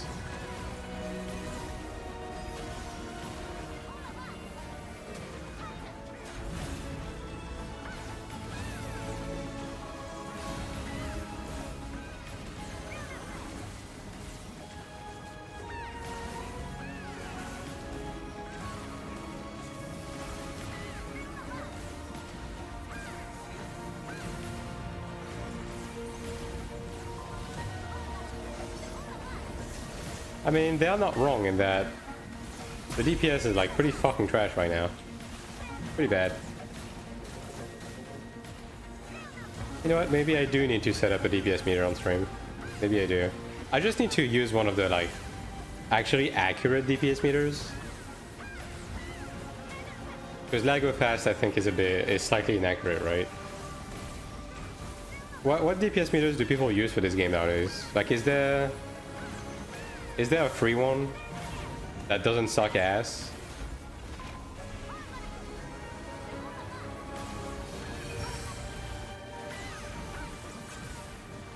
And that also isn't like Chinese spyware?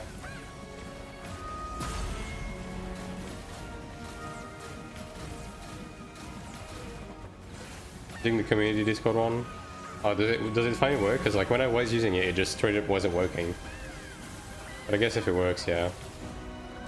Also, I guess better question, like, is it accurate?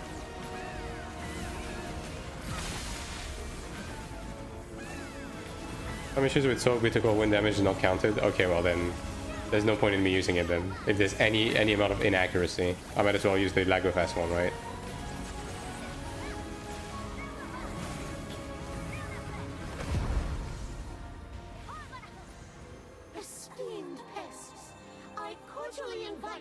It's counted separately, probably because it's a ground attack, right? Ground placement. Ask Clevo to make one. Dude, that's a name I haven't seen in a while. Is Levo gonna play this? Do you know?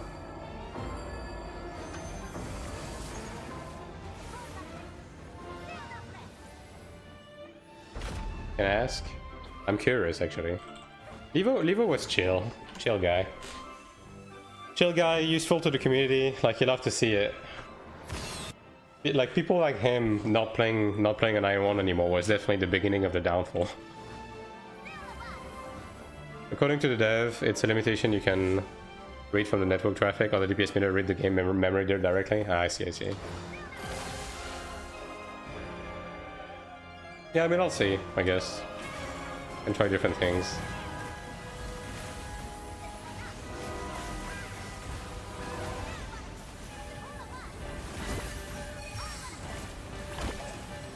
Let me clip that, yeah, go ahead. I mean, I mean that though, like...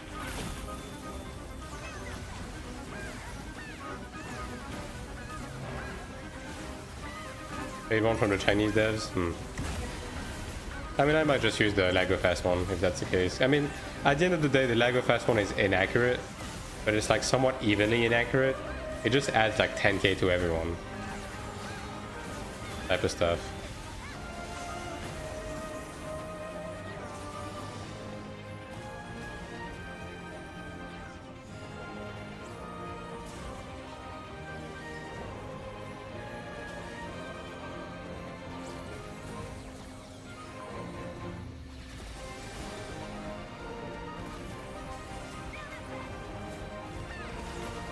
Yo, pizza, how you doing? Keep misclicking this, dude.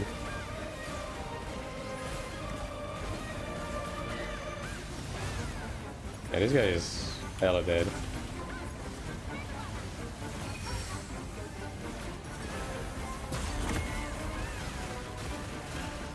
Like if S1 does the same, reads packet from network traffic, yeah. Yeah, I mean that's fine, I can just use that. It's just that I have to make a dedicated thing, like a green screen thing.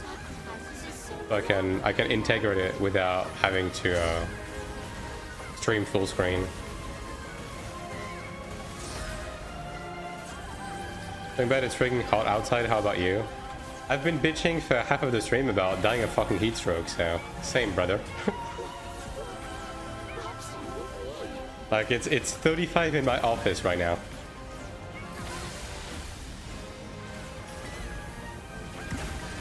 Is anything in life accurate? Wow, that's deep, brother. That's not good there. I mean, I think specifically Koreans have a DPS meter that also uploads to a website to analyze the logs, right? I don't know if it only works on the Korean version though. Might be.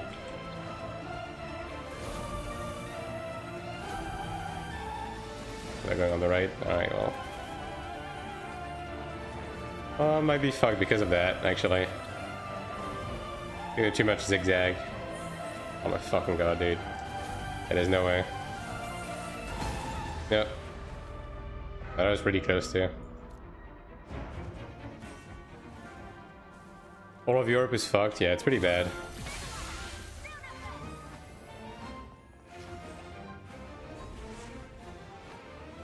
Going out now for birthday. Your happy birthday. Have fun out there.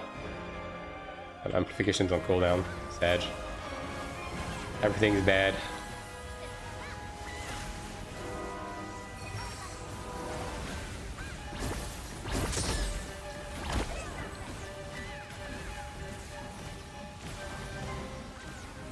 Yeah, they do? Yeah. I mean, we'll have one of those on global as well, so. What's the link from the Cape and Legion Discord? Alright. Let's see.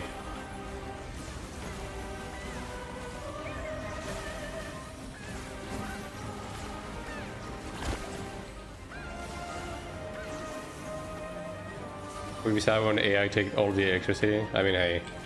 Surely the AI bubble is gonna pop, right? Anytime now. Surely this garbage can just, like, fucking disappear.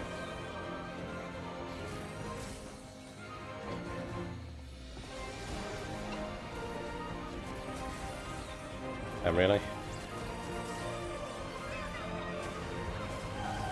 Enjoy evening, guys. I'm by that heat. I can't promise anything. Like, my own skin is already like 50% implemented into my chair, which I guess makes it real leather now.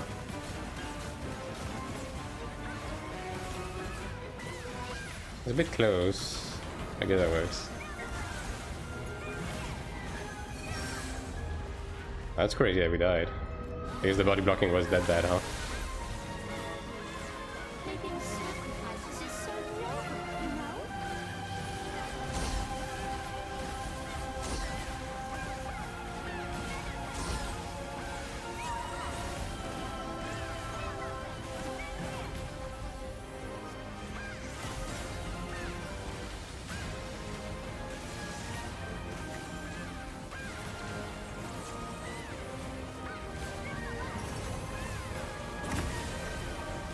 I do like the sound cue for this, actually.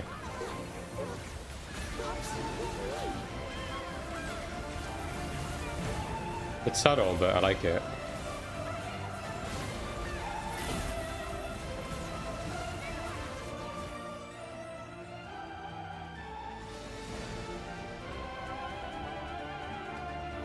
Put enough a window to open a breeze. If I open a window right now, there's gonna be a singularity in my room. Like I'm actually just gonna die. Because it's somehow warmer outside than it is in my office. So yeah.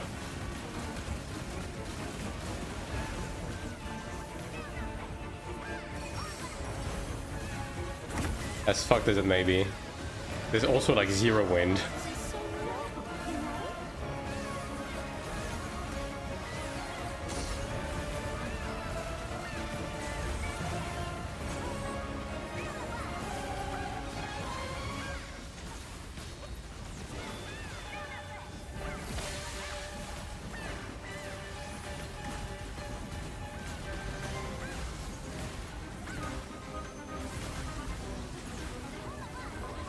That's crazy. Need a fan and a cool wet towel. Yeah, that's what I'm saying. I mean, I do have a fan, right? But again, if I turn it on right now, like, it's gonna really fuck with the microphone. And I don't think anyone involved here wants this to happen.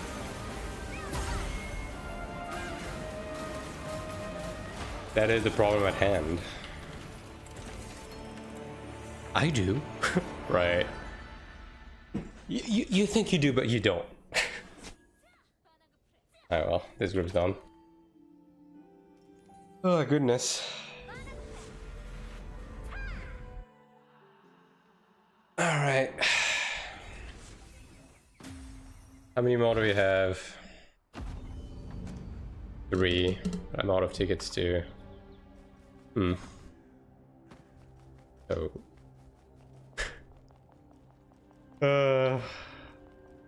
I'm fucking dying, dude. Genuinely. Oh wow, they're re-inviting me. Okay, they just left to get rid of the SM. That's crazy. That's... I mean, hey, that's toxic, but... they think I'm good enough to keep. And you know what? That's a dub in my book. I'll be sleeping better tonight. Maybe my DPS isn't complete dog shit now. Figures, right?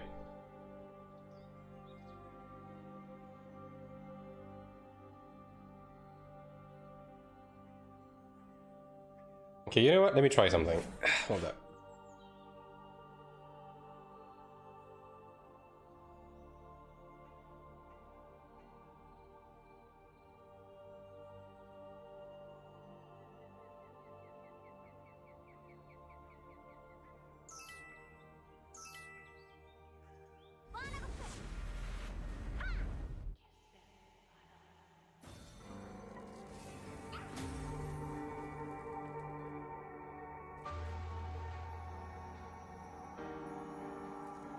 Okay, that doesn't really help.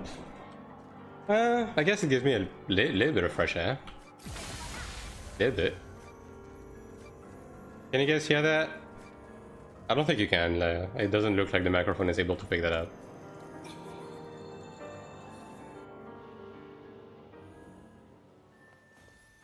Well, I mean, that counts for something. You know what? I'll take it. The setup is really jank, and if I try to move, I'm probably gonna have an accident, but you know what? That's fine. What bothered me is a company like NCSoft is using trash AI image asset. Yeah. I mean, I've said that before, right? I'm pretty heavily against generative AI, right? And if anything makes me quit this game at some point, it's gonna be them doubling down on it. So, yeah, no. But I think the executives have their head way too far up their own ass for them to realize that AI is a bad thing. So, yeah, we'll see.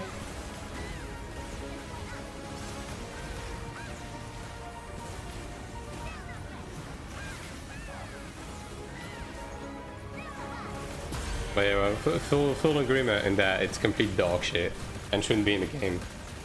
Especially not in the final product.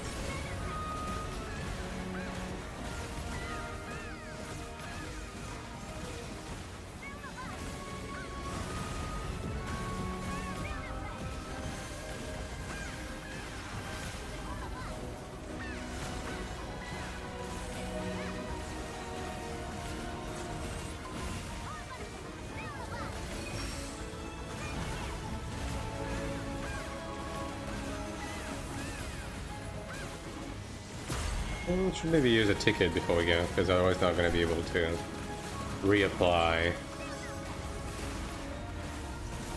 do it if we have downtime.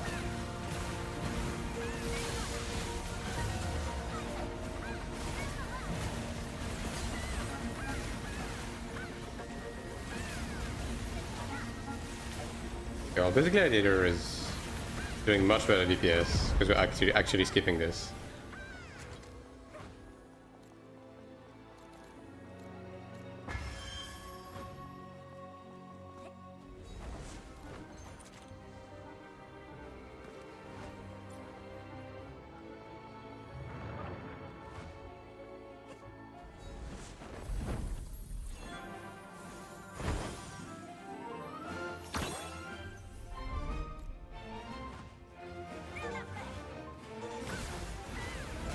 The glad helps the party? Yeah. Life-leech blade is just incredibly strong.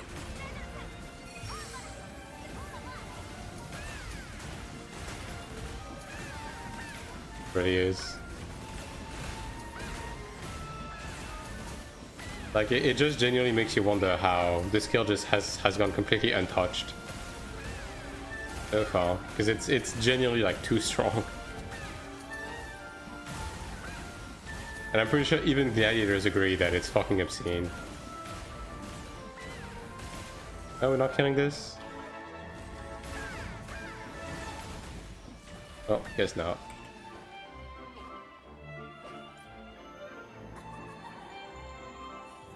Yeah, like the amount of DPS it provides to like each individual group member is like fucking nuts.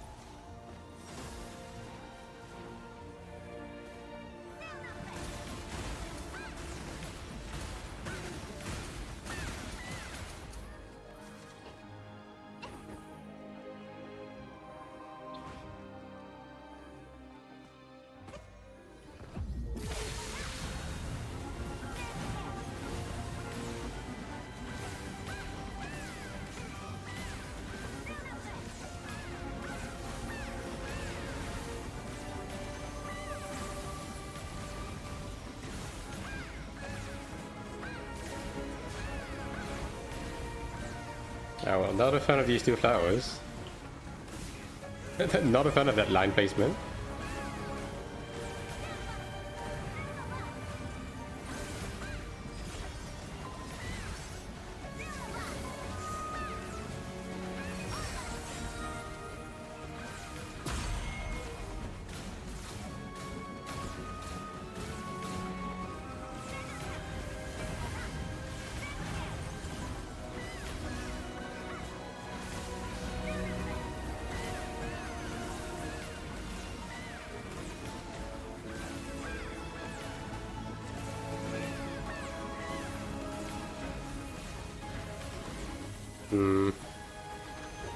Oh, brother.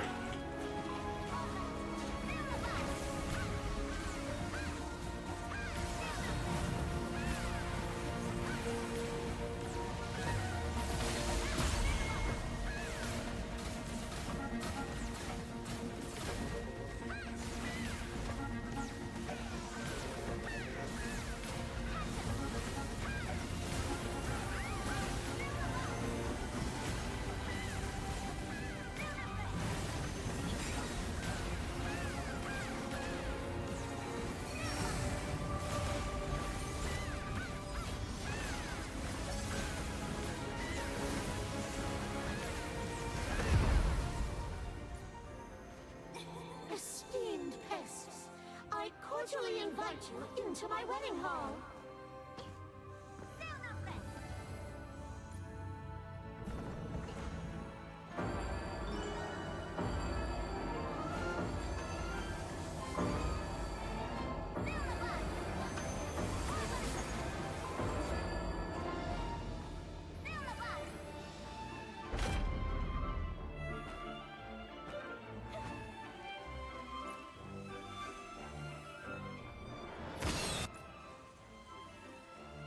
Bruh.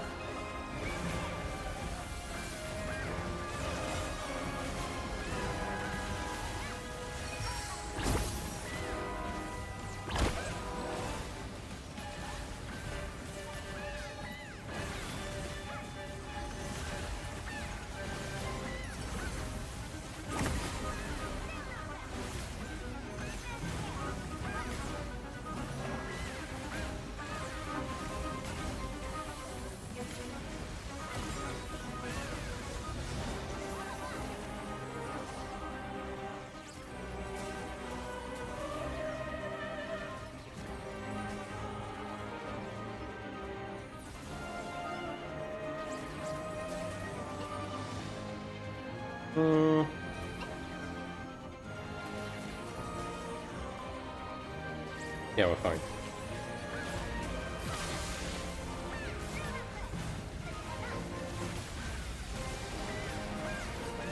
Where's the one? Opposite side. That's a bit far. Yeah, I was gonna say. Like, whipping ain't no way I'm gonna make that.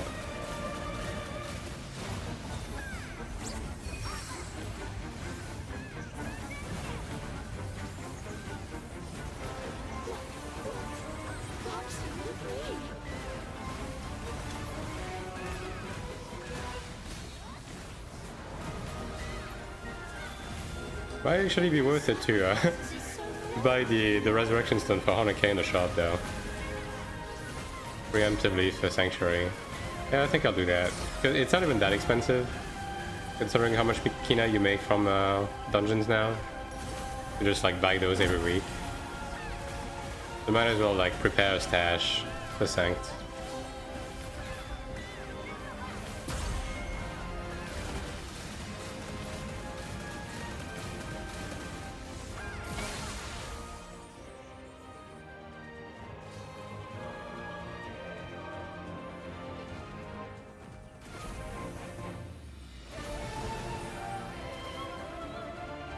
Really, that I'm ahead for everything, but I never take the heart because of thing.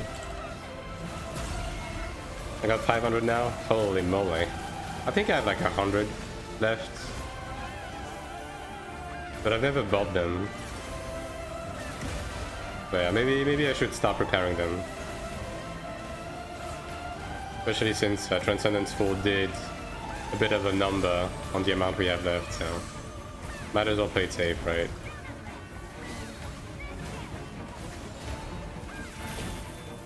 Making sacrifices is so noble, you know?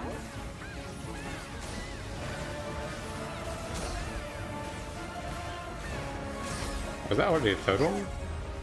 What the fuck?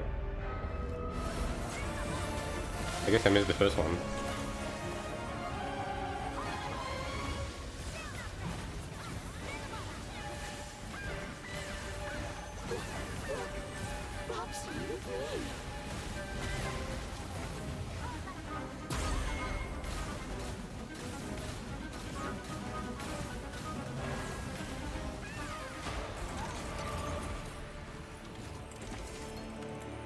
Alright.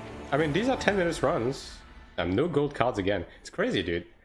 Like, I legit keep having runs that just doesn't fucking give me cards. So much for a drop rate increase.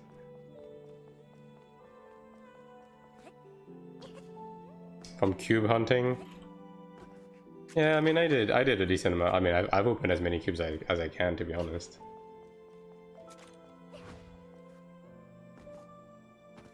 But I also do be using my stones in dumb ways in PvP, so I guess there's that.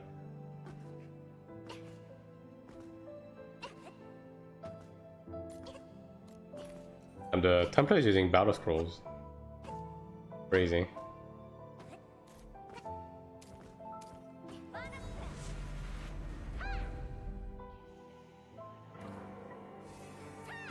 I wonder if they're trying to get the 10 minute run thing. Oh wait, I'm using block food, XD. It's not.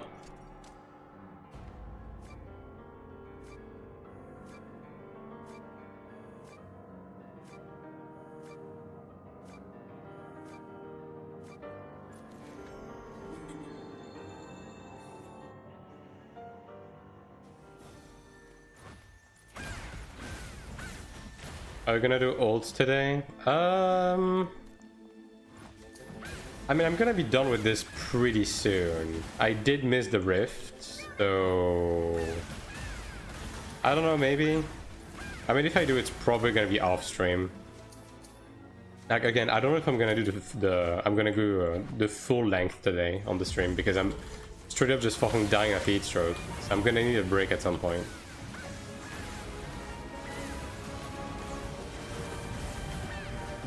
Like put my head in the refrigerator or something for like a couple of hours.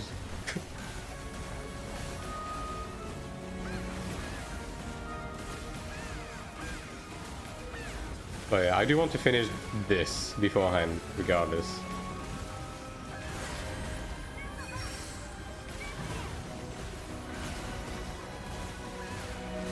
And hopefully we can finish enhancing our parchment. Wouldn't that be nice? I'm sure we can manage.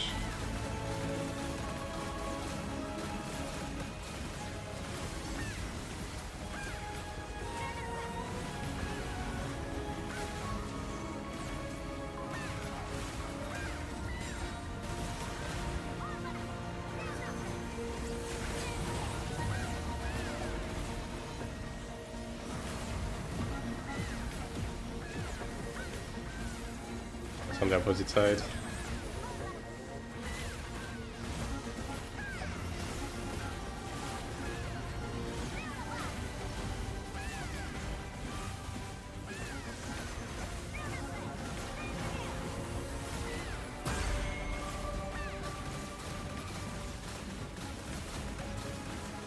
Like, if you're asking this in the sense that you want to go to bed at a reasonable hour, then you can just do that. Like, I think tomorrow's going to be an ult day, to be honest. The worst case scenario, we'll just blast at this point. I don't know if it's feasible for us to be running all 80 conquest dungeons though with just ults. I don't think I'm going to have enough energy to do that. But I mean, we can, you know, we can blast. I do need to increase the level of my, at least my SM. I don't know about my assassin. My assassin's pretty far off, but I should be able to get my SM to 2.8 fairly easily. Even have enough either, unless I get my range at 2.8. I would rather fuck myself in the ass. Well, don't threaten yourself with a good time. But yeah, it's pretty much the same for me. I mean, either way, I don't think we need to. Like, at this point, admittedly, I think we're getting enough resources in Kina just from the mains alone, right? Like, the ults are just... If we can run some of them, it's nice. But if we can't, then it's okay. I just ran out of energy on my main, also ran out of trans boss spells. Yeah. I'm running pretty low on energy as well. Like, since we ran pretty much all of the trans and dungeons last week, like, my energy is actually running low. Just the fact that they're going to nerf the dungeon entries again, I thought 2.8k ult would be useless. I don't think they will, because, I mean, at the end of the day, they already did, and they had to bring it back because people bitched, right? So, yeah. We didn't get event energy. We didn't get energy in our mail. Yeah. We are running pretty thin on energy this week.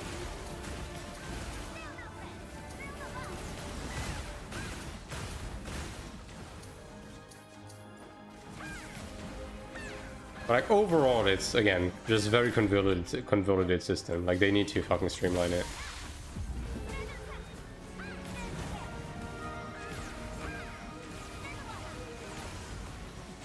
Everyone can have, yeah.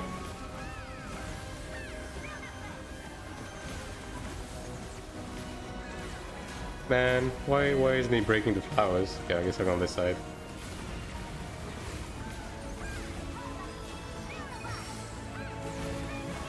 If they really want to limit carry runs, they could just remove kill counts and entry tickets on outdated content. Yeah. I mean, in general, I think they need to remove them on all content and just gate the loot. I mean, dude, every runs happens anyways. Have you checked the Taiwanese group finder for Transcendence 4? 80% of the group recruits are carry runs. Like, unironic. Like, clearly what they're doing doesn't work anyways, so... Probably just have 2 ults at 3k for now, leave my rangers at 5 temple. Yeah, that's fine. I'll do the same. I don't really want to go balls deep on ults anyways, because like ults are nice, but they definitely don't give as much money, relatively speaking, compared to what they used to. Because like, again, like this Transcendence is giving us 2.4 mil per run, right? And a cradle run on the ult gives us like what, 1.2 or something. Like it's kind of half. And like it's nice, but relatively speaking, with how limited we are on energy and everything, like it's not the end of the world if we don't get the additional keynet from that.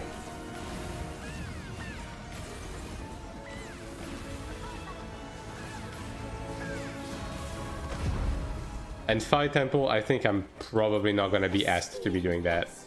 Like 5 temple is legitimately like nothing in comparison.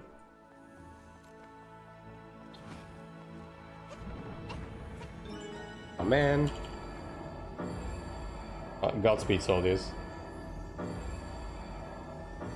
God, this pattern sucks.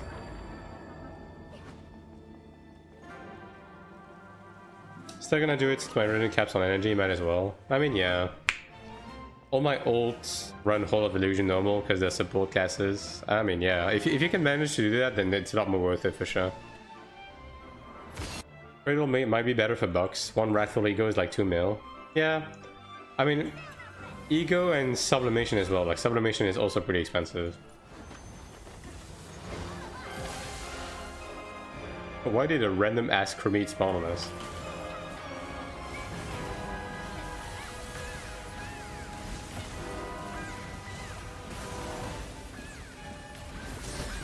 Cradle doesn't need tradable Ego? It does. Like the tradable pool is like 70% ego, 30% sublimation. Yeah, it does, it does. I mean, thank God it does. Can you imagine with how bad the drop rate for egos are on everything? Otherwise, shit would be 5 mil on the auction house.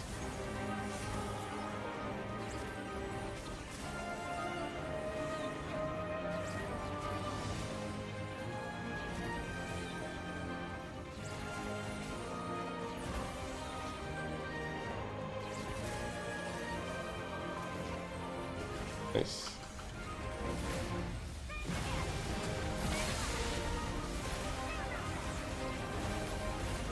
Oh dude.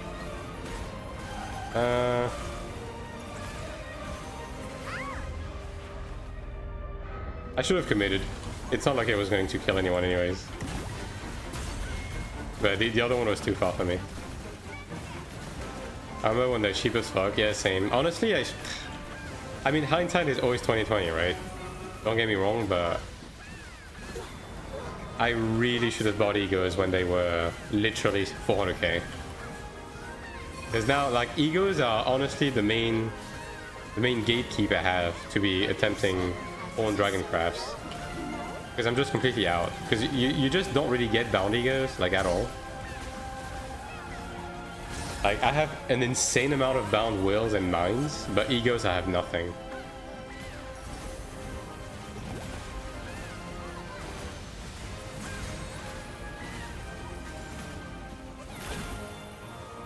I got hit by that.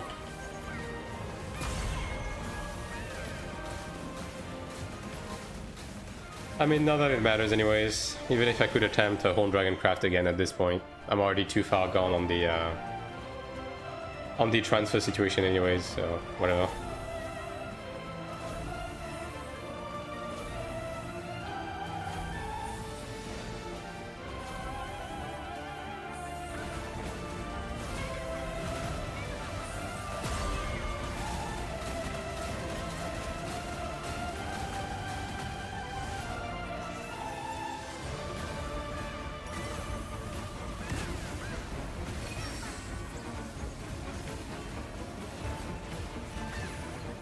Ooh. I'm surprised that didn't disappear. Holy shit.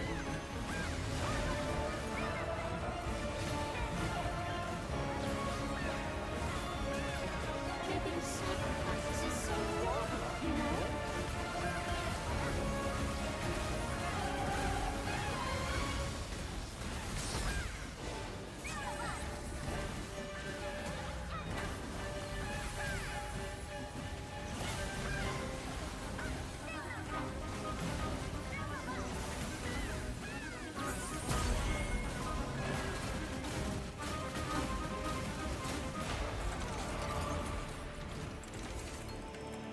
But yeah, like that's why on global, like not gonna make the same mistakes when it comes to crafting and everything.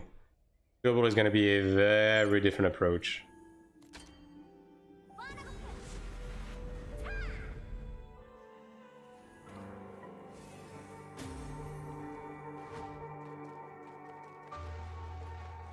Like we were so wasteful on Taiwan. I mean, to be fair, they kept fucking changing the and moving the goalpost when it comes to the crafting in general. We'll make different mistakes for real, for real. What is your plan for crafting in global? It's honestly it's dead as simple. Just full send, Star Dragon immediately when mines are gonna be really cheap because people are spamming. Because people are spamming Dropner and Crowd Cave, right? Mines are gonna be very cheap. Just invest all of your life possession into that to begin with. And then get the soul binds on these, roll perfect, and then upgrade straight into heroic. Straight into it. So this way you don't have to do the soul binds. And you don't waste time with like in-betweens and shit.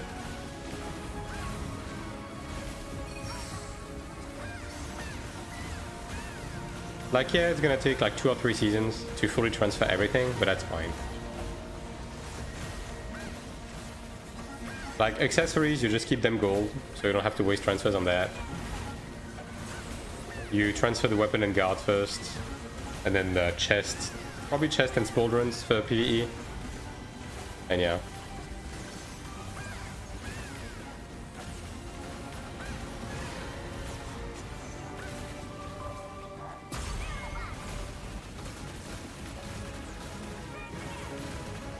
But there's not any point to be making any of the gold crafted gear that isn't Star Dragon. Like it's not. It's a non-upgrade really. Like it doesn't really matter. And as long as you have the soul binds to transfer into heroic, like you're good. That's like the point is just to have the 5 soul binds to transfer. Unless they gigabuff higher gold rules and heroic, no reason to swap out of Star Dragon. Yeah. It's just a bit of attack, right? For the accessories. So eventually, once you have everything else done, then maybe you can upgrade them. With that said, though, genuinely, both in PvE and PvP, I think you never want to upgrade your rings from gold. I think running orange rings is like the biggest fucking bait there is, and let me explain why. Right? The thing with rings is the only thing you roll on rings are skills. That's the point, right? You don't really need more than like 5 skills, 5-6 skills at the most to get the level 20s and 16s that you need, right?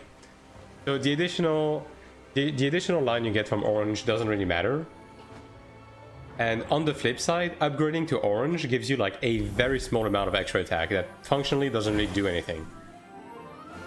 But the main difference is that keeping gold rings allows you to be very flexible when it comes to your arcanas and potential class changes with patches, because if all of a sudden a skill becomes really good or really bad, or you get an arcana that like requires you to adjust your skills, if you have gold rings, it's very easy.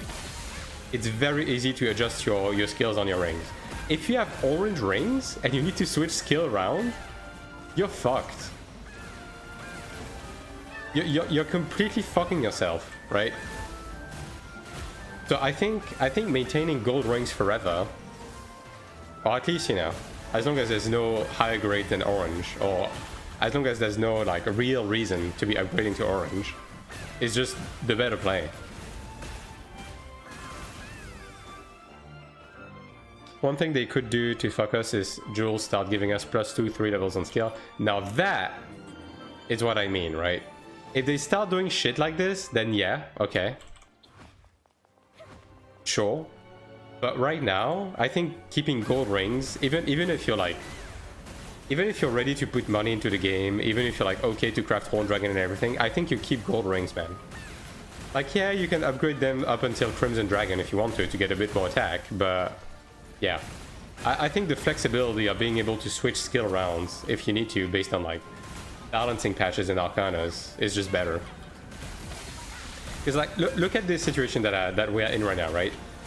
We're getting a new Transcendence dungeon every 2 months, and because cards are so hard to get and roll, like you kind of have to settle with your cards most of the time, right? And being able to reroll your rings to adjust around what you manage to get on cards is kind of mandatory, because otherwise you can just never fucking switch your cards, right? Let's see what the Brooch gives. Yeah. I honestly don't know what they're gonna do with the Brooch. Like, I just don't know what they can do.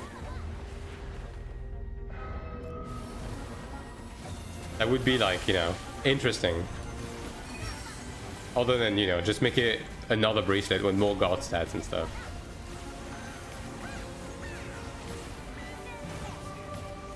Break the game. It could.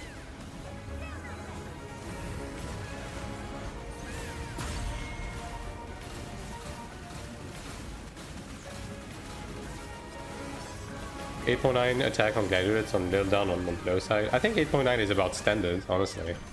Like, I think... Okay. Is it 8.9 without buff, or is it with buff? Because, I mean, if it's without buff, then with buff you're like around 10k, which is more than reasonable. I think that's what most good glads have. Like, I just don't know what they're gonna do with the Brooch. Like, I don't know. Like, it kind of has to do something unique, because otherwise, why add it, right? I guess the Brooch could be the equivalent of the amulet, but like defensively. So it could give you tolerance instead of attack, right? Damage boost, right? I don't know. Like, if it's just another bracelet, then that's really fucking boring. Alright, 8.9, but I have 0 attack on my Genus. Yeah, you want to know something funny, Sakura? I have a fully Spectral Genus, full PvE gear, I have 8.6. Isn't that cool? But then again, I don't have Horn Dragon. Like, with Horn Dragon, I would have 9k, I think. I cordially invite you into my wedding hall. Like, that's just a Horn diff, I guess.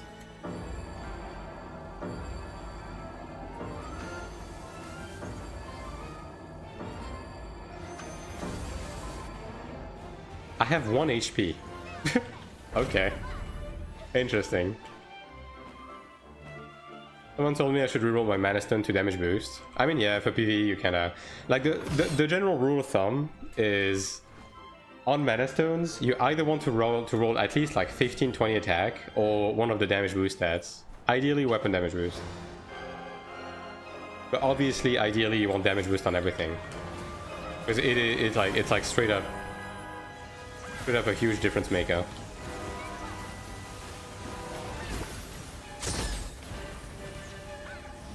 Weapon not playing damage boost. The thing with regular damage boost is that regular damage boost is measured against damage tolerance, right? And bosses have tolerance, but once you hit the tolerance like threshold, there's a pretty large amount of diminishing return. Whereas the way like weapon damage boost is calculated, it's like it gets calculated at some point during the damage calculation that like makes it exponentially better. I can't remember if it's like it gets calculated after the attack boost or something. I don't remember. I just know that weapon damage boost overall is better.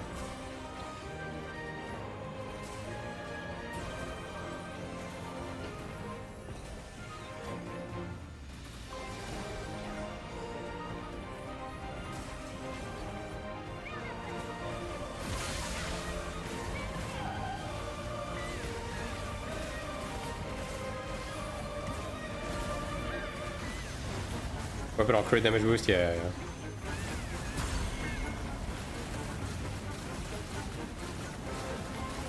Back attack damage boost is technically the strongest. I mean, I guess, yeah, that makes sense. But, you know, it's you can't always do back attacks, though. Especially as a non-assassin cast. So, you know, like, if you get it, that's okay, but...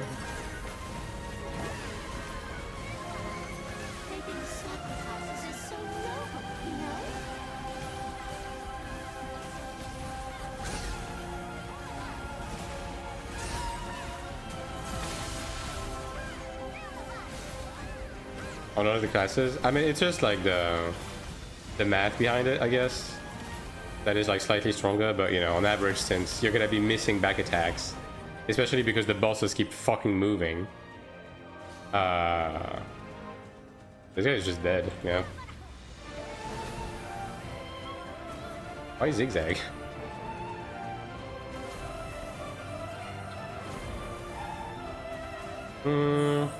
Not very confident about this one, Chief.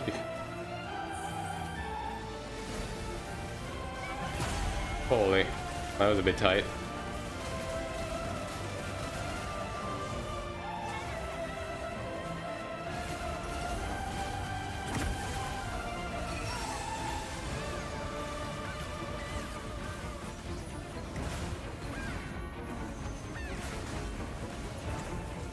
Oh my god, bro. Why? Why would you force clockwise, dude?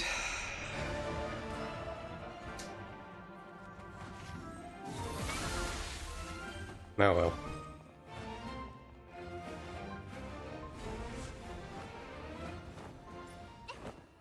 Only Glad and Templar don't get anything. I mean, Glad, technically speaking, if you run a full maggot, you're not gonna be tanking, right? So Glad technically can benefit from back attack damage boost, but I mean, broadly speaking, anything that is an assassin, just fucking get weapon damage boost or crit damage boost.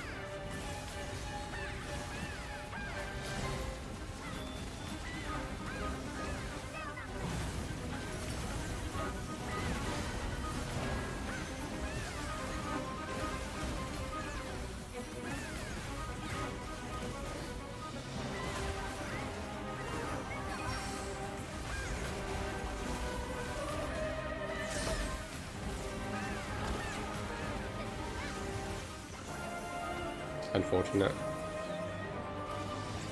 No stagger on this one.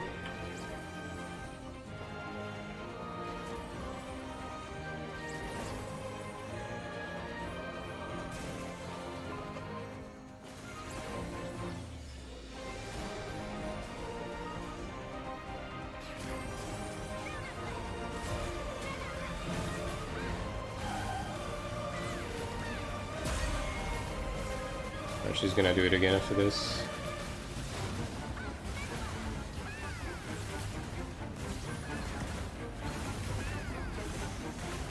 Oh my god, dude.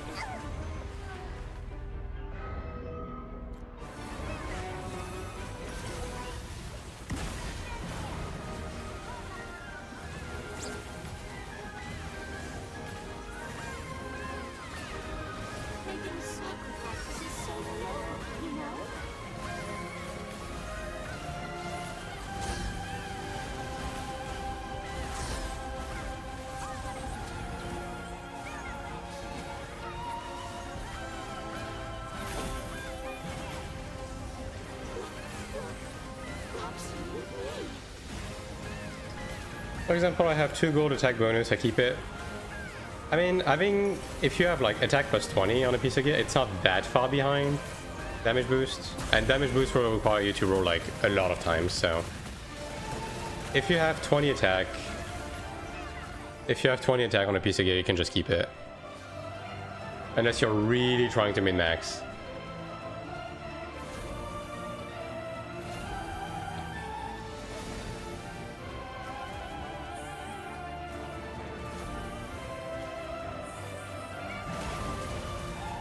Plus 20 is definitely behind, 1% weapon damage boost, but you could keep it. Yeah, it is behind, but it's not terrible, right? Especially assuming if you have like other beneficial stats alongside that, like I don't know, accuracy or crit. Making sacrifices is so noble, you know?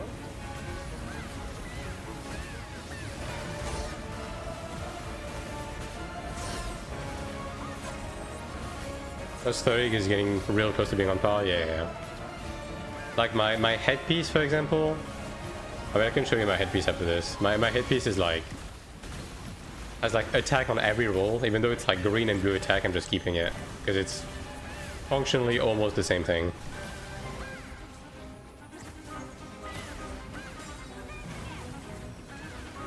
Milestone give percent. 100 is a 1%. That's the thing. I mean, you can see that when you get a mana stone and you just unequip the piece. Like on your stat page. Yeah, you can see it on your stat page. Weird way to put it. It's oh yeah, I got a PV scale, look at that. But yeah, see, like I have 10, 15, 18, 21. And accuracy. Like this mana stone roll, I'm not gonna go for damage boost. I'm out. Alright, I guess that's done.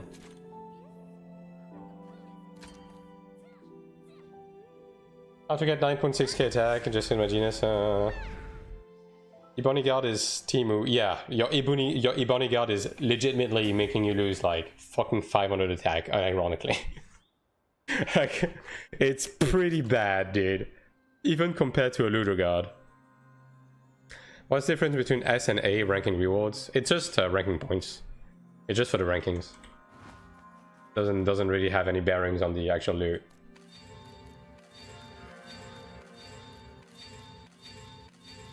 Let's see if that skill is anything special. I guess Radiant Recovery would be nice. If I don't get it from oh wow. That's crazy.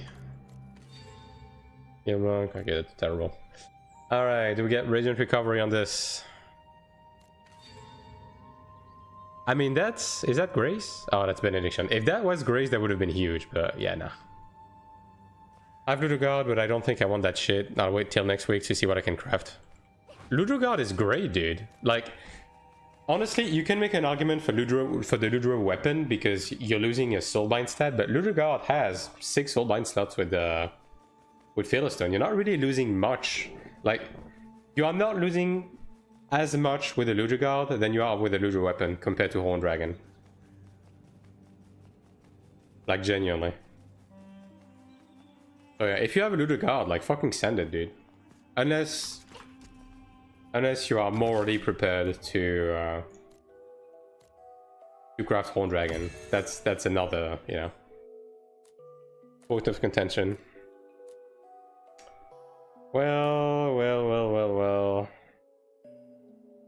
I can just sacrifice these, right? Yeah, like this one I'm never gonna use. Never gonna use that either. That's the Torrance one. Yeah, no, I'm using the Illusion one. This. And this is interesting, but it's a Time Goblet. And it has the weapon damage Torrance, which doesn't do anything for PvE, so yeah. I mean, Radiant Benediction kind of sucks anyways. Alright, are we gonna get Radiant Recovery, chat? Do we have to fish for a PvE scale, or roll Radiant Recovery on my guard? Let's see if the game is being clement. I mean, it can't roll Condemnation anymore, right? So it's a 1 in 3, 33%. Bam. Oh, it's a perfect parchment. Holy shit. Ah, feels fucking good, dude. I can't even use this in PvP, actually. Yeah. Fucking bless. Yeah, I'm putting Lord's Grace on this. I'm just gonna keep this. Yeah. Hell yeah. Great things are happening. Let me craft these. We always gamba, of course.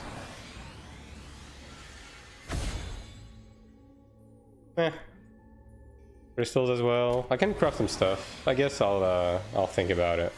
I can start to craft PvP stuff, I guess, because I don't really need another scale at this point. Like Judgment Thunder and Imperial Lord's Grace is fine, right? And the rest is already good enough, so yeah.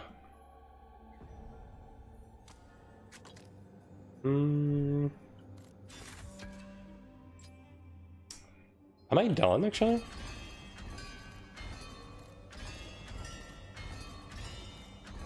You know, I'm missing one Eusteals. I guess if I didn't Gamba, I would be done.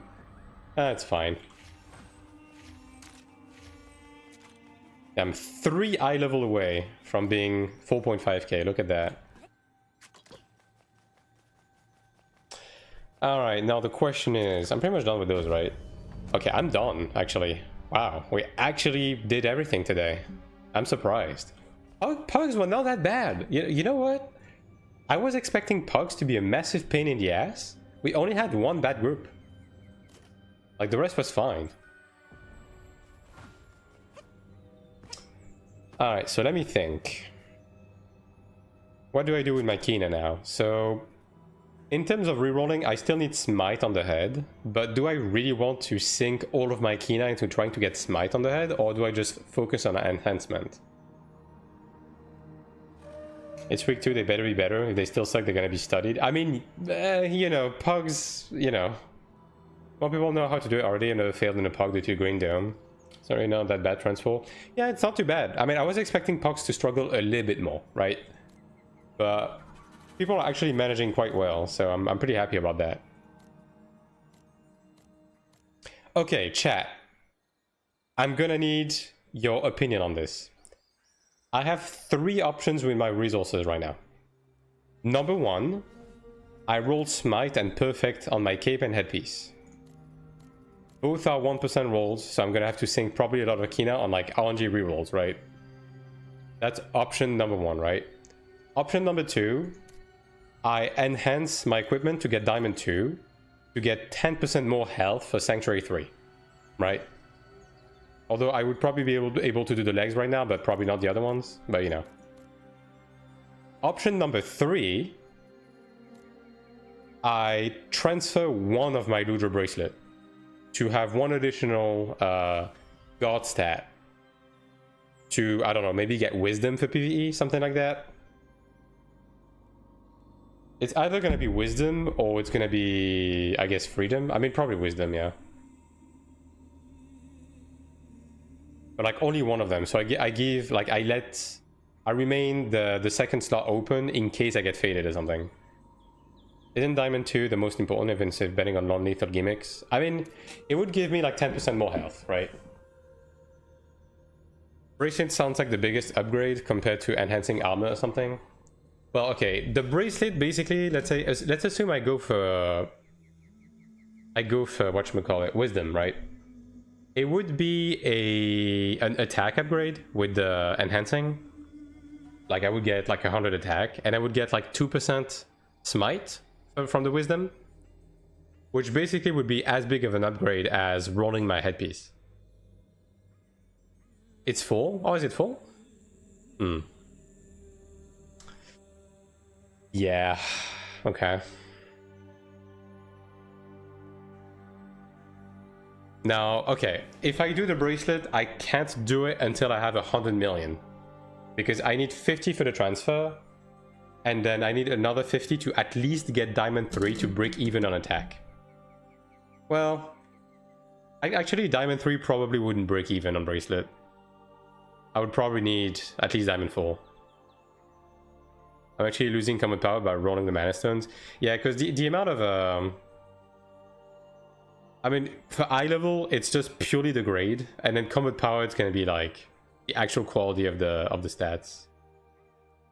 But yeah, it's not really one of those things where you can you can look at like eye level and combat power. It's just Some stuff is better, but it's gonna give you less. It's like, especially if you do something like, I don't know, like this one, right? Like this one, I have a damage boost roll, but then the rest is fucking evasion. So, in terms of like combat power it gives me, it's actually quite miserable compared to like, I don't know, having a spread of attack and accuracy and stuff like that. But yeah, I rolled gold attack and gold accuracy. Yeah, precisely. But you know, the accuracy only helps you up until a certain point with PvE anyways. So, there's that, right? But yeah, okay. Yeah, I'm just trying to think right now. I mean, I guess the bracelet would be a decent upgrade. It's just that because it's my third transfer, it's gonna be fucking 50 mil. That's the thing, right? Now, okay. I could keep the transfer open in case I go for something else and I just upgrade from scratch. That is the other option. I think doing it from scratch on bracelet isn't even that bad. Because like the soul binds are a non-factor. Like I really only need to reroll like 2 things on this, right? And then it's just enhancement. Bracelet go from 0, yeah. Also this way I don't have to commit, I can just upgrade it on the side, right? I mean, I guess it's probably worth it.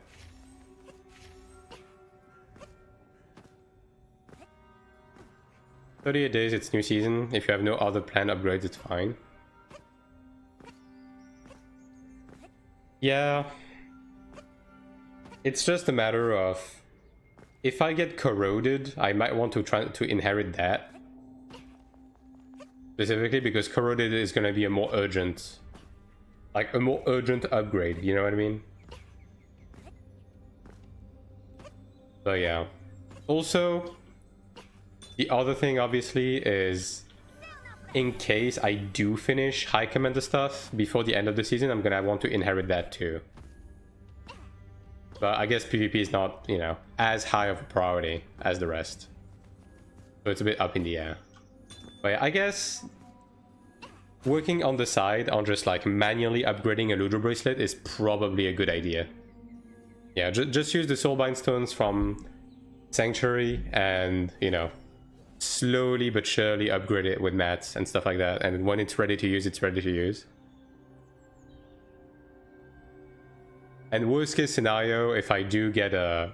let's say I get 2 faded bracelets, then I just transfer the Ludra into it, and it's not gonna cost me anything. Yeah, you know what? I think that's what I'm gonna do. Yeah. I'll just save my shit up and I'll start doing this next week if I don't get a faded. Because like these are just really fucking dated, man. These are really bad. These are really, really bad. I also do have a bunch of accessories saved up from regular dungeons to turn into potential stones. I don't know if that's going to be enough, but I mean, worst case scenario, I can literally just dissolve one of these earrings to get enough potential stones if need be. So, not that bad.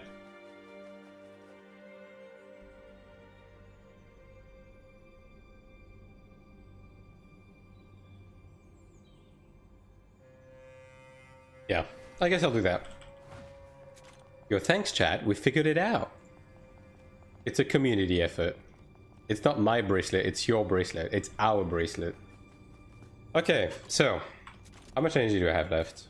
Okay, 500, yeah. I definitely need to keep some left over, because like, with sanctuaries and everything, I don't want to be too greedy. I will switch off my PC and craft mana stones in the mobile app. I mean, that's an option. Can I craft a Chromede stat here? I can. Alright. Let's make a quick 6 million chat.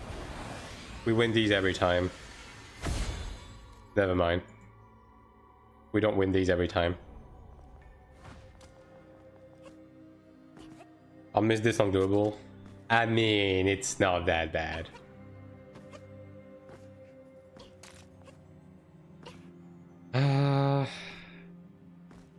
I'm trying to think what I can do right now, because I'm out of Transcendence, right? I can't do dungeons. I can do old dungeons, though. I've already finished my... I finished my Abyss quickly, right? Yeah, I did. I do need to do Rifting still, but... it's not Rifting time. I guess the other option right now is... I have two options. I can go do some old grinding for a little bit, or I can do some Abyss grinding for potential stands.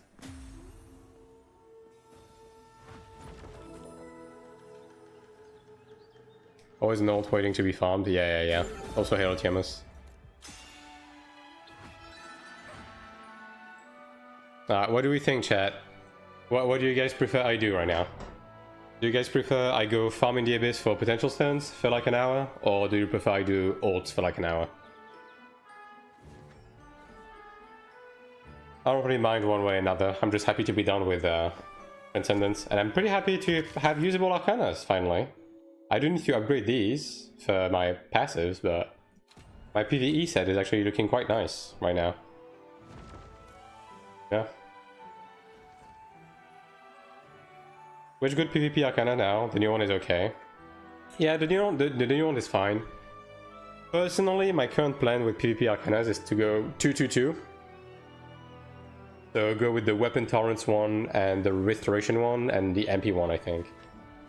I haven't looked into it too much though. Because like the main problem I have is I need a Space Goblet. So I can't really switch off of this one.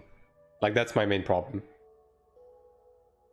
But obviously if you use a Time Goblet, then I think you can actually use the 4-piece PvP. Or the Weapon Damage Boost one. I think that's fine. Like the one that gives you a 10k shield I think is usable for most classes. Yeah. But yeah, I do need to give it a better look, because I mainly looked at the PvE situation since I'm just trying to prepare for Sanctuary 3 for next week.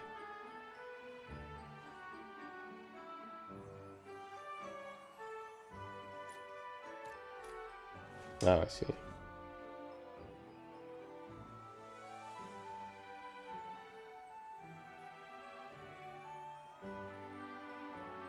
But yeah, what do we reckon? Old farming or Abyss farming?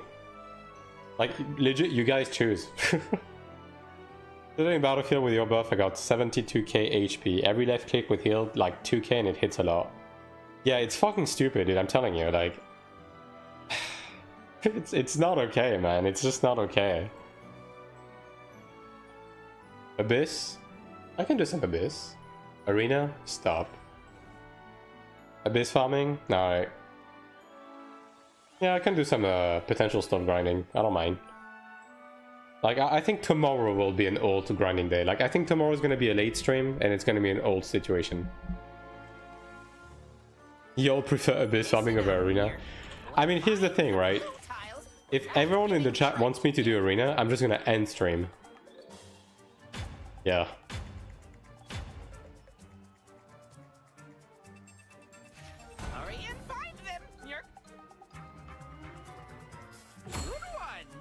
I tried to make that, so I already got 437k PvP set with Evasion build for Assassin. Yeah, that's pretty good.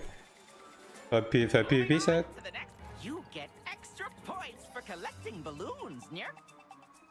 I'm with Sakura on this. Brother. You have 8 seconds to get the balloons and return to the correct tile. Here's the answer. Memorize the positions of the tiles and balloons together, Nyerk. Yeah, you guys are gonna have to be more convincing than that. Like, Arena is actual fucking CBT. Look out for the balloons and the tiles, Nyerk.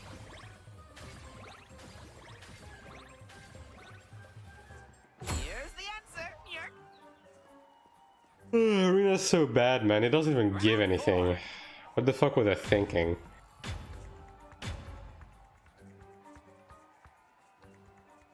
Look out for the balloons and the tiles, Nyerk. Here's the answer, Nyerk. Round 5. But the fact that you guys are advocating for me to grind mobs in the Abyss is crazy, though. Look out for the balloons I don't think you guys are prepared for what you're gonna be watching. Here's the answer. Yerk. Round 6.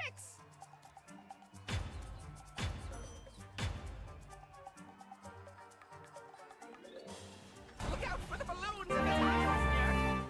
And thank you for the photo, Nix. Appreciate it.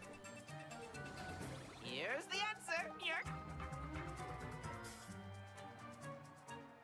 Round 7.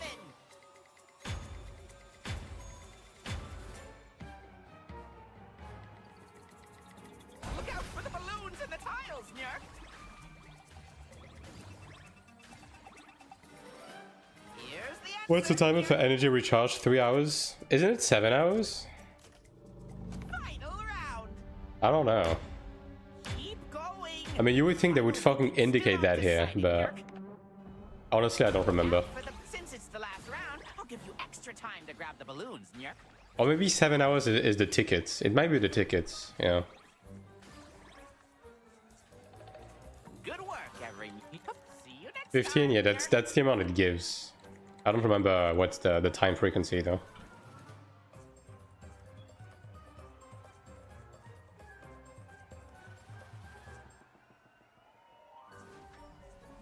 Is there a major update patch on May 27th? Yes. Oh, we're all gambling on this one.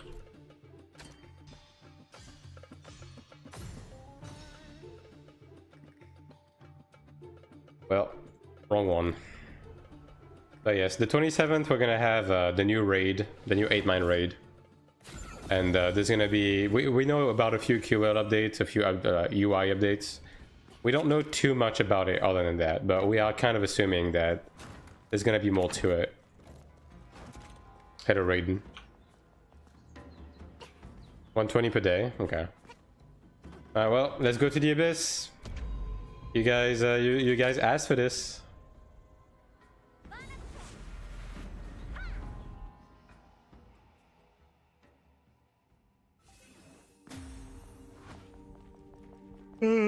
Reminder, I'm going to be farming in PvE gear, so if I get jumped, I die. Unless I have time to switch. This Pantheon shit is pissing me off, though. I'll say that. So bad. Buff Glad, give me Buff Glad. Holy shit, dude. Stop it. Oh, that's a Cleric. That's 50 people. 50 Cleric in a trench coat. Oh. Go away, dude. Well, they're chasing me. And I have the wrong tap targeting on. That's cool, I guess. Ranger. Ranger with a fucking battle skull, huh?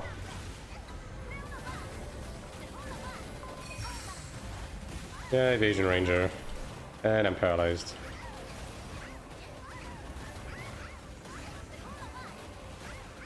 You know what?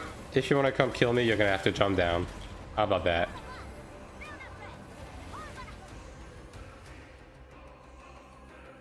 Alright. That's fine.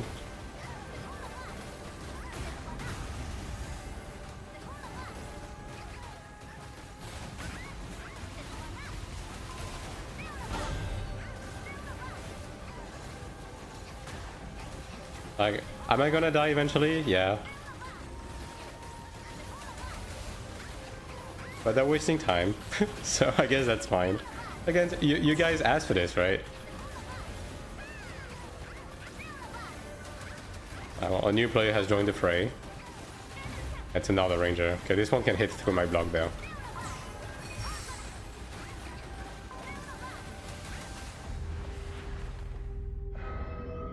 And now you guys have to walk back. Good job. What Pantheon change? Now it's just when you switch gear with the hotkey, it doesn't switch your Pantheon when you're in the abyss. I don't know why. Pretty dumb. What did I just see? The state of this game's PvP? Yeah. The corroded weapon skin actually looks pretty nice. Like, the daggers do look pretty cool. 3 people a whole minute to kill you? Well, it didn't really take a minute, but, you know. Yeah. Cleric doesn't do damage. It has sustain. That was never the problem.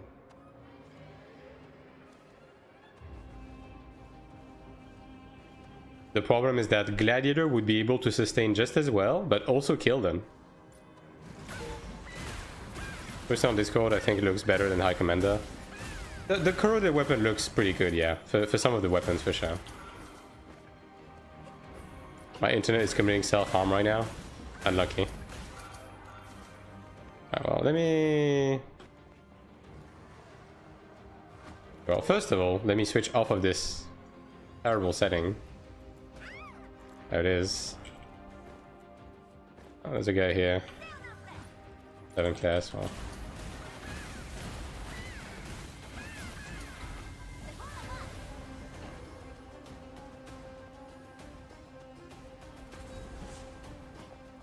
Oh well, this is open, so let me just switch to PV and switch back to PV tap targeting. And let's begin the grind.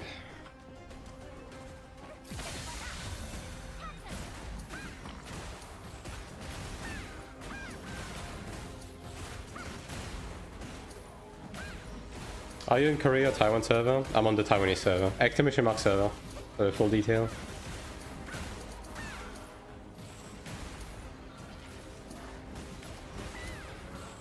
Aesthetic of this game can wait for the new expansion. Yeah.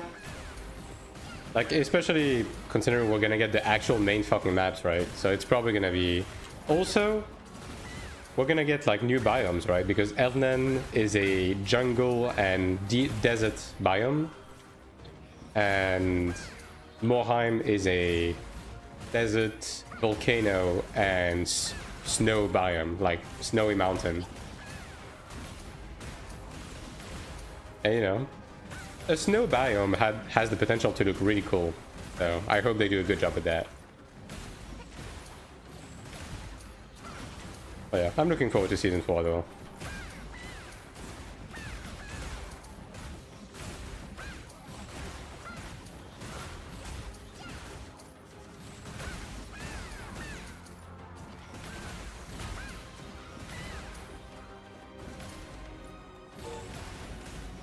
But at least when it comes to the mace, right? The corroded mace looks pretty lame, but the high commander mace is You know what? Let's look at it for a second.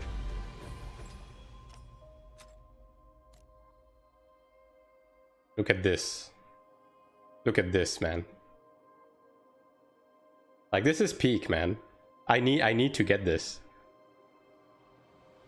What if you go farm ults and Gamba skins? I could do that, actually. I do have to do my ult corridors. Do you want me to do that, chat?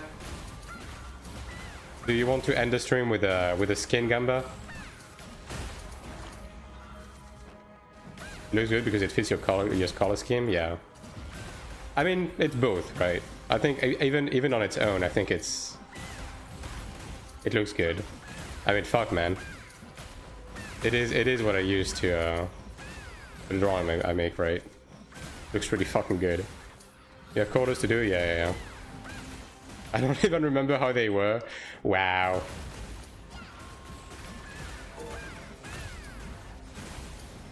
Feels chromed, man.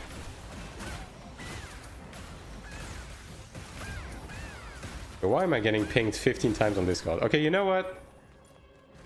I'll switch to my ults and do the corridors, so we can do the closet Gamba, and maybe we get the mace. Let's give it an honest attempt. When do corridor reset? Well, they just did because siege just happens. The corridors reset after siege, right?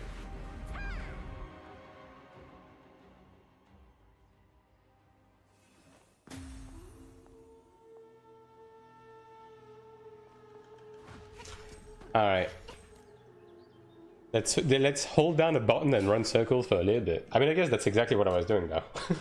So, same thing, different characters, I guess. Different context.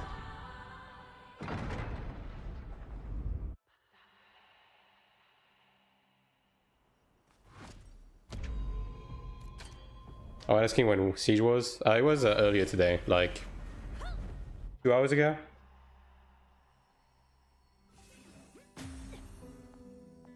We got 4 corridors again. And Chromite got 0 again. Just as God intended. Alright.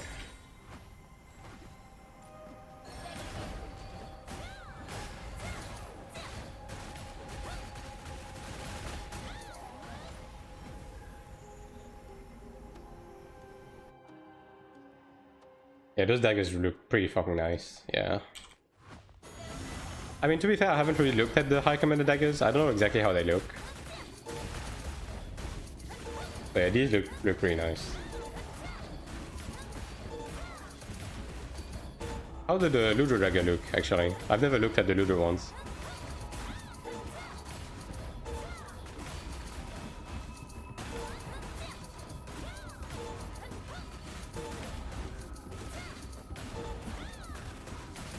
And this character might unironically be farming faster than my Cleric in this. That's a bit sad, honestly. Eugene said Ludo looks ass on Sin. I don't have it yet. Okay. Unlucky. I mean, okay. The Ludra weapons tend to look pretty bulky, so maybe the, you know, bulky daggers tend to not look the best.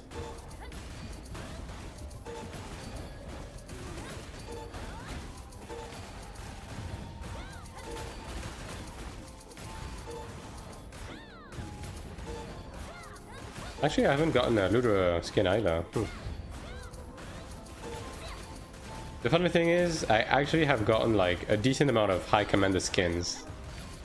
Like, I think I have the headpiece, the cape, the legs, and then like the earrings or something.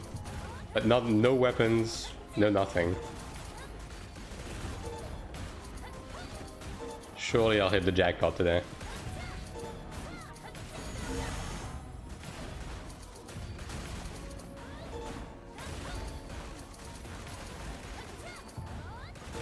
Imagine getting orange skins. I mean, is this game pay to win? Yes. If you have more questions to be more specific, I can provide them to you, but the bottom line is yes. I have a high commander book skin, but I don't like it. Yeah, books are a bit of a hard sell, to be fair. I don't know if I've ever seen a book skin that I like in this game.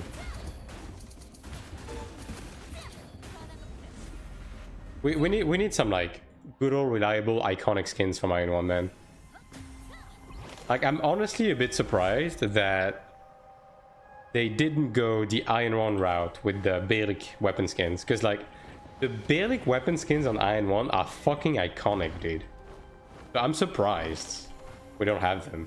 But then again, I guess, you know, technically it's level 45. Maybe we'll start to get them at level 50.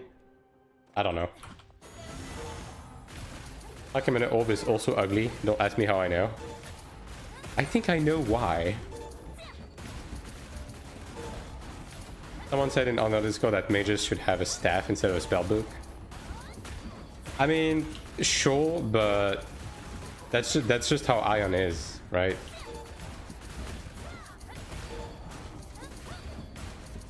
I want my fire dragon weapon for Iron 1. See, that's another one.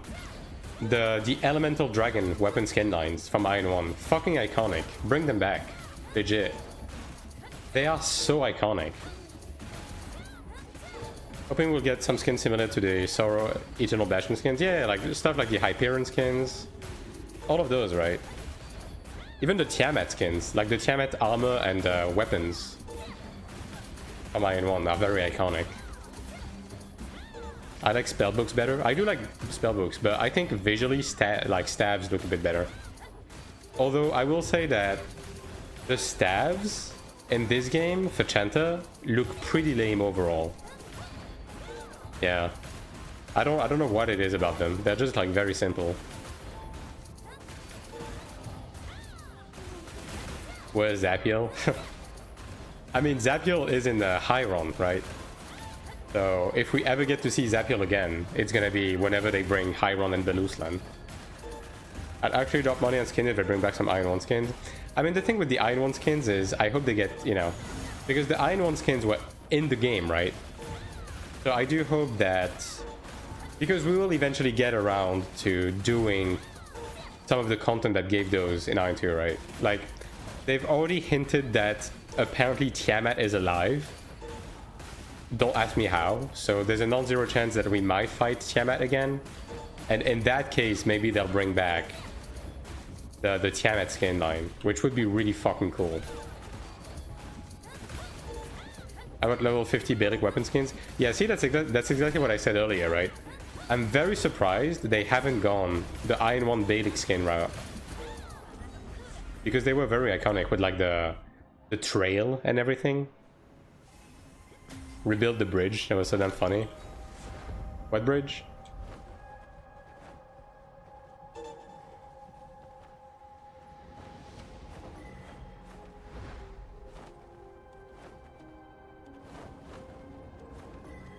Old skins, but after global. I mean, I think it's just a matter of waiting for the expansions, right? Because like the version of the game we have right now is it's pretty basic, right? We are level 45. We only have access to Old Guard and Verderon. We don't have a main capital. Like, we don't have the main maps. We don't have anything, right? Like, Season 4 is gonna bring us the first set of real maps with Moheim and Outland. It's gonna bring back Sanctum and Pandemonium. Like, I would expect the game to take a turn once we reach Season 4, personally. Like, I have a feeling the game is gonna take a turn. But I guess we'll see. Like, this is very much like anticipated access type of scenario.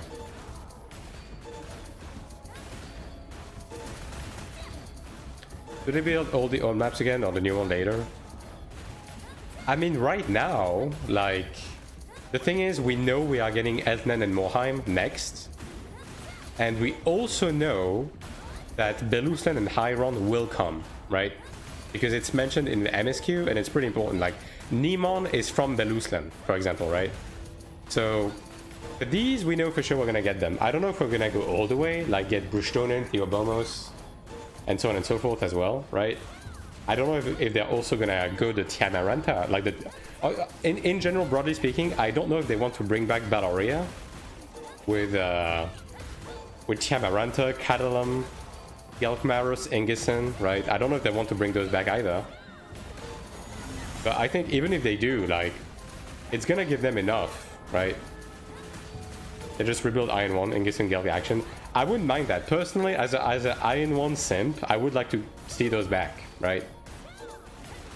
Like, fucking give me Pandemonium and Unreal Engine 5 and I'll be a happy man. You know what I mean? Like, it's not that deep.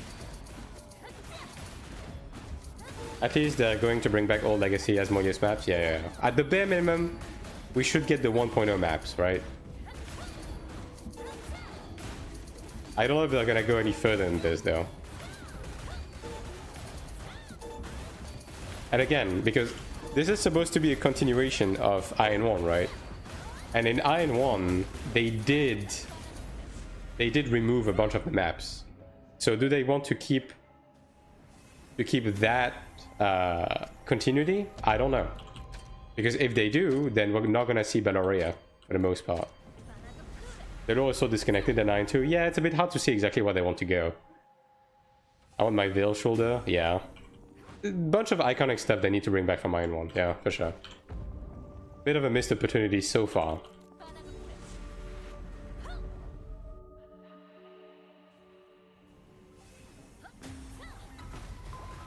Are they camping? It's the same people as before, actually, yeah. If Tiamat is alive, I'm curious to see if Baloria is going to come back in some shape or form. Yeah, because Tiamat is the one that brought us to Tiamaranta, right? In the super cool cutscene, which, God, nobody's going to remember that. Yo, you guys remember the starting teaser cutscene in Gelkmaros with Tiamat that just fucking pops out of nowhere and just like wipes the entirety of a fucking army in the tier 3 of Gelkmaros in front of Volgarten? Like, that's why. Like, we chased Tiamat to Tiamaranta because of that, right? So if Tiamat is back, right, it might be a good a good excuse to go back to Tiamaranta. But Tiamaranta is supposed to be gone. So, I don't know, it's a bit confusing. Please let Tiamat rest, yeah. I don't know, man. I like the Below Lords from Iron 1. And, like, there's a couple of them that we know are still alive. Like, we are still supposed, like... Didn't fucking Baritra run away with the fucking Seal's Relic or something? Like, where the fuck did he go?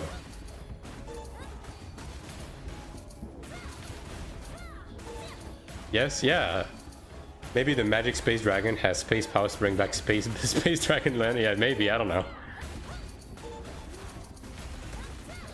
I mean, isn't the fucking space guy, fucking Israfel or whatever his name is? The guy who pretended to be... The guy at the lead, at the head of the Letharist. Which, by the way, what the fuck did the Letharist go?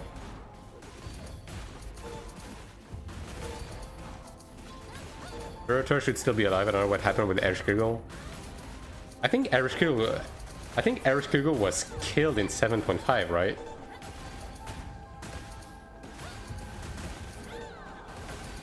Wasn't she? I think so. Ereshkigal is dead as well. Yeah, I think so, right?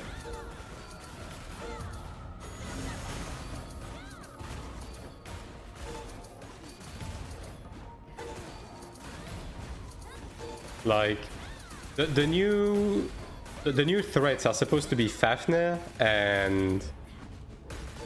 God, what's the name of the fucking chick in the... in 8.0? I don't remember. The one that you prevent from ascending into Below Lord, but that ascends into it anyways. And it's supposed to be the main threat in 9.2. Inanna, yeah, there you go. So it's Fafnir and Inanna that are supposed to be the main threat right now. Did we even hear about Inanna in 9.2 yet?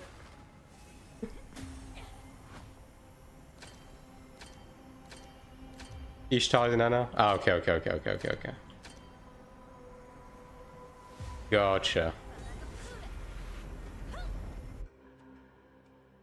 Yeah.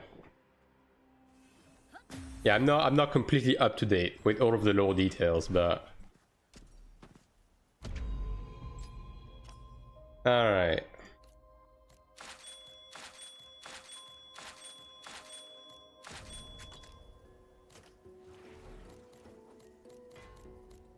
Oh, dude.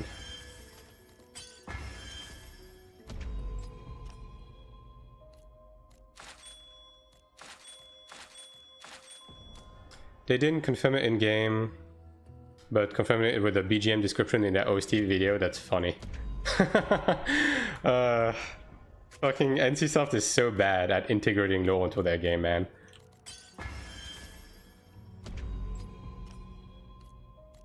Is it worth crafting superior mana stones from intermediate? Yes, it is. Like, you can just throw a big fucking batch and go to bed or something, and you'll make money. Every now and again I do it.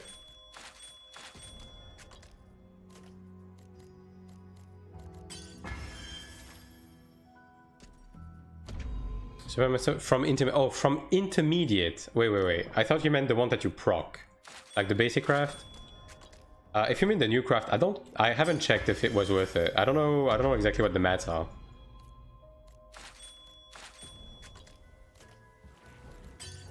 Yeah, like the basic craft is definitely worth it. I don't know about this one though. I'm not 100%. Well, hint Fafnir is the only one we have no clue at all on its origin. Yeah. I mean, Fafnir is a pretty common dragon name, right?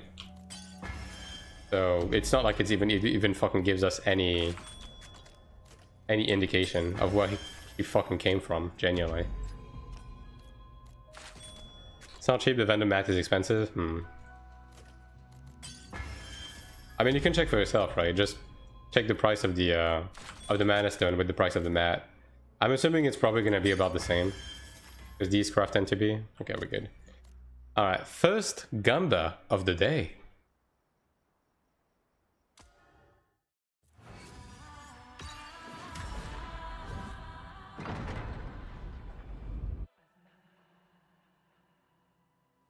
I'm assuming it's 20k?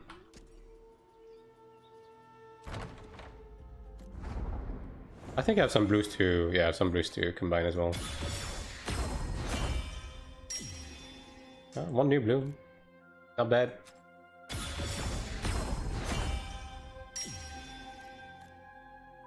Alright, 28.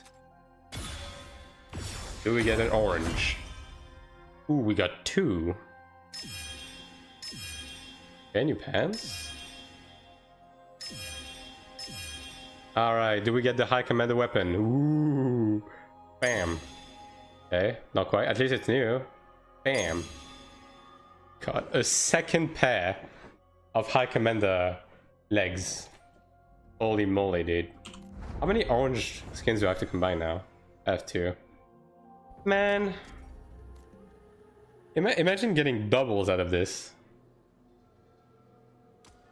Deserve dupe. What did I do to deserve this, man? Alright, well, next character.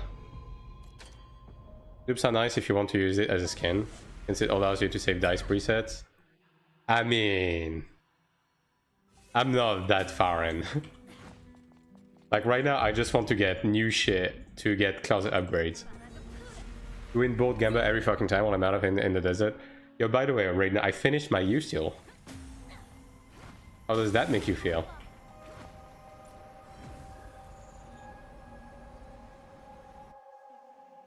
I mean, to be fair, right? You did miss 1 week of dungeons, right? So there's that.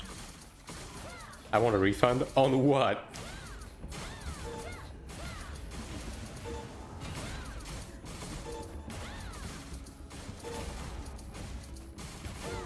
This thing of guaranteed craft? Nah. Guaranteed crafts is for punks. Refund on my life? Okay, fair enough. Do you have a ticket for that?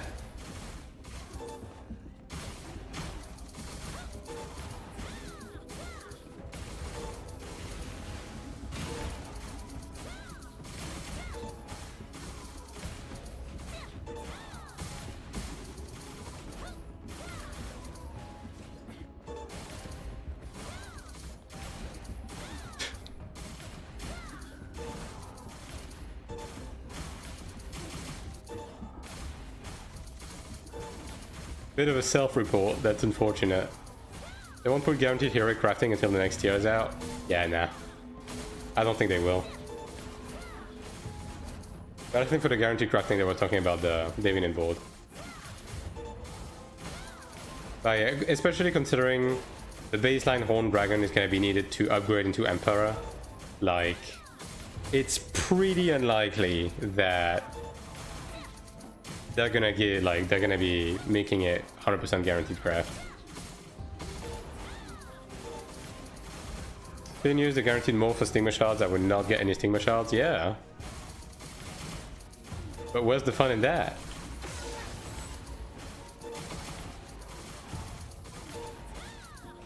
Look, if you don't Gamba on Taiwan, when are you going to Gamba? You know what I mean? I tapped 100 stigma shards almost until all of them. I mean, that's a skill issue though. Like, the method still works, that's just a you problem.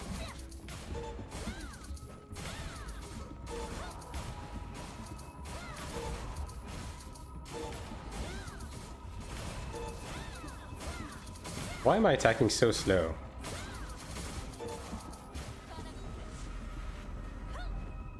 That's crazy. I mean, you know, the attack speed on this character isn't the best, but still. Need a new gaming chair? Yeah, precisely. Like, there's some sort of user error here. Gambling always works.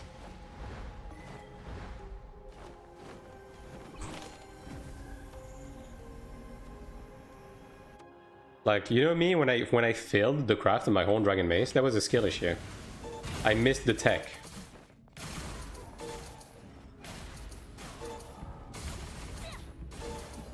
AION 2 is closed in Taiwan. What do you mean it's closed in Taiwan? You mean the servers? No, you can make a character whenever.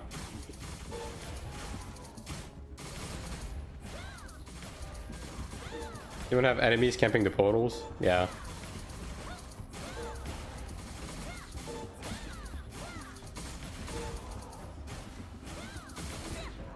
like this server matching has been okay overall. Like we are dominating, they're not really camping too much. Like they camp a little bit, but not too much. I tried to log in, I can't. You're gonna need a VPN. Like if you don't have a VPN, it's not gonna let you in. And you're gonna need one of the like quote-unquote bigger gaming VPNs, because like the really cheap ones tend to not work. So stuff like, you know, exit lag, lag go fast, etc.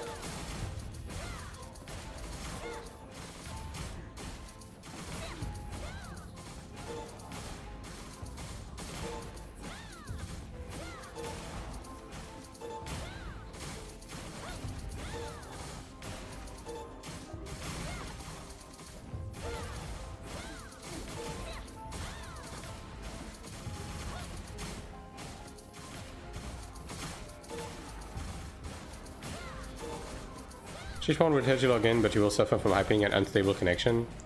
I think because like earlier a while ago they did a ban on some of the VPNs, specifically the ones that bots use, right? And I think someone told me that like Mudfish wasn't working anymore. I don't know if that's still the case, but yeah, that's what I was told back then.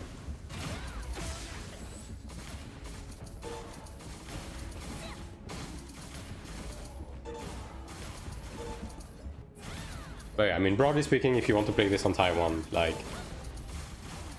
exit lag and lag go fast tend to be your best bet.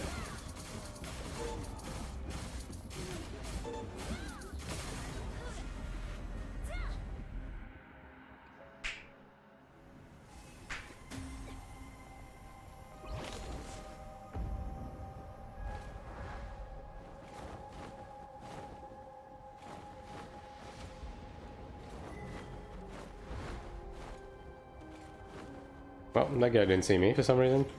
Literally collided with him, but you know. Oh, here's a guy camping.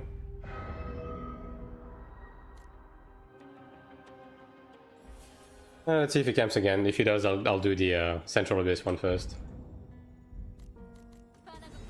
Played like this for some time? Yeah. Like, I was using Noping at the beginning, and Noping was so complete dog ass. Like, the game was barely playable.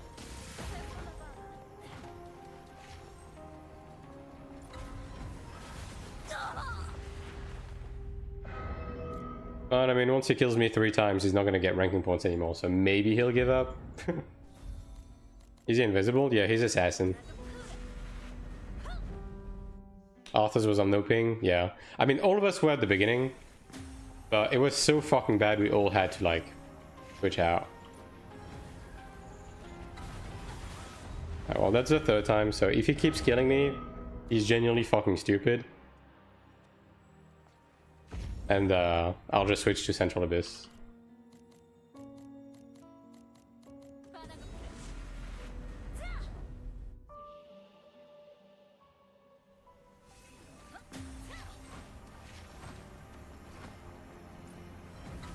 Okay, this guy is mentally challenged. Central Abyss it is.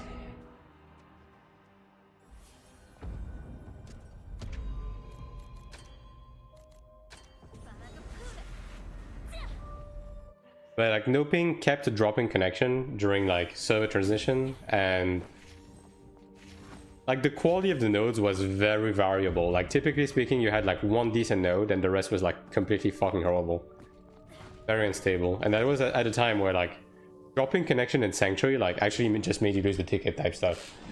So when I was doing Sanctuary, I had to use like really unstable nodes just to make sure that I didn't drop the connection. So like if you look at my first Ludra kill, I had like 400 ping on that kill. Like if you go on my YouTube channel and go back to my my first kill vault for Ludra, I had 400 ping. People who camp artifacts like that, yeah, just losers don't.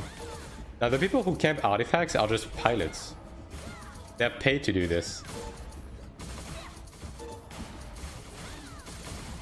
Like pilots just camp artifacts because it's the easiest way to get points.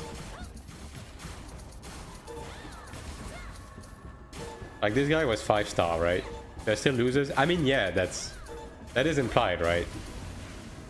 But there's a rhyme to the reason.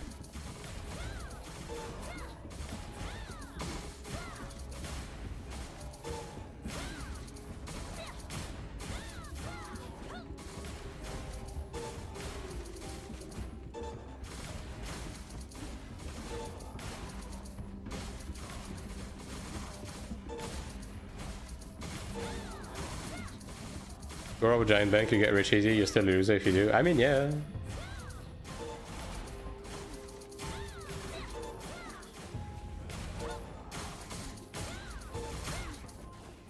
Could be worse, right? You could be making AI TikToks. Now that is a new low. I've seen groups of people camp artifacts right to siege, but never a solo guy heading in stealth. Yeah, I mean, usually it's typically like both. Now, to be fair, the people in groups are also pilots. It's just that pilots tend to group together. Just to make it easier. Because some of those people don't even know how to play the class, they just hold down the button. But my AI gooner TikToks, yeah, well. Unethical goons.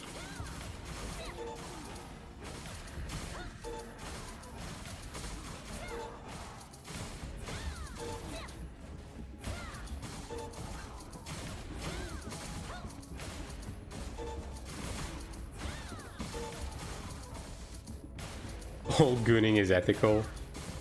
Well, I wouldn't say that, Raiden. And you wouldn't say that either.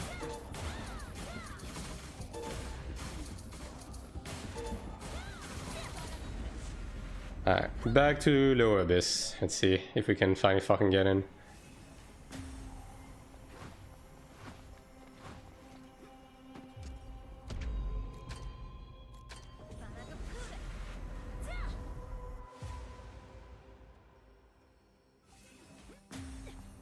Alright.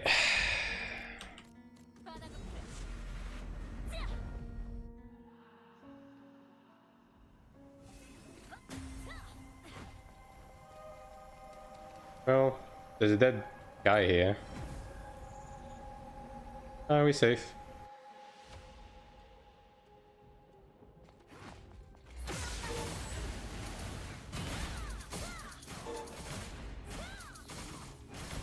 People into the corridor, and then once they're done, they'll go terrorize the other side or can't get that corridor. Yeah, I mean, that's it's just a like normal cycle, right? You know what I mean? That's pretty normal. That doesn't count. I mean, yeah, but that's why you gotta be careful with such statements.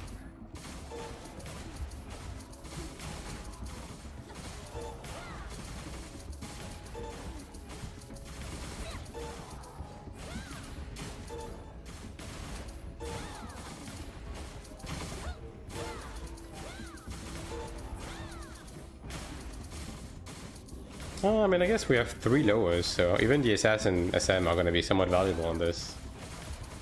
I might just do like a Giga Gamba to wrap up. Like do this and then just do all of the ults and Gamba everything at once. Might be the play.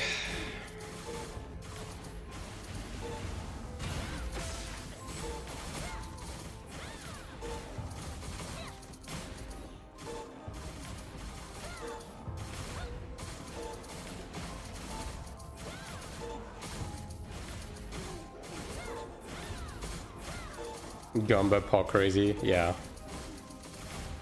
I just want to get my high commander mace, man. That's all I want.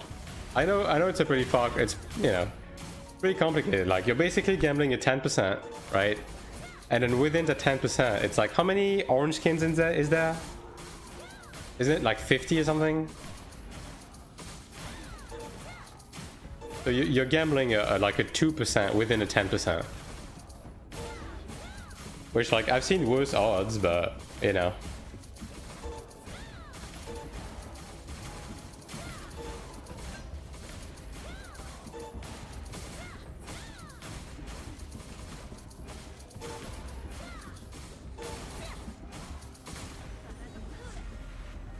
Would be nice if we had more sources of gold lucky auras though. Like I think they're not very generous. Like this guy is actually fucking stupid.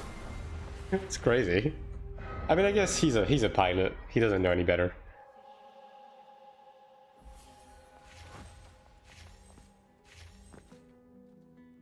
Alright, let's get out of here.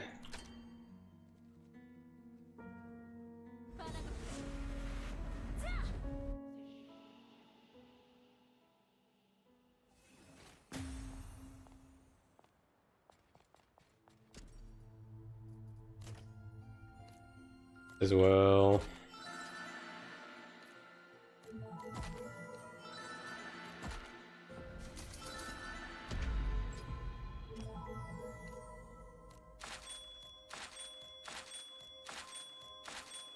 All of this AP. Do I need this for anything? I kind of don't, right? Just fucking disenchant everything, man. Except the cape. The cape can stay. Man, I didn't even get any of the skins. That's crazy. Like, see, this is why Abyss skins are so much better, because you're guaranteed to get them. Which feels like such a fucking oversight. I genuinely don't know if they intended this for this to be the case, but I guess we'll take it, right? Like the closet grind, the closet grind without the Abyss stuff would be fucking insane. Like, actually. Especially considering the gold and orange stuff is what gives you the biggest amount of stats. I hope it's intended. It's the only way to get orange skins. Yeah.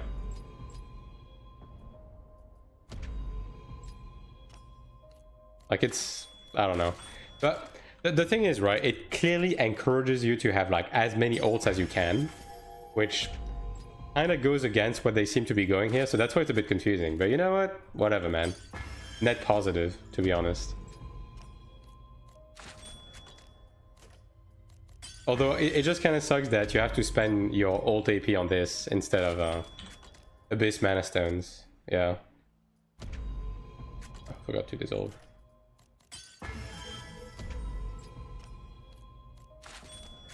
Like, if I spent all of that AP into Abyss Mana Stones, I would be making insane stonks.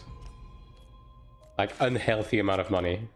But gotta go for the closet grind. If they remove it on global, good luck. Yeah.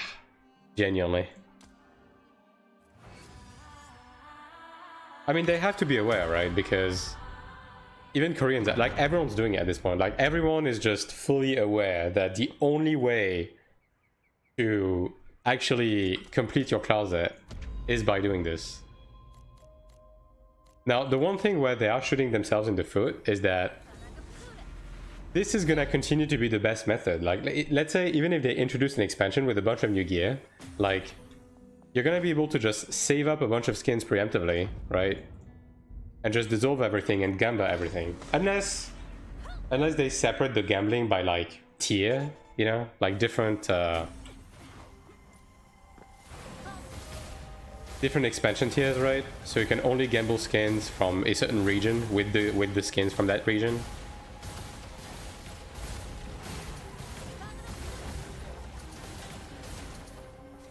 Do you know for the empty closet? It's not for the empty closet title. It's for the collection. It actually gives you like a decent amount of stats.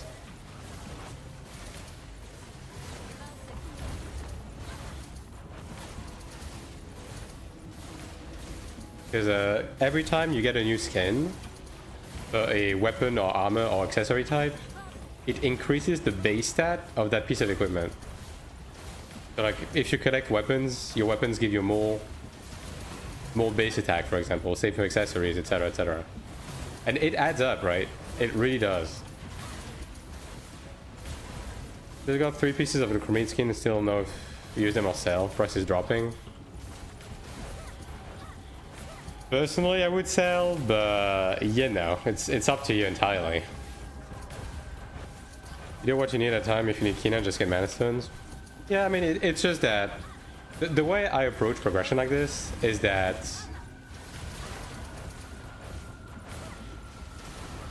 when you have specific like content that is the specific source of like a specific upgrade type, you kind of do it for that specific upgrade type, because it's not like you're going to be able to catch up by doing another content type, right? So you do want to be progressing on multiple different things at once.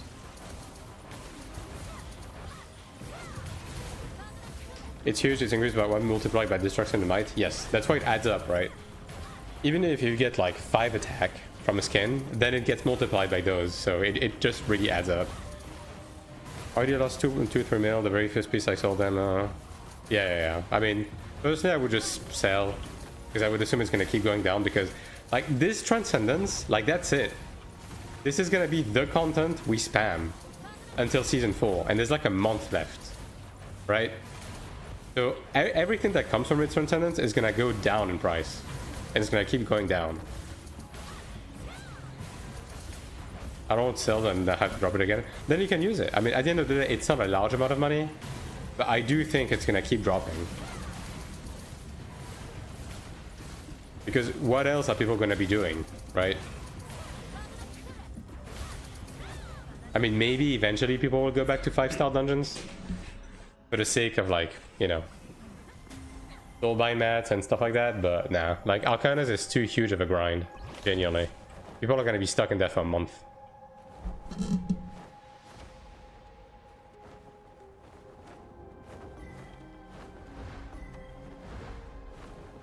When I'm done with cards, I'll do that. Yeah. But in order to be done with cards, like done, I guess it depends on how demanding you are, right? Because I don't think you're ever quite done with cards, especially when it comes to the chalice and the scale. If you're doing both PvE and PvP sets, like, there's so much you can optimize that, yeah.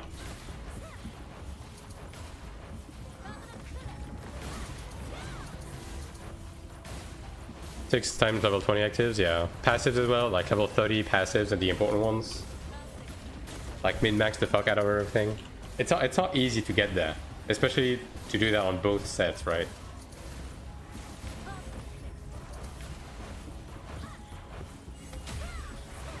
Good thing of Soul is we have one main passive, well.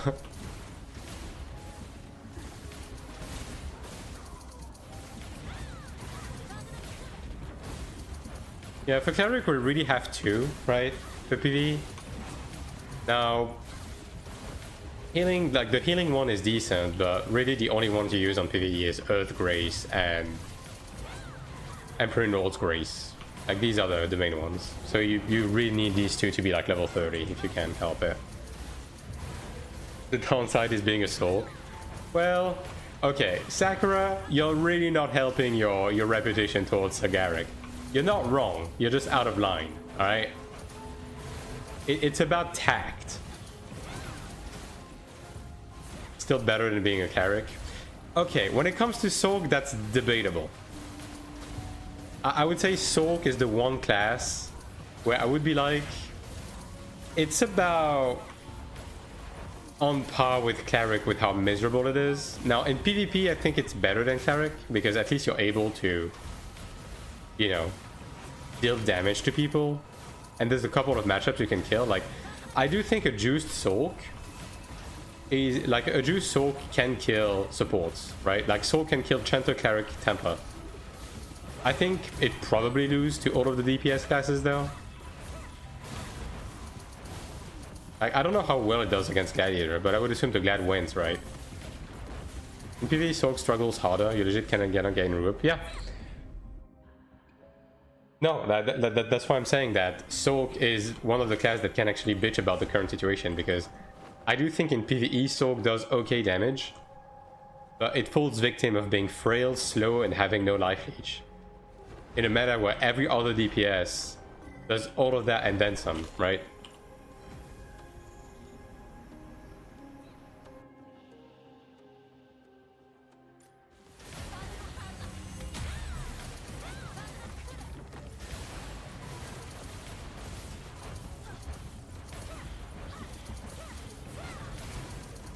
I'd rather take a 500k Cleric than a 700k Soul.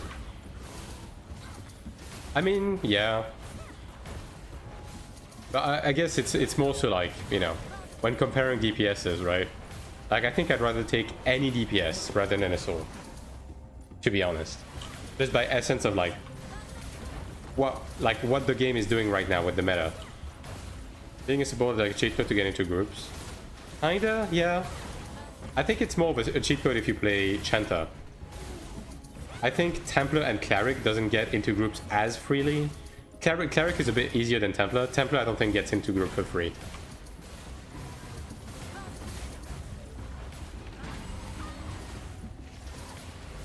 Or maggots for life, yeah.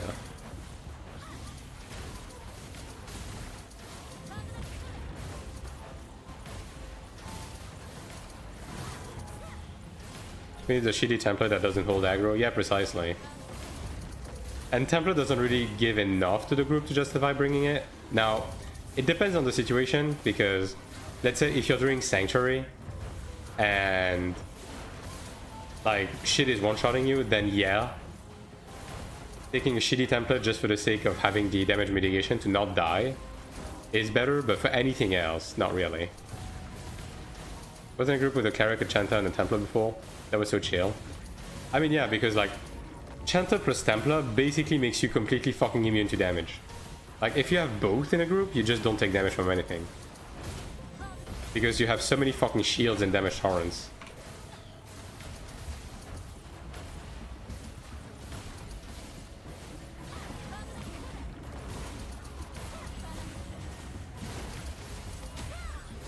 I probably even managed to keep aggro if I went in more than double his damage.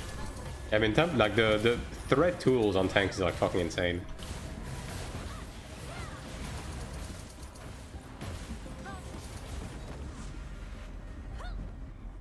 It's hard to not keep aggro on Templar? Yeah. Like you have to be getting severely out-damaged. Or you have to have like really shitty ping and also get severely out-damaged.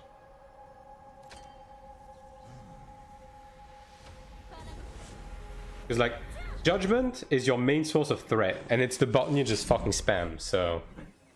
Yeah. Like, if you use Taunt and Judgment, like, you're good. You just never fucking lose aggro.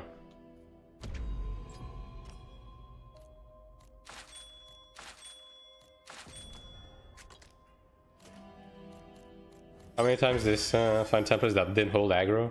What do you mean, find? I never make the groups.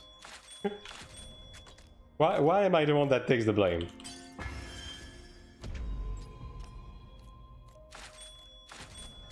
Yeah, threat at all. Templar is free if you have fingers. Yeah, I mean, Gladiator has the advantage to be doing more personal DPS than Templar.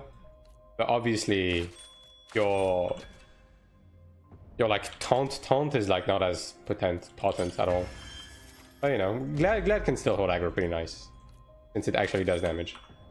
Back in Cradle days, well, I mean, that's... There's ultimately a reason why I'm just letting you make the groups now. Because, you know, being able to input the funny Chinese characters into the group recruitment brings in better people, it turns out. Who would have thought, right? Who would have thought?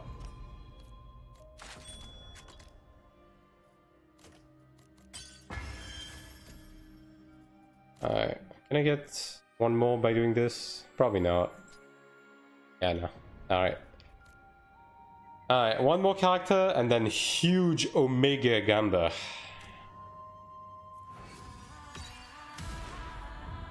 Six-man party was nice, you can run more party synergy. Yeah, I mean, at the end of the day, like, increasing the group size to 6 is going to improve a lot of the problems, but they still need to fucking remove life-leech from the game.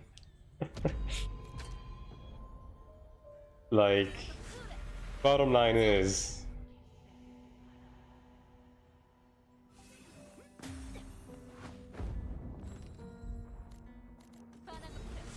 Like, I think a skill like Life-Stealing Blade can be nice if it applies to the group only and not yourself.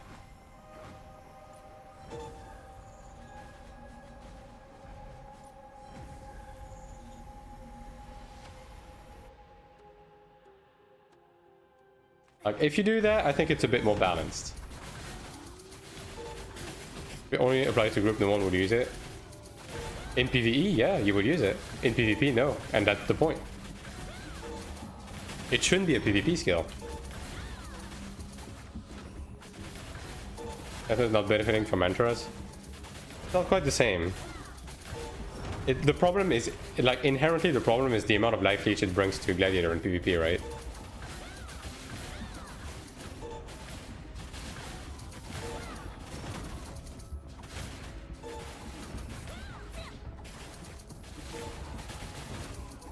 Like, if you want to keep it, there needs to be a middle ground.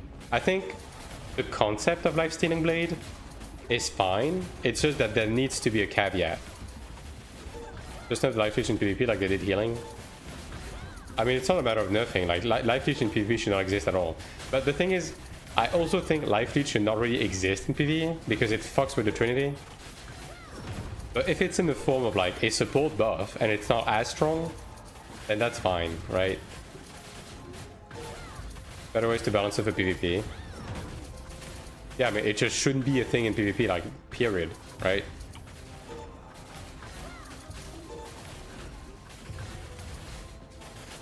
They removed healing from clerics pretty much. Yeah, I mean, they nerfed it, which I think was necessary, by the way. Like, don't get me wrong, right?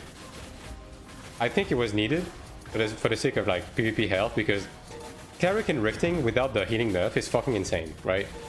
So something needed to, like, give.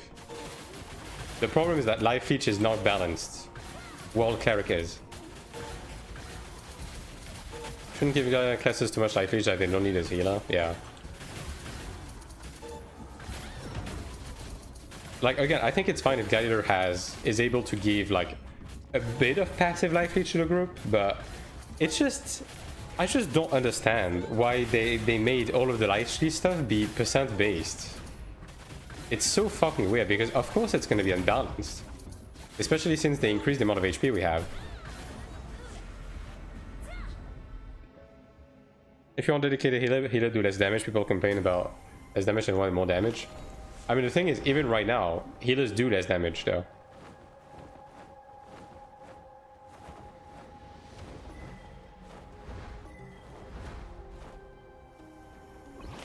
Full stacking HP right now, so take advantage of HP leak scaling. Like, it's fucking insane. I mean, you saw the Templar in Arena earlier, right? The Templar I had in Arena earlier was not even fucking dealing damage to me. But because of the percent based life leech, every time he was using Judgment and left click, like, he was healing for 8,000 every second. Like, just hitting me. 8,000 per second. Like, just hitting me. And he was hitting me for 1 point of damage for like half the attacks. Like, that's not fine.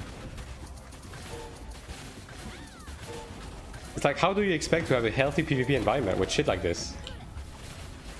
Especially when you have classes that don't have CC, right?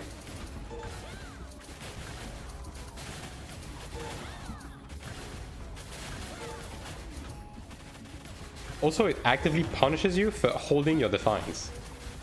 Because if you get stunned and you hold your Defiance, then the guy hitting you just fucking regens to full.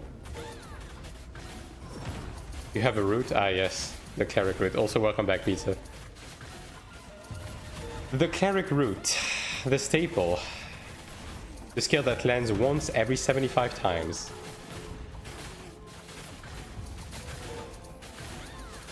And it doesn't even do anything, by the way, because, like, in the case of a Templar could just fucking pull you anyways.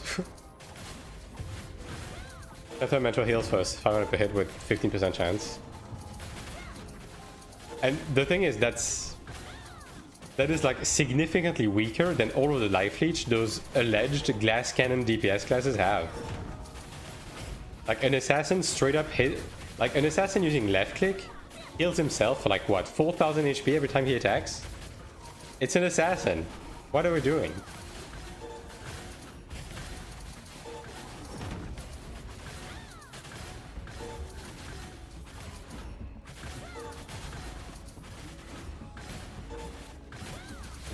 Like, Cleric, you have to stop and fucking cast a heal. You heal for 10k. A Templar use left click and E and heals for 8k while also dealing damage. Is there a huge disparity between classes when it comes to corridor AP gain? Not really, because, like, the respawn rate is finite, so you kind of cap out around 60k AP. BNS Assassin as an inspiration? Yeah, I mean, that's just... Edo Sandvik. PvP's in a bad state, need to remove self-heal, like I know once you see, yeah. Does choosing a faction in the game provide any advantages or disadvantages to my character? Nope, it's just purely cosmetic. Like you'll have a different main map and different wings, and that's about it.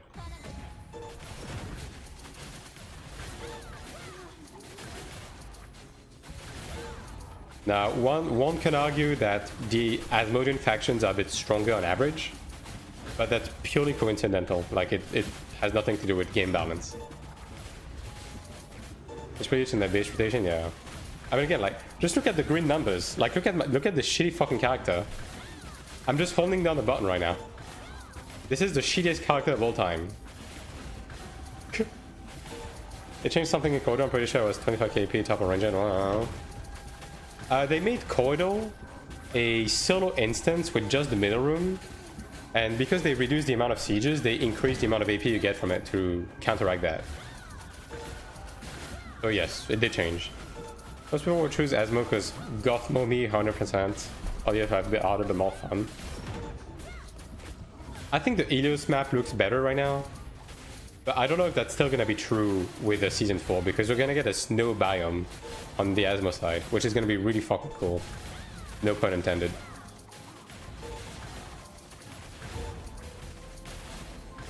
Elden and Moheim, yeah.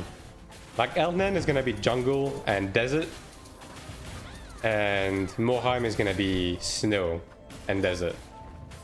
With a bit of lava as well. Bit of a volcanic area.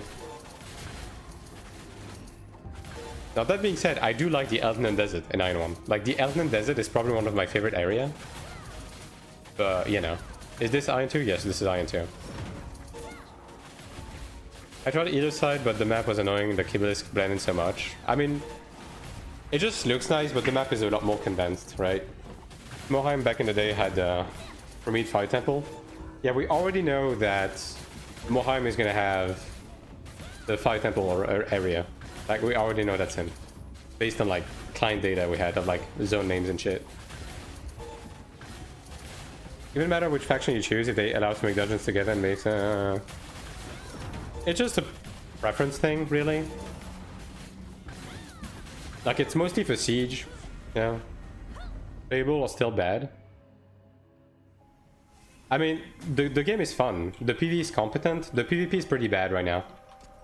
Yeah, the game is worth playing. Now that being said, for foreign players, I would say just wait for global. I would say for 99% of people, it's not worth playing on Taiwan right now. Like, just wait for global. What's the smoothest class to play in your opinion? Smoothest class to play? I mean, the thing is, I play with 200 ping, so... For me, nothing is smooth. I guess it depends on what you mean by smooth, yeah. I don't like PvP. PvE is fun. Yes, the PvE is pretty fun right now. Although it's a bit lacking in challenge on the high end. Like, some of the latest content we've had is decently challenging, but it's not anything special, right? So right now we are waiting for them to release an improved PvE over time, which, you know, they will. The game has only been out for 6 months, right? So PvE will get better. Like, the game clearly has potential. They've shown us that they have the potential to do good stuff with PvE. Are dungeons like content cross-server? Yes. Dungeons are cross-server, cross-faction.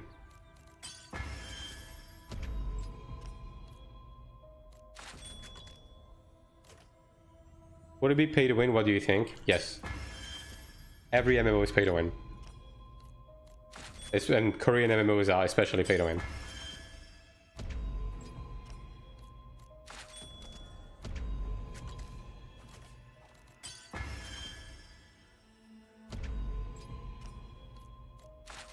Hardcore pay to win or not? It depends on your tolerance for it. Like, I only pay for the sub, and I'm able to keep up in both PvE and PvP gear-wise, and I'm just fine. Like, I'm able to do the PvE content on release, and I'm able to be competitive in PvP, right? Well, as competitive as my shitty class allows it to be, right? But, you know. It's not like skill flow rotation, but I guess with 200 ping it's hard to say. Yeah, it's really hard to say, right? I think every class feels about the same, though, in terms of how they flow. Maybe some are a little bit more clunky, right? I think Sork and Ranger are a bit slightly more clunky. And thank you for the follow. I wanted to call him Mr. Beast, but that's not how that reads. But yeah, thank you for the follow. Appreciate it. It's only challenging because we have high ping. I mean, I think mechanically the new Transcendence dungeon is pretty sound. My SM hits 5th rank. Holy shit. Crazy. Ranger feels nice to play apart from the mark skill. Yeah, the mark skill is the thing, right? Like the backwards jump feels pretty bad. But I think every class is about on par with how fluid they feel. Are people spending money literally does not affect you at all because you're unforced to interact with PvP? Yeah, pretty much. Like, the fact people spend money in the game has no bearings on you as a person, especially if you don't interact with PvP. Like, genuinely, you should not give a shit. That is just boring, not clunky, but boring, yeah. Alright, it's time for the Giga Gamba chat. Are you ready? Are you prepared? Are you prepared? How many goals do we have? 59 golds to Gumball. That's pretty good. Pretty good. We're gonna have multiple layers. Can we get the High Commander May skin? Can we get any orange? Ooh, ooh, 3 orange. Ooh. Okay, we'll go one by one. No, I don't like your attitude.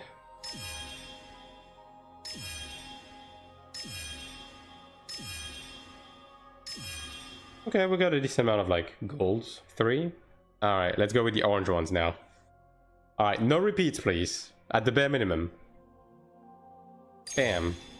Okay, I mean that's a new skin at least.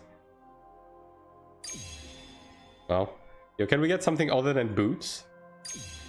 Oh my god, I got another double, dude. Alright, well, one more orange double and I have a guaranteed orange Gamba, I guess. That counts for something. Well, no orange on this. Oh, we're gonna have more Gambas. Okay. I mean, hey, getting new stuff is getting new stuff, right? Can't complain too much. Ooh, okay. We get one more chance, chat. One more chance. What percent on closet are you at? I can check afterwards. Bam. Fucking earrings. Well, at least I guess it's new. Well... 77%. Making some good progress at least.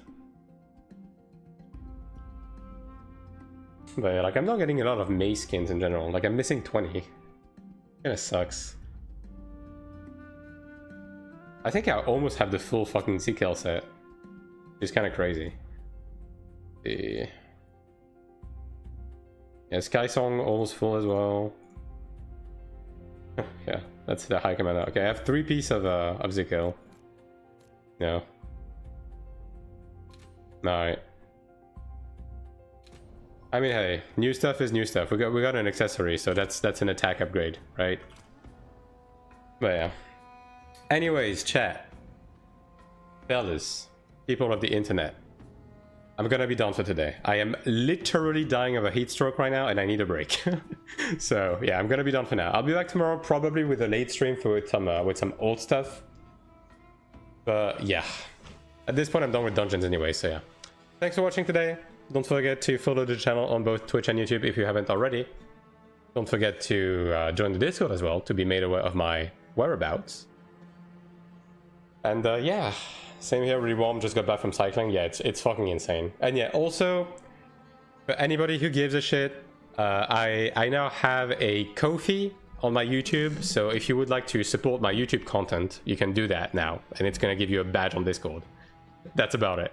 I don't really want to lock anything behind a paywall for the YouTube side, but if you want to support my YouTube specifically, you now have the option to do that. So yeah, check it out if it interests you, but regardless, thanks for watching today. Have a great rest of your day.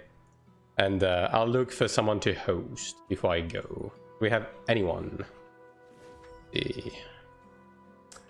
Well, Asylon is streaming, so I guess, as usual, I'll send you guys over to Asylon. Bam. Alright. Again, have a great rest of your day, and I'll be seeing you guys tomorrow. G's.